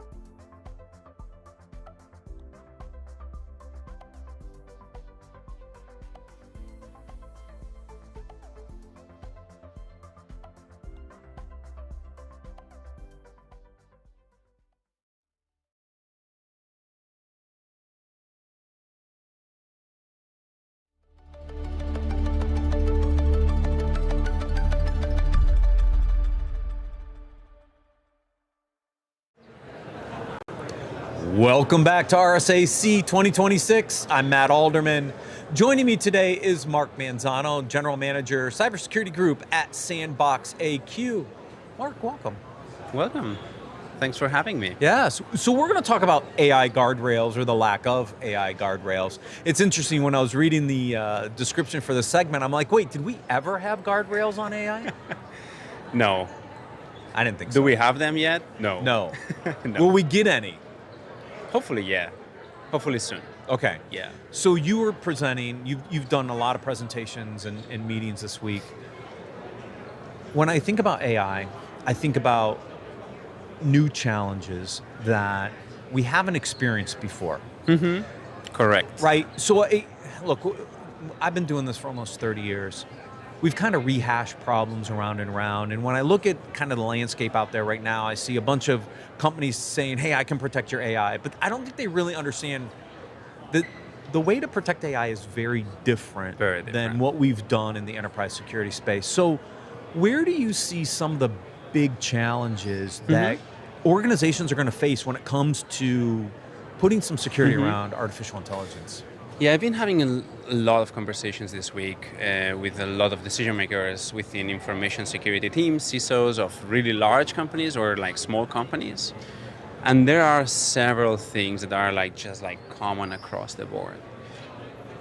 One important topic that comes to mind is speed and the asymmetry in which the malicious actors are leveraging AI, and how that is not evolving at the same pace from the cyber defense side. Agreed. The main reason is attackers need to succeed once. Defenders need to succeed every single time. Attackers don't care at all about guardrails. And they don't care about breaking things because that's their goal. And they don't care. Right. Defenders need to make sure that if they put AI in use, it's properly controlled. And there is a massive asymmetry there. And everybody is very, very nervous about that. So speed and asymmetry is definitely a really big challenge that it's common across the board. Another thing that I've been hearing about is shadow AI. So it's no one knows for sure what AI systems are present in their environment.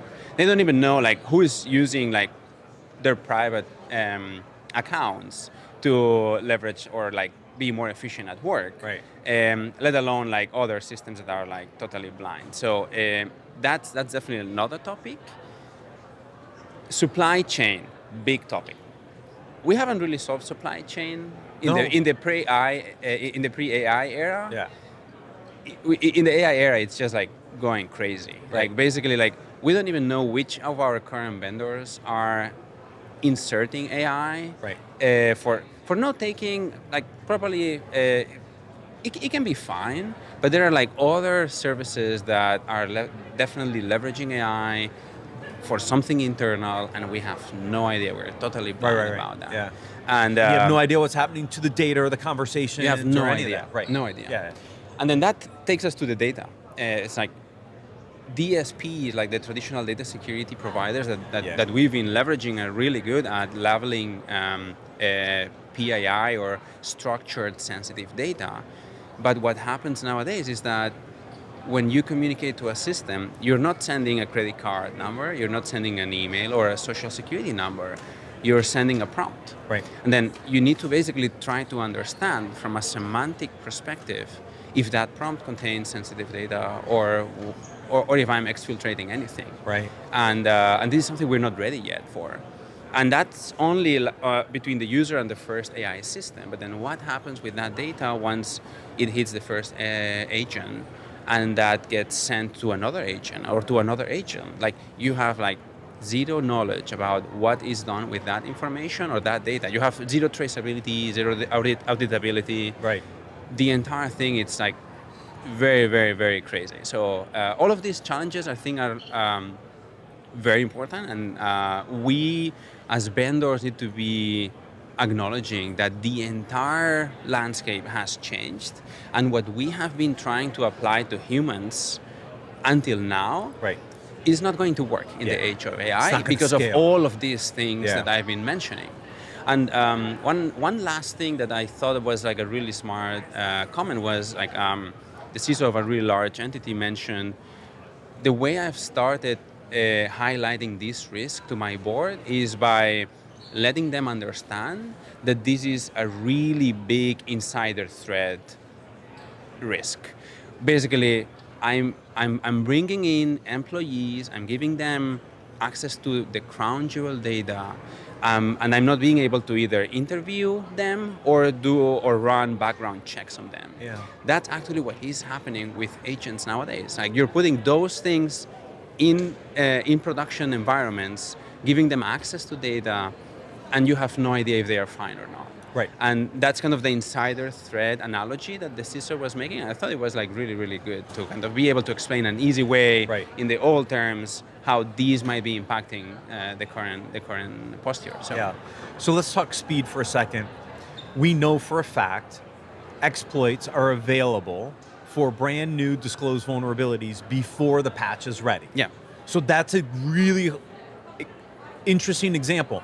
The attackers are using AI to create exploits to vulnerabilities that are disclosed before the patch is actually released. Correct. Right? So that kind of reinforces this issue. And if we as defenders don't have a capability to be able to know that that vulnerability is coming and how to protect against it, we are instantly negative time behind, right? Like mean time to detect is like negative. Yeah. Right? Like it's insane, right? Correct. But that's happening today. Yeah. And this is just the tip of the iceberg when it comes to speed, because all this other stuff is just going to accelerate this, That's right? correct. Yeah. That's correct. We need to make sure that like every single system that we bring to help us improve our security posture is able to move at that speed. And if we have a system that is supposed to be helping us patch systems, that is like at the level where we know that as soon as there is like a CVE published, we have that like in mind, and as soon as there is the patch, like we're able to like directly apply that, apply or put guardrails around that, so that it, even if someone tries to leverage that vulnerability and exploit it and get through the system, we have put certain guardrails around that we know when that breach is happening or when that attempt is happening. Right, exactly. So I think that we need to think this way, to always try to be precisely to the point you were making, at least at the same pace, running at the same pace than the attacker. Like we cannot afford we can't have being a 30 to 45 day patch window. No. Those days are gone. Yeah. Let's talk about shadow AI, which was your second point, right? Which is, we're really bad at asset inventory as an industry, right? So how do I solve for this? How do I understand what AI systems are in place, what my employees are using? We don't even know what hardware and software we have in our environments, let alone all the different AI systems that are out there. How do we start to solve for that? So I think this needs to be a combination of deploying sensors in the right places and ingesting data that you already exist, that you already collect and that is existing in your current enterprise, that might give us insight about like whether there are like some hidden things that you don't know about. Right. And the idea is like you gather all of these data, either data that you generate through sensors or that you gather from existing systems, and you converge everything, you deduplicate, and you provide a really clear view of this is what we have found. Is this safe for purpose? Yeah. And then the idea is it's not only about inventorying and knowing what you have. You need to know if that's posing a risk. And posing a risk against like what kind of policy within your business context. And you need to be able to connect those dots. So any tool that is not able to give you that really useful information targeting your business context, it's just adding more noise and it's not going to help you. So it's not about like just like listing what you have, but giving you the right like business knowledge about how can you make the best decision to protect your business or to at least like enhance the security posture of it. Yeah, and that evolves into your point 3, which is the supply chain. Yeah, right? Correct. Because again, now I've proliferated these capabilities to all my third-party, nth-party areas, right? And so again, it just the supply chain expands this problem even further, doesn't it? We saw that like a couple of days ago with the light LLM kind of vulnerability, and we're going to be seeing like this like happening again and again. We've seen a very common pattern is malicious actors take an open source LLM model, they insert malware in it, they upload it to the Hugging Face with the same name, V2, and developers just download it because they think it's a new version of the model. Yeah. And then we've seen that live in some environments. Oh, interesting. Where actually when you run some checks on that, like it's very clear, and very easy to detect that there is like malware running in it that is like dedicated to exfiltrate like credentials or some sort of data. This is happening. So if this happens firsthand for developers that use models, like what can happen for other vendors that are also like involving and integrating AI into their systems, and they are not telling you or not being upfront with you about, hey, like they are leveraging these kind of things in their software bill of materials or in their like, I don't know, like generic vendor assessment that procurement runs when they bring vendors on board, right? So we're blind there, and this needs to improve. Yeah. Now you're also a quantum expert. I'm a cryptographer, and I love quantum. So here's my curveball. I told you I was going to throw you one.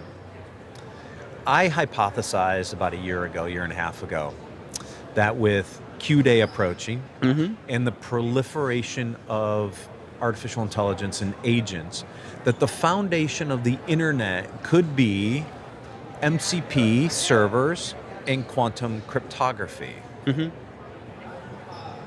What do you think? Quantum cryptography, if like in the pure sense of quantum cryptography, like quantum key distribution, etc., I think that's going to be a long-term thing because it doesn't really scale. Like what might happen in the short term, it's post-quantum cryptography, which is traditional cryptography based on mathematics, just that longer keys. Not really longer keys. It's based on different mathematical problems that are not vulnerable to a quantum attack that can be executed and run on a large enough quantum computer. But that's going to happen regardless of the Q-Day. Right. Like we have new standards that are quantum safe algorithms that the entire digital world needs to move onto. And this is happening. Like we already have like deadlines by 2030, by 2035. We won't see anything that is either RSA, which is the name of the conference, or ECC based. And everything will be PQC, post quantum cryptography. So how do these come together, right? Like if I'm a CISO right now, I've got the pressures of artificial intelligence coming down me on one side. I got the pressures of Q-Day coming down to me on the other side. Like how do I tackle this in a way that makes sense for me? So I think that it's really, really important to have like specific programs, separated programs for each of those important topics. Like for the quantum threat, there are regulatory bodies that are like making sure that everyone is like taking the necessary steps on these. Even if this sounds like a very far away topic, it's a multi-year effort. And we know that for sure because we've been working on this for a long time, and our like largest customers take years to kind of move this forward. So this is a multi-year effort, and it's a totally independent program to modernize cryptographic governance. Yes, but can I tie it into my AI initiatives and start to get ahead of this architectural challenge now? Both things can be like transformational initiatives within an enterprise. Like you definitely need to start investing into implementing AI security solutions that help you stay at the pace of attackers, that help you not become the person that says no to everything, which is what a lot of CISOs are doing nowadays, because they really don't have any tool that makes them feel comfortable with deploying like more agents or more automation. So you should be able to say more yes if you have the right tools for AI. And at the same time, like you can definitely like explore and implement like a longer term program for modernizing cryptography. Those can eventually converge in the sense that a really modern cryptographic management layer can eventually help you have a much safer and secure agentic AI orchestration layer, Right, because that's what I mean. you'll need Yeah. permissions and you'll need identities that should be granted eventually on the fly, and you cannot do that if for every identity you have to create, you need to open a Jira ticket. Like, this needs to be like fully end-to-end automated, and whenever someone needs identity to access these kind of data, that identity is granted for a small period of time, and you lock that down, and then that's it. And you remove human interaction in the middle. You just make sure that everything is done accordingly. So, yeah. Mark, thank you so much for joining us. To learn more about Sandbox AQ, please visit securityweekly.com/Sandbox AQ RSAC. For full RSAC 2026 coverage from CyberRisk Alliance, visit securityweekly.com/RSAC. Stay tuned. We'll be right back with more interviews.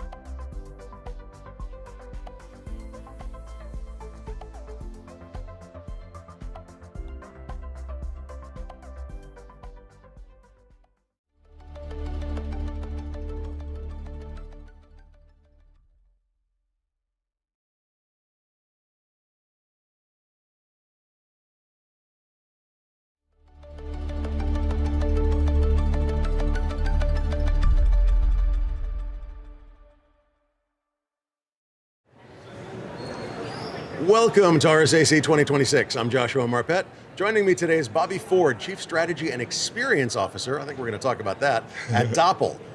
So, Bobby, thanks for joining me today. Thank you for having me. I love RSA. This is my favorite time of year. Really? So anything I can do while I'm here, I'm fully engaged, fully excited about. So glad to be here. Well, let's talk. Let's do it. So, okay, I've got to tell you, by the way, Doppel, love the name, because doppelganger, right? It is, yeah, Okay, exactly, cool. exactly. I really like that name. Which is funny because some people will mispronounce it without catching the whole doppel.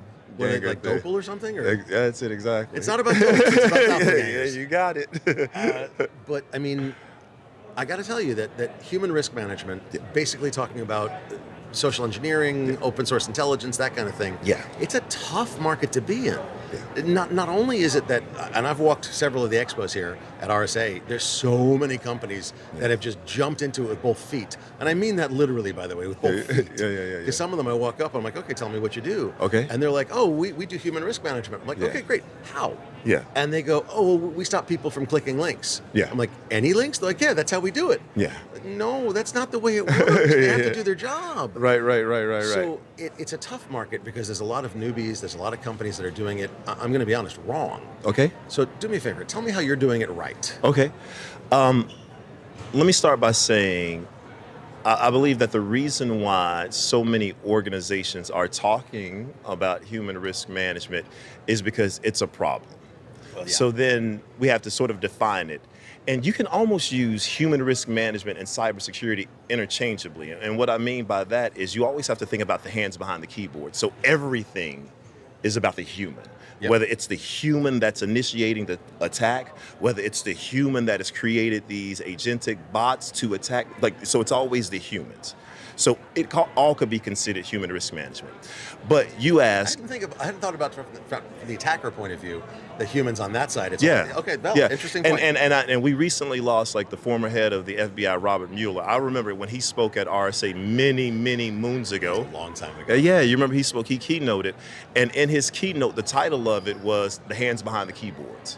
Oh, no. You remember that? I didn't. Yeah, okay. Yeah, it was the hands behind the keyboard. And honestly, it shifted the way I think about everything. So I think about the attacker from, the humans behind the keyboards. I think about, the compromise, the humans behind the keyboards on both sides. So human risk management. You ask, what does Doppel do that's either different, or what does Doppel do that makes us better? I think that was somewhat of the question, right? Am I right? Yeah, absolutely. All right, cool. So then what Doppel does when we talk about human risk management is there are a few things that we do that's better. Okay. Number one is it's about being faster to detections. Is it fast enough? Is it ever fast enough? No, that's the problem. Yeah. All right. So it's never fast enough. So I think you used the term earlier. You called it like an arms race. Yeah. I believe that. Absolutely. And you want to be faster. So you're constantly evolving. You want to be ahead of the competitor. You want the adversary. Yeah. You want to be ahead of the adversary. Of course, you want to be ahead of the competitor, but you want to constantly be getting faster. So that's the first thing that Doppel does. And the reason why we do that is because of the way that we've been engineered. A lot of the people in this space are leveraging technology that's old. They're leveraging legacy technology. Really? And yeah, absolutely. And it's hard to fight a modern battle with legacy technology. Yeah, it's like taking cannon to a machine gun fight. That's exactly what it's like. And so when you talk about these AI-enabled attacks, I think you need AI-enabled defenses. I would question, and I mean this sincerely, Josh. So here comes a hot take. People like hot takes. I would question anyone claiming to be AI native that was online prior to 2021. Oh, wait. Okay. Yeah. I told you it was going to be a hot take. You're telling me that you don't think be a hot take. Anybody can claim to be AI native what is AI ever online before 2021? No, I didn't say that. I said I would challenge them. Okay. I said I would challenge them. And what I mean by challenging them is that when did AI really become mainstream? I mean, that includes you, No, it doesn't include us. It doesn't include us. Why? Yeah, it's because we've been around for about 4 years now.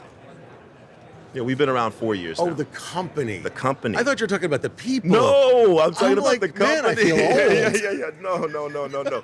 I'm talking about the organization. It's like organizations that were saying that they were cloud native, Oh yeah, before 2010. Before or the something. cloud, exactly. Yeah. 2010, exactly before the cloud. So that's what makes us faster. So we're fighting these AI battles using AI technology. So number one, it's faster. Number two, it's about being multi-channel. Explain that, please. Yeah, multi-channel. The way that we communicate, the way that we operate, the way that we work is across multiple channels. You mean like Slack? So what I mean by channels is, collaboration platforms. So like Slack, Teams, email, telephone, social media. That's how we work. Well, that's all the different ways you can get at somebody for exactly risk, for social engineering. Absolutely. Okay. And so a lot of the controls and a lot of the legacy organizations, they focus on a single channel. So the attackers, when they're looking at attacking someone, going after someone, they're doing it across multiple channels. Well, yeah, they're going to get you any which way they can. Exactly. If they want you, yep, they're going to get you any which. There's targeted attackers, untargeted attackers, skilled attackers, unskilled attackers. Absolutely. If they want you, they're going to come at you every way. Every way. Yep. And so you need a control platform that protects you across multiple channels. Okay, and you do that. We do that. Doppel does that. How? Yeah. How do we do that? So we're looking and ingesting data across these multiple channels. All right. And so when we're ingesting the data across these multiple channels, we have relationship with the providers that operate those channels so that we can not only detect it, but that we can take it down. Like you have a relationship with Slack and Teams? So we have a relationship. Yeah, no worries. So we have a relationship with the social media providers, with the telco providers, anywhere where that infrastructure is being hosted. We have a relationship with the host, and that's how we take it down. You can actually do like a formal takedown. Exactly. Yeah. That's our bread and butter. It's not just that you're like you can block it at the firewall or whatever. You can actually go to the source and take down some of the almost like scam baiting. So you mentioned blocking it at the firewall. Doppel is successful when it doesn't get to your firewall. Well, that's even better. Yeah, it's much better. Yeah. So the goal is that we want to take it down when it's being built. We want to take it down at the infrastructure level. You're actually benefiting other companies that don't even have you as you're not even retained by them because you're taking down the scammers, the nasty So now people. you get it. Now you get it, and that's why that's why when we say that we're in the business to solve social engineering attacks, it's not just like we're not just benefiting the customers, like our customers, our clients. I think that we're doing a just service for anyone that operates on the internet. Okay, much respect on that. That's Thank you. nice. Yeah. And It's because a you're bigger mission. Operating like a formal takedown service, it's benefiting a lot of people. Absolutely. And you're pushing them farther and farther and farther away from the mainstream areas of the internet, if you will. Exactly. Pushing them to the grungy side areas. Exactly. The bulletproof hosting and things like that, which at least we know where those are and we can block them again. Right. Okay, so you work in a multi-channel fashion. Yeah. You are AI enabled and AI native, basically. Yep, absolutely. You are doing it faster, stronger, better. Yeah. Cue the song. Yeah. And we didn't need to sing this song. Yeah. Sorry. Okay. But I mean, I want to know where this is going. Do you think that this arms race will end? Do you think that this arms race, how is this going to happen? Unfortunately, no. Okay. No. Okay, I get that, and it's the right answer, but it's like darn. But how are you measuring it as well? When you say how are we measuring what? I'm a customer. How are you telling me, hey, you're doing great, you're doing poorly? You said something about a threat graph? Yeah. So I didn't mention that earlier. So the threat graph is what we use to link attacks. Oh, I didn't realize that. Okay, talk to me. And it's why we're so successful at getting stuff taken down. So what does that mean? That means that when we ingest data and we identify a typo squatted domain, right, we can then see if that typo squatted domain is associated with an email address. Right. And then we can pivot. We link those we link those alerts. And then we can pivot from that typo squatted domain and that email address to see if there's a LinkedIn account associated with it. You're localizing and narrowing to the actual attacker. Well, what we're doing is we're mapping the attacker's infrastructure. Okay, yeah, valid. Yeah. We're mapping the attacker's infrastructure, and then once you can we see if it's the same attacker. Exactly. Okay. Exactly, and that's why we have a lot of success with getting stuff taken down, because we're not just going to the providers with one, alert, but we're showing them the entire attacker. You're showing them a pattern of abuse. Yeah. Going against the provider's terms of service. And then they can say, okay, this is a clear-cut case of abuse of our services, and they go and say, you're done, and throw out the attackers. Sometimes. Okay. Sometimes. What kind of reactions do you get? This I got to hear. Yeah. From the providers? Yeah. Yeah, we have great relationship with the providers. Oh, good. Okay. Yeah, they're So really good You pretty much, if you can show them proof, hey, look, this is a massive set of attacks, you really need to get rid of this customer of yours. They'll go out and get rid of the customer. Yeah, absolutely. Oh, that's really nice. Yeah, exactly. And you're talking about, again, telcos, social media, messaging platforms, lots domains, of different places. Yep. Okay. Yep. Okay. And are there? Do you find that there are providers that are resistant to working with you? Not as of yet. No. Honest. Not as of yet. Yeah. And that's good. Yeah. So okay. So you've got a way to track the attackers back to their, I guess, home base, their home infrastructure at least. Yeah. Which is the goal. Yeah. That's nice. I like, which is the goal. Yeah. That's the goal of the company. Yeah. To get rid of them at the source. Exactly. Like that's why I said for me, my mental model, and for Doppel, if it gets to your infrastructure, if it gets to your inbox, if it gets to your device, then we want to make sure that we stop it before it gets there. That's the goal. So, okay, so let me ask a different question from a different perspective. Yeah. If it does get to my inbox, because you've never seen it before, it's brand new, it's a brand new attacker with a brand new methodology. Yeah. Obviously, some of it's going to get through once in a while. Yeah, unfortunately, but yes, you're correct. I mean, it's the way it is. It is the way it is. And it gets to my inbox, and I click the link because I'm an idiot, and I didn't do it. So let's talk about that. Yeah, please. Let's talk about that. So if it gets to, and this is how we round out our offering with social engineering defense, if it gets to your inbox, or if it gets to your text message, hopefully you've created a program that educates and trains your users on how to not click. Now, so you don't handle that right now? We do, absolutely. Oh, okay, good. Yep. So we do phishing simulation. We do phishing simulations. And some people would question why do that? Like, why do you want to do that? I think it's still useful for education. Plus, it's their personal life as well. So it is useful. It is useful. But my take is a little different. And here's what I mean by that. My take is that you want to make sure that you have a multi-channel phishing simulation offering or program, because that's how the attackers work. Right. You fight like you train. Yep. But not for the purpose of training the users. Because I don't, yeah, exactly. Like I told you, like I'm coming with hot takes. No, dude, go for it. Yeah, because I don't believe you can education and awareness your way out of the problem. And the reason why you can't education and awareness your way out of the problem is because as deepfake technology continues to improve, and as these AI-enabled attacks continue to improve, we'll get to a place pretty quickly, if we're not already there, where you can't distinguish the real from the fake, where you can't distinguish suspicious from malicious from legitimate. There. Exactly. I mean, it's gone from 6 fingers on the people to like it's scary. It's scary good. Exactly. So if it's scary good, then why have a phishing simulation product? The reason why you want to have a phishing simulation product is because the reason why you want to have a phishing simulation product is because you want to test your controls as an organization. Oh, it's a human risk management pen test. Exactly. I could not have said it better teaming. myself. It's a purple teaming. It's like a purple teaming, red teaming, blue teaming, whatever color teaming. Absolutely. You're sending the stuff in to see if the systems will detect it. Exactly. And to see if it does detect it, then you get positive feedback. Exactly. And if it doesn't detect it, we need to tune this better. Exactly. Yeah, exactly. Purple teaming. I like that. That makes a lot of sense. Because a lot of our customers that we talk to, they don't want to play gotcha games or try to. Oh God, I hate it when they go punitive on people for the phishing sims. That drives me nuts. We can talk about this. Oh. But you do want to know where you have control gaps. Yeah, that's absolutely true. Yeah. If it shows up, the ideal state is if it shows up, the users, whatever they do, should not be able to invoke a malicious or destructive, unintentional, but malicious or destructive action. Exactly. And if we can stop it from getting there in the first place, great. But if we don't let them do anything because we know when bad things show up, we've detected it, we've locked things down, pulled it out of their mailbox, whatever, that's even better. That's much better, much better.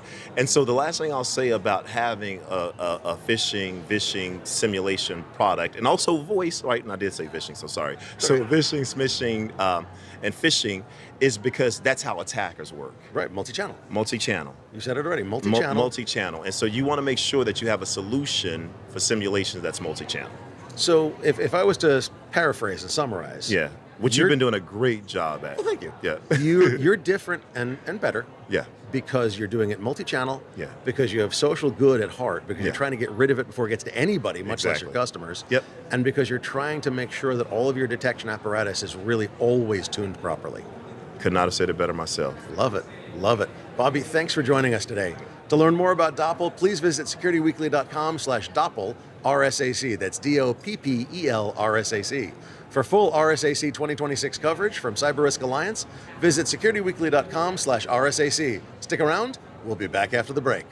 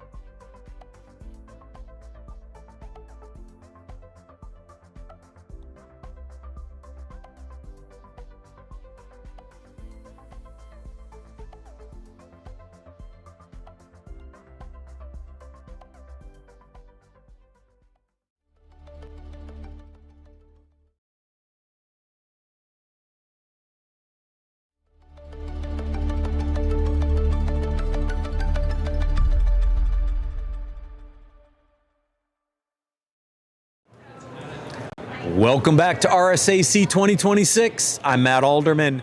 Joining me today is Andrew Rubin, CEO and founder at Illumio. Welcome, Andrew. Thanks so much for having me, man. So I read the title of this and I went, ooh, how deep should we go? So you said go for it, so here we go. Go for it. it. The title of this is The Cybersecurity Lies We Keep Buying. How about we keep selling? It depends on which side of this you're on, right? I think it's fair to say that you have to have one in order to have the other. Exactly. Through all your conversations, because you talk to a lot of CISOs, you talk to a lot of customers, if you think about one big lie that just stands out like a sore thumb, what would it be? That we can be safe.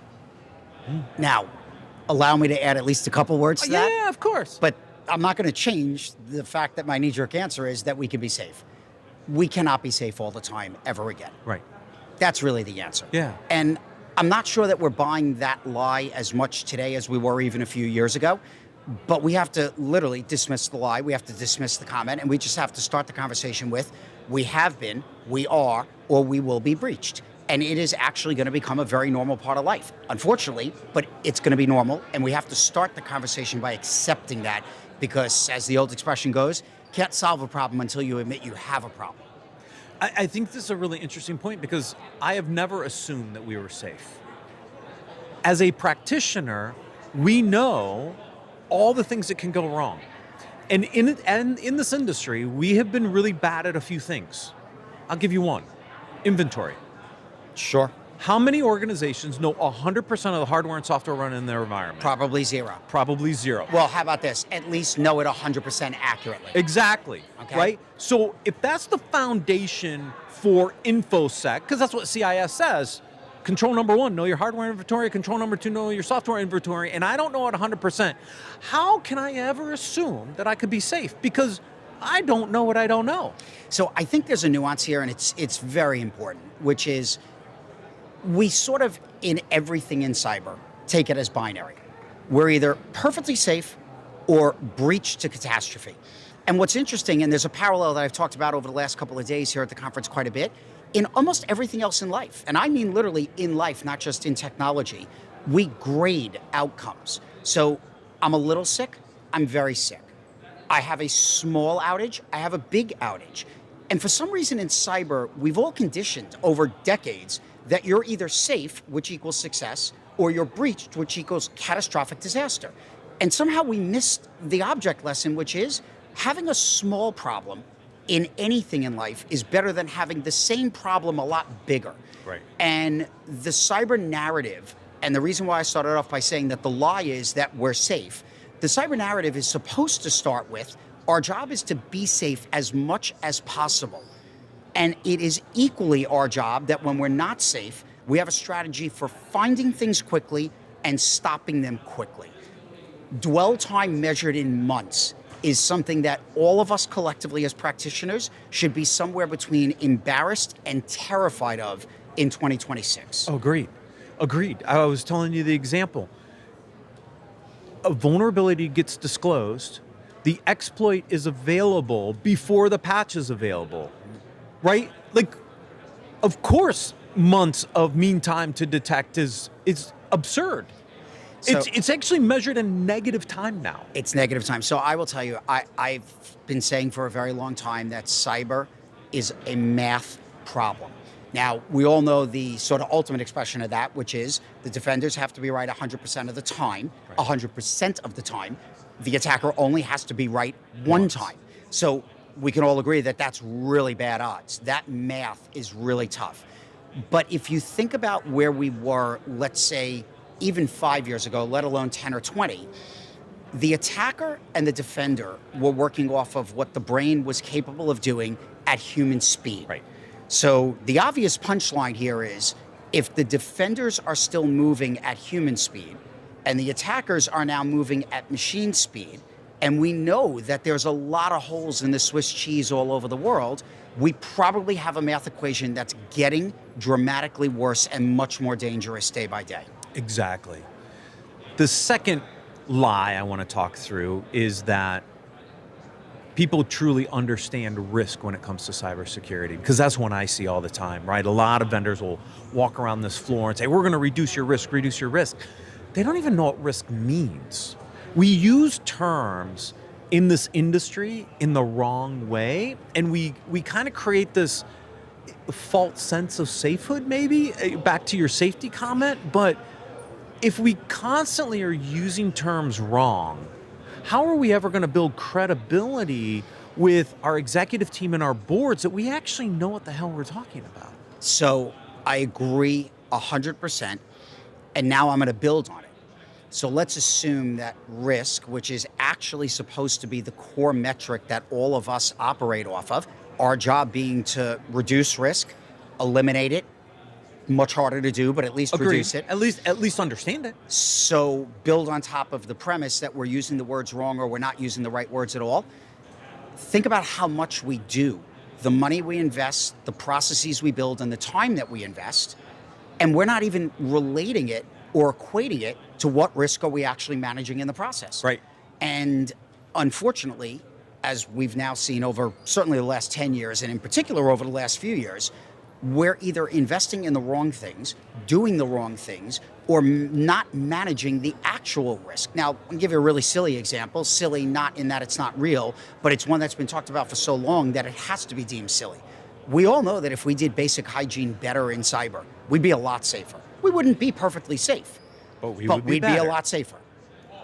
How much of the conversation that we're having at RSAC 2026 is actually focused on basic hygiene versus the shiny new object that's probably going to secure the AI agents? Right. And my only point is, we probably need to be having both conversations, but we treat hygiene as if we've already solved that problem and we have time to move on.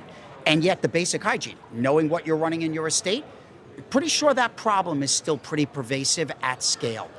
Yeah, because it's not sexy, right? Everybody wants the new, latest, shiny thing, but we haven't done the foundation.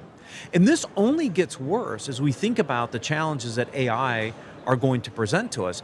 We've had multiple interview conversations here this week on this. Speed is a real thing. And when you're moving as fast as AI and the attackers are moving, and we don't have the foundational elements in place, we just get further and further behind. But how do we change that dynamic? So, first of all, I've been saying this for a very long time, believe it very deeply. I actually think it's true in the kinetic world as much as it is in the cyber world and vice versa. Speed and security are not friends. And I know that those of us in the industry have tried to say, well, we can make security faster. I'm not saying that we can't make security faster. What I'm saying is the best security models would be if we were allowed to operate in a world where things move very slowly, so security could have lots of time, and therefore we'd be in a position to figure out what's going wrong long before it does. It's not practical, it's not pragmatic, but let's start with acknowledging speed and security are not two things that are best friends. So the question is, if the attackers are in a position, because of AI, because of agents, because of the models that now exist and the ones that are obviously coming very shortly, right. If the attackers are in the position to be able to move much faster, and the thing that we're giving them to attack already has all of these pervasive holes and problems that we've never really cleared up, we've given them an enormous advantage. And so, we used to talk about time on target. And the longer that they were able to have that time, the bigger the advantage they had. What if you give them tooling where time is no longer an advantage because they can be efficient and effective in a matter of milliseconds? Right. I think that we're going through, and we probably haven't really started it in earnest, we're going through a transition in the math of cybersecurity where we're not going to incrementally change the attacker-defender equation. We're going to rewrite the entire playbook and all the math around it. And there's some real risk in getting that right. I know. So how do we start to approach that? Like, what are the conversations we should be having as an industry on how this shifts? Because here's my fear. You walk down to the expo floor, you will see hundreds of vendors that have been around this space for a long time. Yep. I've been in it almost 30 years. And I know a lot of the vendors that are down there, and all they did is they slapped AI on the side of their booth and said, hey, I can protect AI. Sure. I don't think they can, because their approach to how we've done this before is not the approach that's going to solve for AI and what we're going through. So how do we get honest about the conversation, and what do we as an industry need to start talking about to solve this in a different way? Because I don't think the old way is going to do it. So I want to give you two answers, and I want to make sure that I enunciate both of them because I think it's important to hear both of them. If I only gave you one, it's going to sound like I'm calling for the doomsday event. I am 100% optimistic and confident that if we start an honest conversation about where we are, how we got here, what is happening to the attacker landscape, and we really said we're going to dig in, that this is a solvable problem. I believe it deeply. However, there's also this other part of my brain that's been informed over all these years that we have a miraculous ability to rally post-crisis, and we are absolutely terrible at being proactive pre-crisis. The question is, are we going to have to wait for something that's a lot worse than a bunch of credit card numbers or even social security numbers being exfiltrated? Are we going to let it get to a point where we have something that resembles more of a truly catastrophic breach at scale that affects real things in the real world, and then say, you know what, we've got a much bigger problem than we realize and we need to go in and really dig in and rewrite the playbook? Or are we going to acknowledge that AI probably changes the math in a way that, left on current course and speed, we're going to end up likely colliding with that brick wall, and let's try and actually start right now and get ahead of it. And by the way, we still might not get ahead of it, but at least we can say we've actually had the honest conversation about what has to change. So what has to change? We have to figure out how to completely change our hygiene posture. We have to start looking at our networks not as transport, but as transport for the attackers who are getting inside through all those holes we've left open all these years. And if we don't start figuring out how to close the holes and understand what's moving through these networks, they're going to get there much faster than they have in the past. And they're going to take advantage of our lack of understanding to become much better attackers. We have to start by saying we're going to have to change the operating model and the math, or we're not going to be behind. We're going to be devastatingly far behind. Yeah.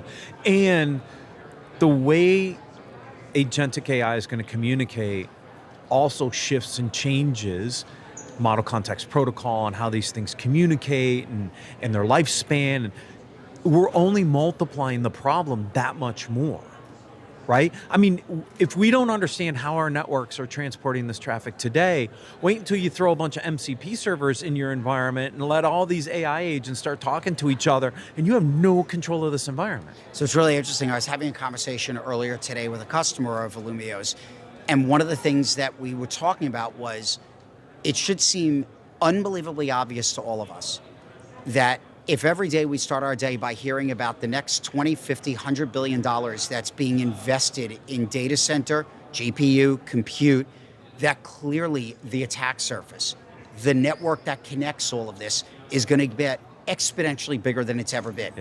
If you believe in the AI narrative, in any form, whatever form you choose to believe in it, but if you believe in the AI narrative, and clearly you have to believe in the investment narrative around infrastructure, you have to believe that the attack surface is going to get bigger faster than we've ever seen. Even if all we ended up having to do was simply protect the new stuff the same way as the old stuff, and I'm not advocating that, but if all we had to do was simply protect the net new, the scope of what we have to protect is getting bigger faster than we've ever seen. And I'm pretty sure that everybody listening would agree. Our track record has not been zero, but our track record has been far from 100% doing what we've done in the past. So we probably have to do everything we've done in the past and probably some new things if we're going to have a shot at making sure that that math equation doesn't get a lot worse. Yeah, I agree with you 100%. Andrew, thank you so much for joining us today. Thanks for having me. To learn more about Illumio, please visit securityweekly.com/Illumio, RSAC. For full RSAC 2026 coverage from CyberRisk Alliance, visit securityweekly.com/RSAC. Stick around. We'll be right back with the wrap up for day 3.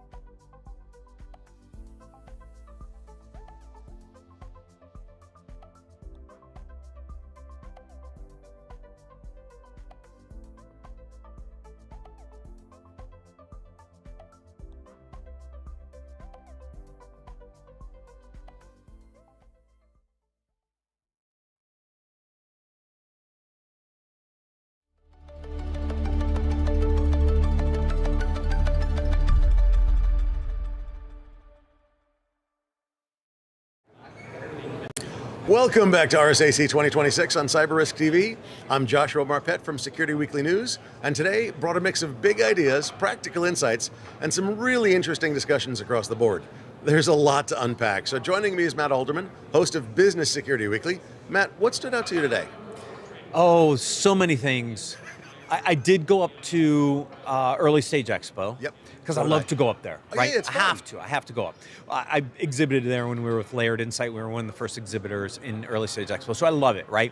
It's grown tremendously, which means there's a lot of startups in the space. It's However, like 150 or something. It's crazy. is that how many were up there? I didn't count them. Yeah, I didn't either. There were so many. I found one that I had any interest in. Just one. Okay, was it interest because it's something that you're currently working on, or interest because it stood out from the crowd, or? Both. Okay. Number one, I believe one of the biggest challenges we have around artificial intelligence is how do we protect model context protocol. It's a topic we were not talking about a year ago. I brought it up at Black Hat last year on some of the concerns I had with how these agents were going to communicate. And what I haven't seen is a lot of security solutions that were trying to tackle how do I protect MCP servers. I found one up there. Just one? Just one up there. God. Everybody's talking about AI in generalities, but it's like, no, I want to get a little more specific, right? So I did find one that was up there. I'll give them a call out at barndoor.ai. What they do is really interesting. Now, this is where it ties into me from a product perspective, is what it does is it looks at your APIs. Right. And it inventories them. And supposedly what it does is it helps you build a set of tools that you can make available on your MCP server for agents to call. Okay. Now that's kind of an interesting concept, right? Because we know the world currently communicates in APIs. How do you convert those APIs to agent tool calls in an effective way, and then put some protections around those calls, right? And that's supposedly what they're going to do. So I actually sent it to my VP of engineering. I said, take a look at this because it looks a little interesting. Why? We've embedded an MCP server into our product in order to be able to communicate with agents that we are building with our partners. You have to. And how are we going to put ourselves in a better way to protect that? So that was one that came up for me today. You know, it's interesting you say that, because if you remember a few years ago, everybody with Zero Trust was going API everything, API everything, API everything. And that's great. We've had APIs for, what, a couple of decades now? Yes. 15 years at least, right? And I built a set in 2009 for the policy compliance product. So yeah, it's been around for a while. 15, 20 years. Yeah. And for the longest time, APIs were unencrypted, unsecure, just badly done. But over time, APIs got secured, encrypted, instrumented, so I could tell what's going on, where the data is moving. Yeah. And I think MCP is going through, because if you think about MCP, I've heard it termed two ways. USB for AI, which is kind of cool. Yeah, Or kinda. it's API for AI, which I think is actually probably more It's more accurate. More accurate, yeah. Yeah. And so we now have this new sort of form of API, if you think about it, that we need to figure out how to secure appropriately. Yes. We need to have encrypted communication between the AI and the tool, or the AI and the data or the module, the process, whatever it's attaching to. Yeah. And we need to be able to instrument it. I need to know what's going across that thing, man. Yeah. If I don't know what's going across that thing, I can't keep control of it. No visibility, no protection. Bing, bing, bing. So your point about there was one startup up there that was, oh, look, let me go take a look at that. Man, I talked to a few startups. Some of them were nice, lovely people. But most of them, it was almost like somebody took a rubber stamp and went, Agentic AI SOC, Agentic AI SOC, Agentic AI SOC. It was crazy. Yeah. Now, first off, I have a problem with this, because I don't think there's enough buyers. I don't think there's enough people that have the bucketed money, the budgeted and bucketed money to do this. And even if there are, I mean, I know there's 40 to 60,000 people, whatever it is here. It's crazy, huge conference. The real fact of the matter is... It's 45,000, by the way. Is it 45,000? Yeah. Okay, That's a number a few of us have confirmed. 45,000 is basically You went out the and number. counted? No. It's coming from valid sources. I used to work with the RSAC Conference staff, so I have sources, and I've collaborated them with other sources. So, sources. 45,000 is the going number right now. But I really don't think there's that many people buying. I don't think there's as many people buying as there are companies selling. I agree with that 100%. And look, who wants to buy yet another point solution to go solve something, right? Oh, so God. if you think about where this market's going to go, you're going to continue to see consolidation. You're going to see a really good idea like barndoor.ai that's doing something really interesting around opening up your APIs on an MCP server and protecting it. And somebody's going to say, I need that in my product portfolio, and boom. Yes, that's what's going to happen. Yeah, absolutely agreed. It's going to be write a check. And that's fine. That's the way things go. Like, that's appropriate. But we've got to be able to understand which companies are going to disappear because that some odd thousands of dollars to be in the early stage expo eats enough of their runway. They're going away in a month or two. And how many companies are going to, oh, that's a great idea. Here's a check. Shut up and start working for me now. Acquisition. There's like 6 ways I think that a company can end. Okay, either steady state, stagnate, fall apart, close the doors, be acquired, go public, that kind of thing. And most of those companies are going to disappear in one way or another. In the next year and a half. Yeah, I mean, what's happening in the market from the enhancements in artificial intelligence is going to accelerate this collapse in some form or fashion. I say a collapse, but this consolidation, right? It's going to happen. It's interesting, right? It's more than interesting. I haven't gotten to I did go through North Hall today. I was actually presenting in the IBM booth today, which was kind of fun. It was a joint prezo with the IBM team. So I did get through the North Hall. I have not gotten to South. So before tomorrow, I got to go over and hit the South side and everything else. But yeah.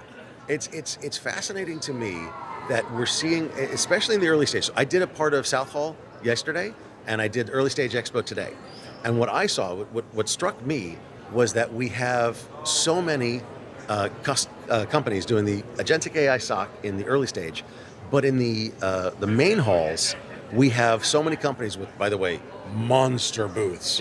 Oh my God, my marketing money is back. I'm doing an Instagram album. I'll put it out after RSA is over, of all the advertising things I've seen all over, like buses, pedicabs, entire buildings taken up. CrowdStrike Falcon took over an entire building. Palo Alto took over an entire hotel. Yeah, that's true. Yeah. Canopy, right around the corner, actually. I haven't been over there. I had a meeting over there with IBM and Palo. It's really interesting. They literally took over the hotel. They don't have a booth. They took over the hotel. You got to check in. It's almost like checking into a hotel room, but you're checking in for your meeting.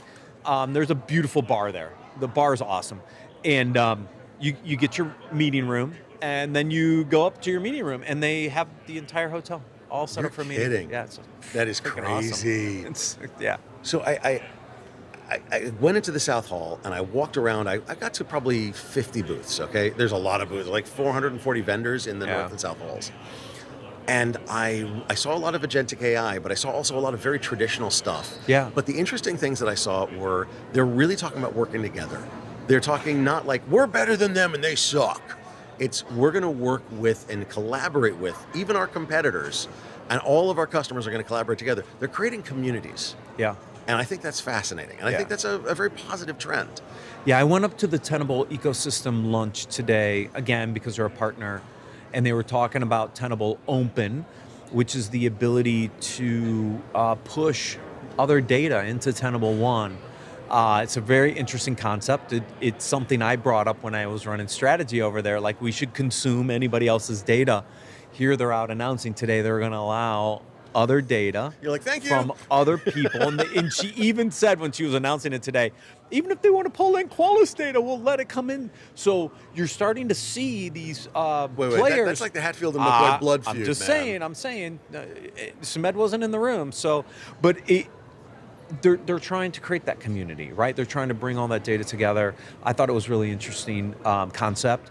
What I'm trying to do is actually get some of that data out of Tenable in a more consistent way. Into your current company. Yeah. No, that makes sense. That's why I was up there meeting with them today. Are they gonna do it with you, think? Yeah. Good, solid. We'll work on it. But that's the kind of thing. It's and you mentioned it before, point solutions.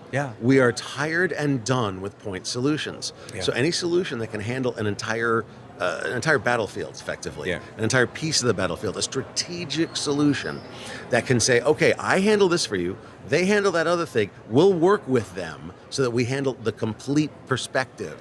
That's going to be the winners. Those are going to be, in my opinion, those are the winner products. We're already seeing this play out at certain partners where they're actually using agents to orchestrate across different platforms to solve problems.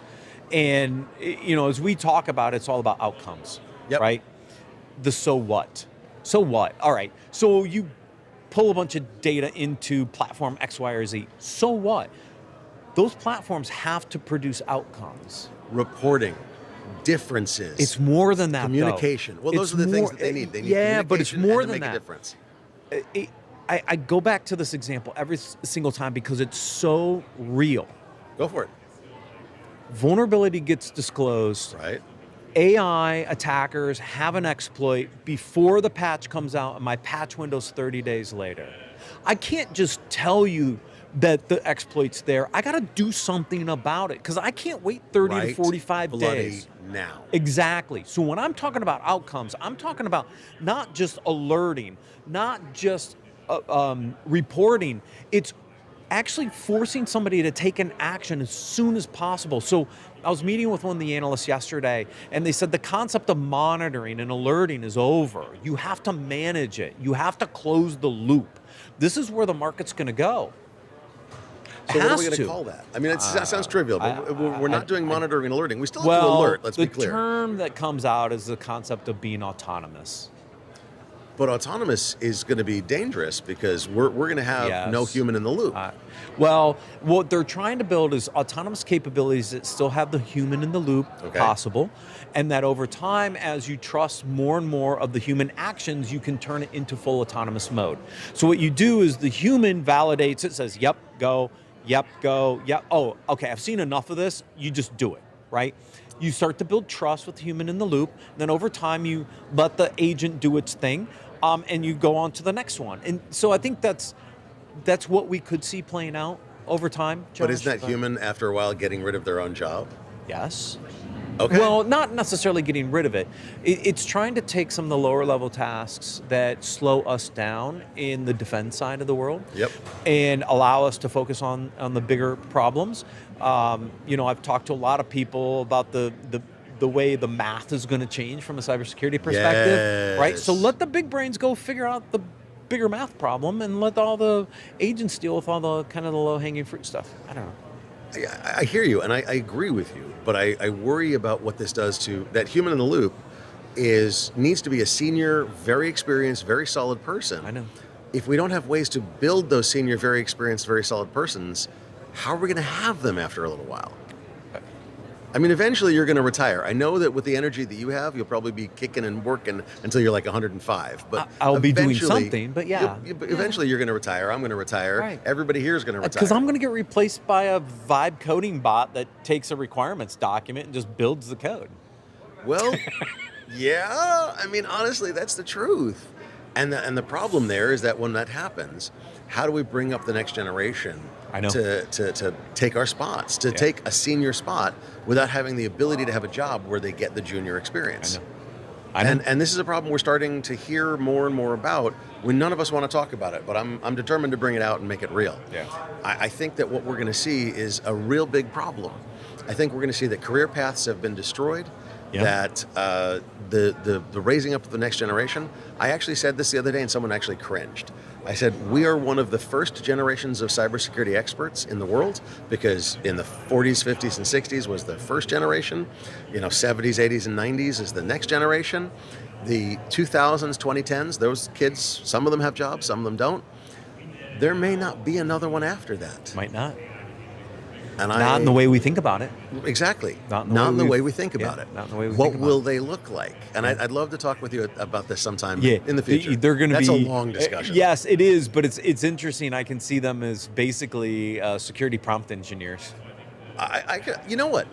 I would be okay with that because that's human creativity, human ingenuity, but they still have to have the experience to understand how to phrase and what to ask for. Yeah, it's true. So, where did they get that? I don't know, man. That's it for day 3 here at RSAC 2026. If you want to revisit any of today's conversations or catch what you may have missed, head over to securityweekly.com/RSAC for full interviews and show notes. Thanks for watching. We'll see you tomorrow.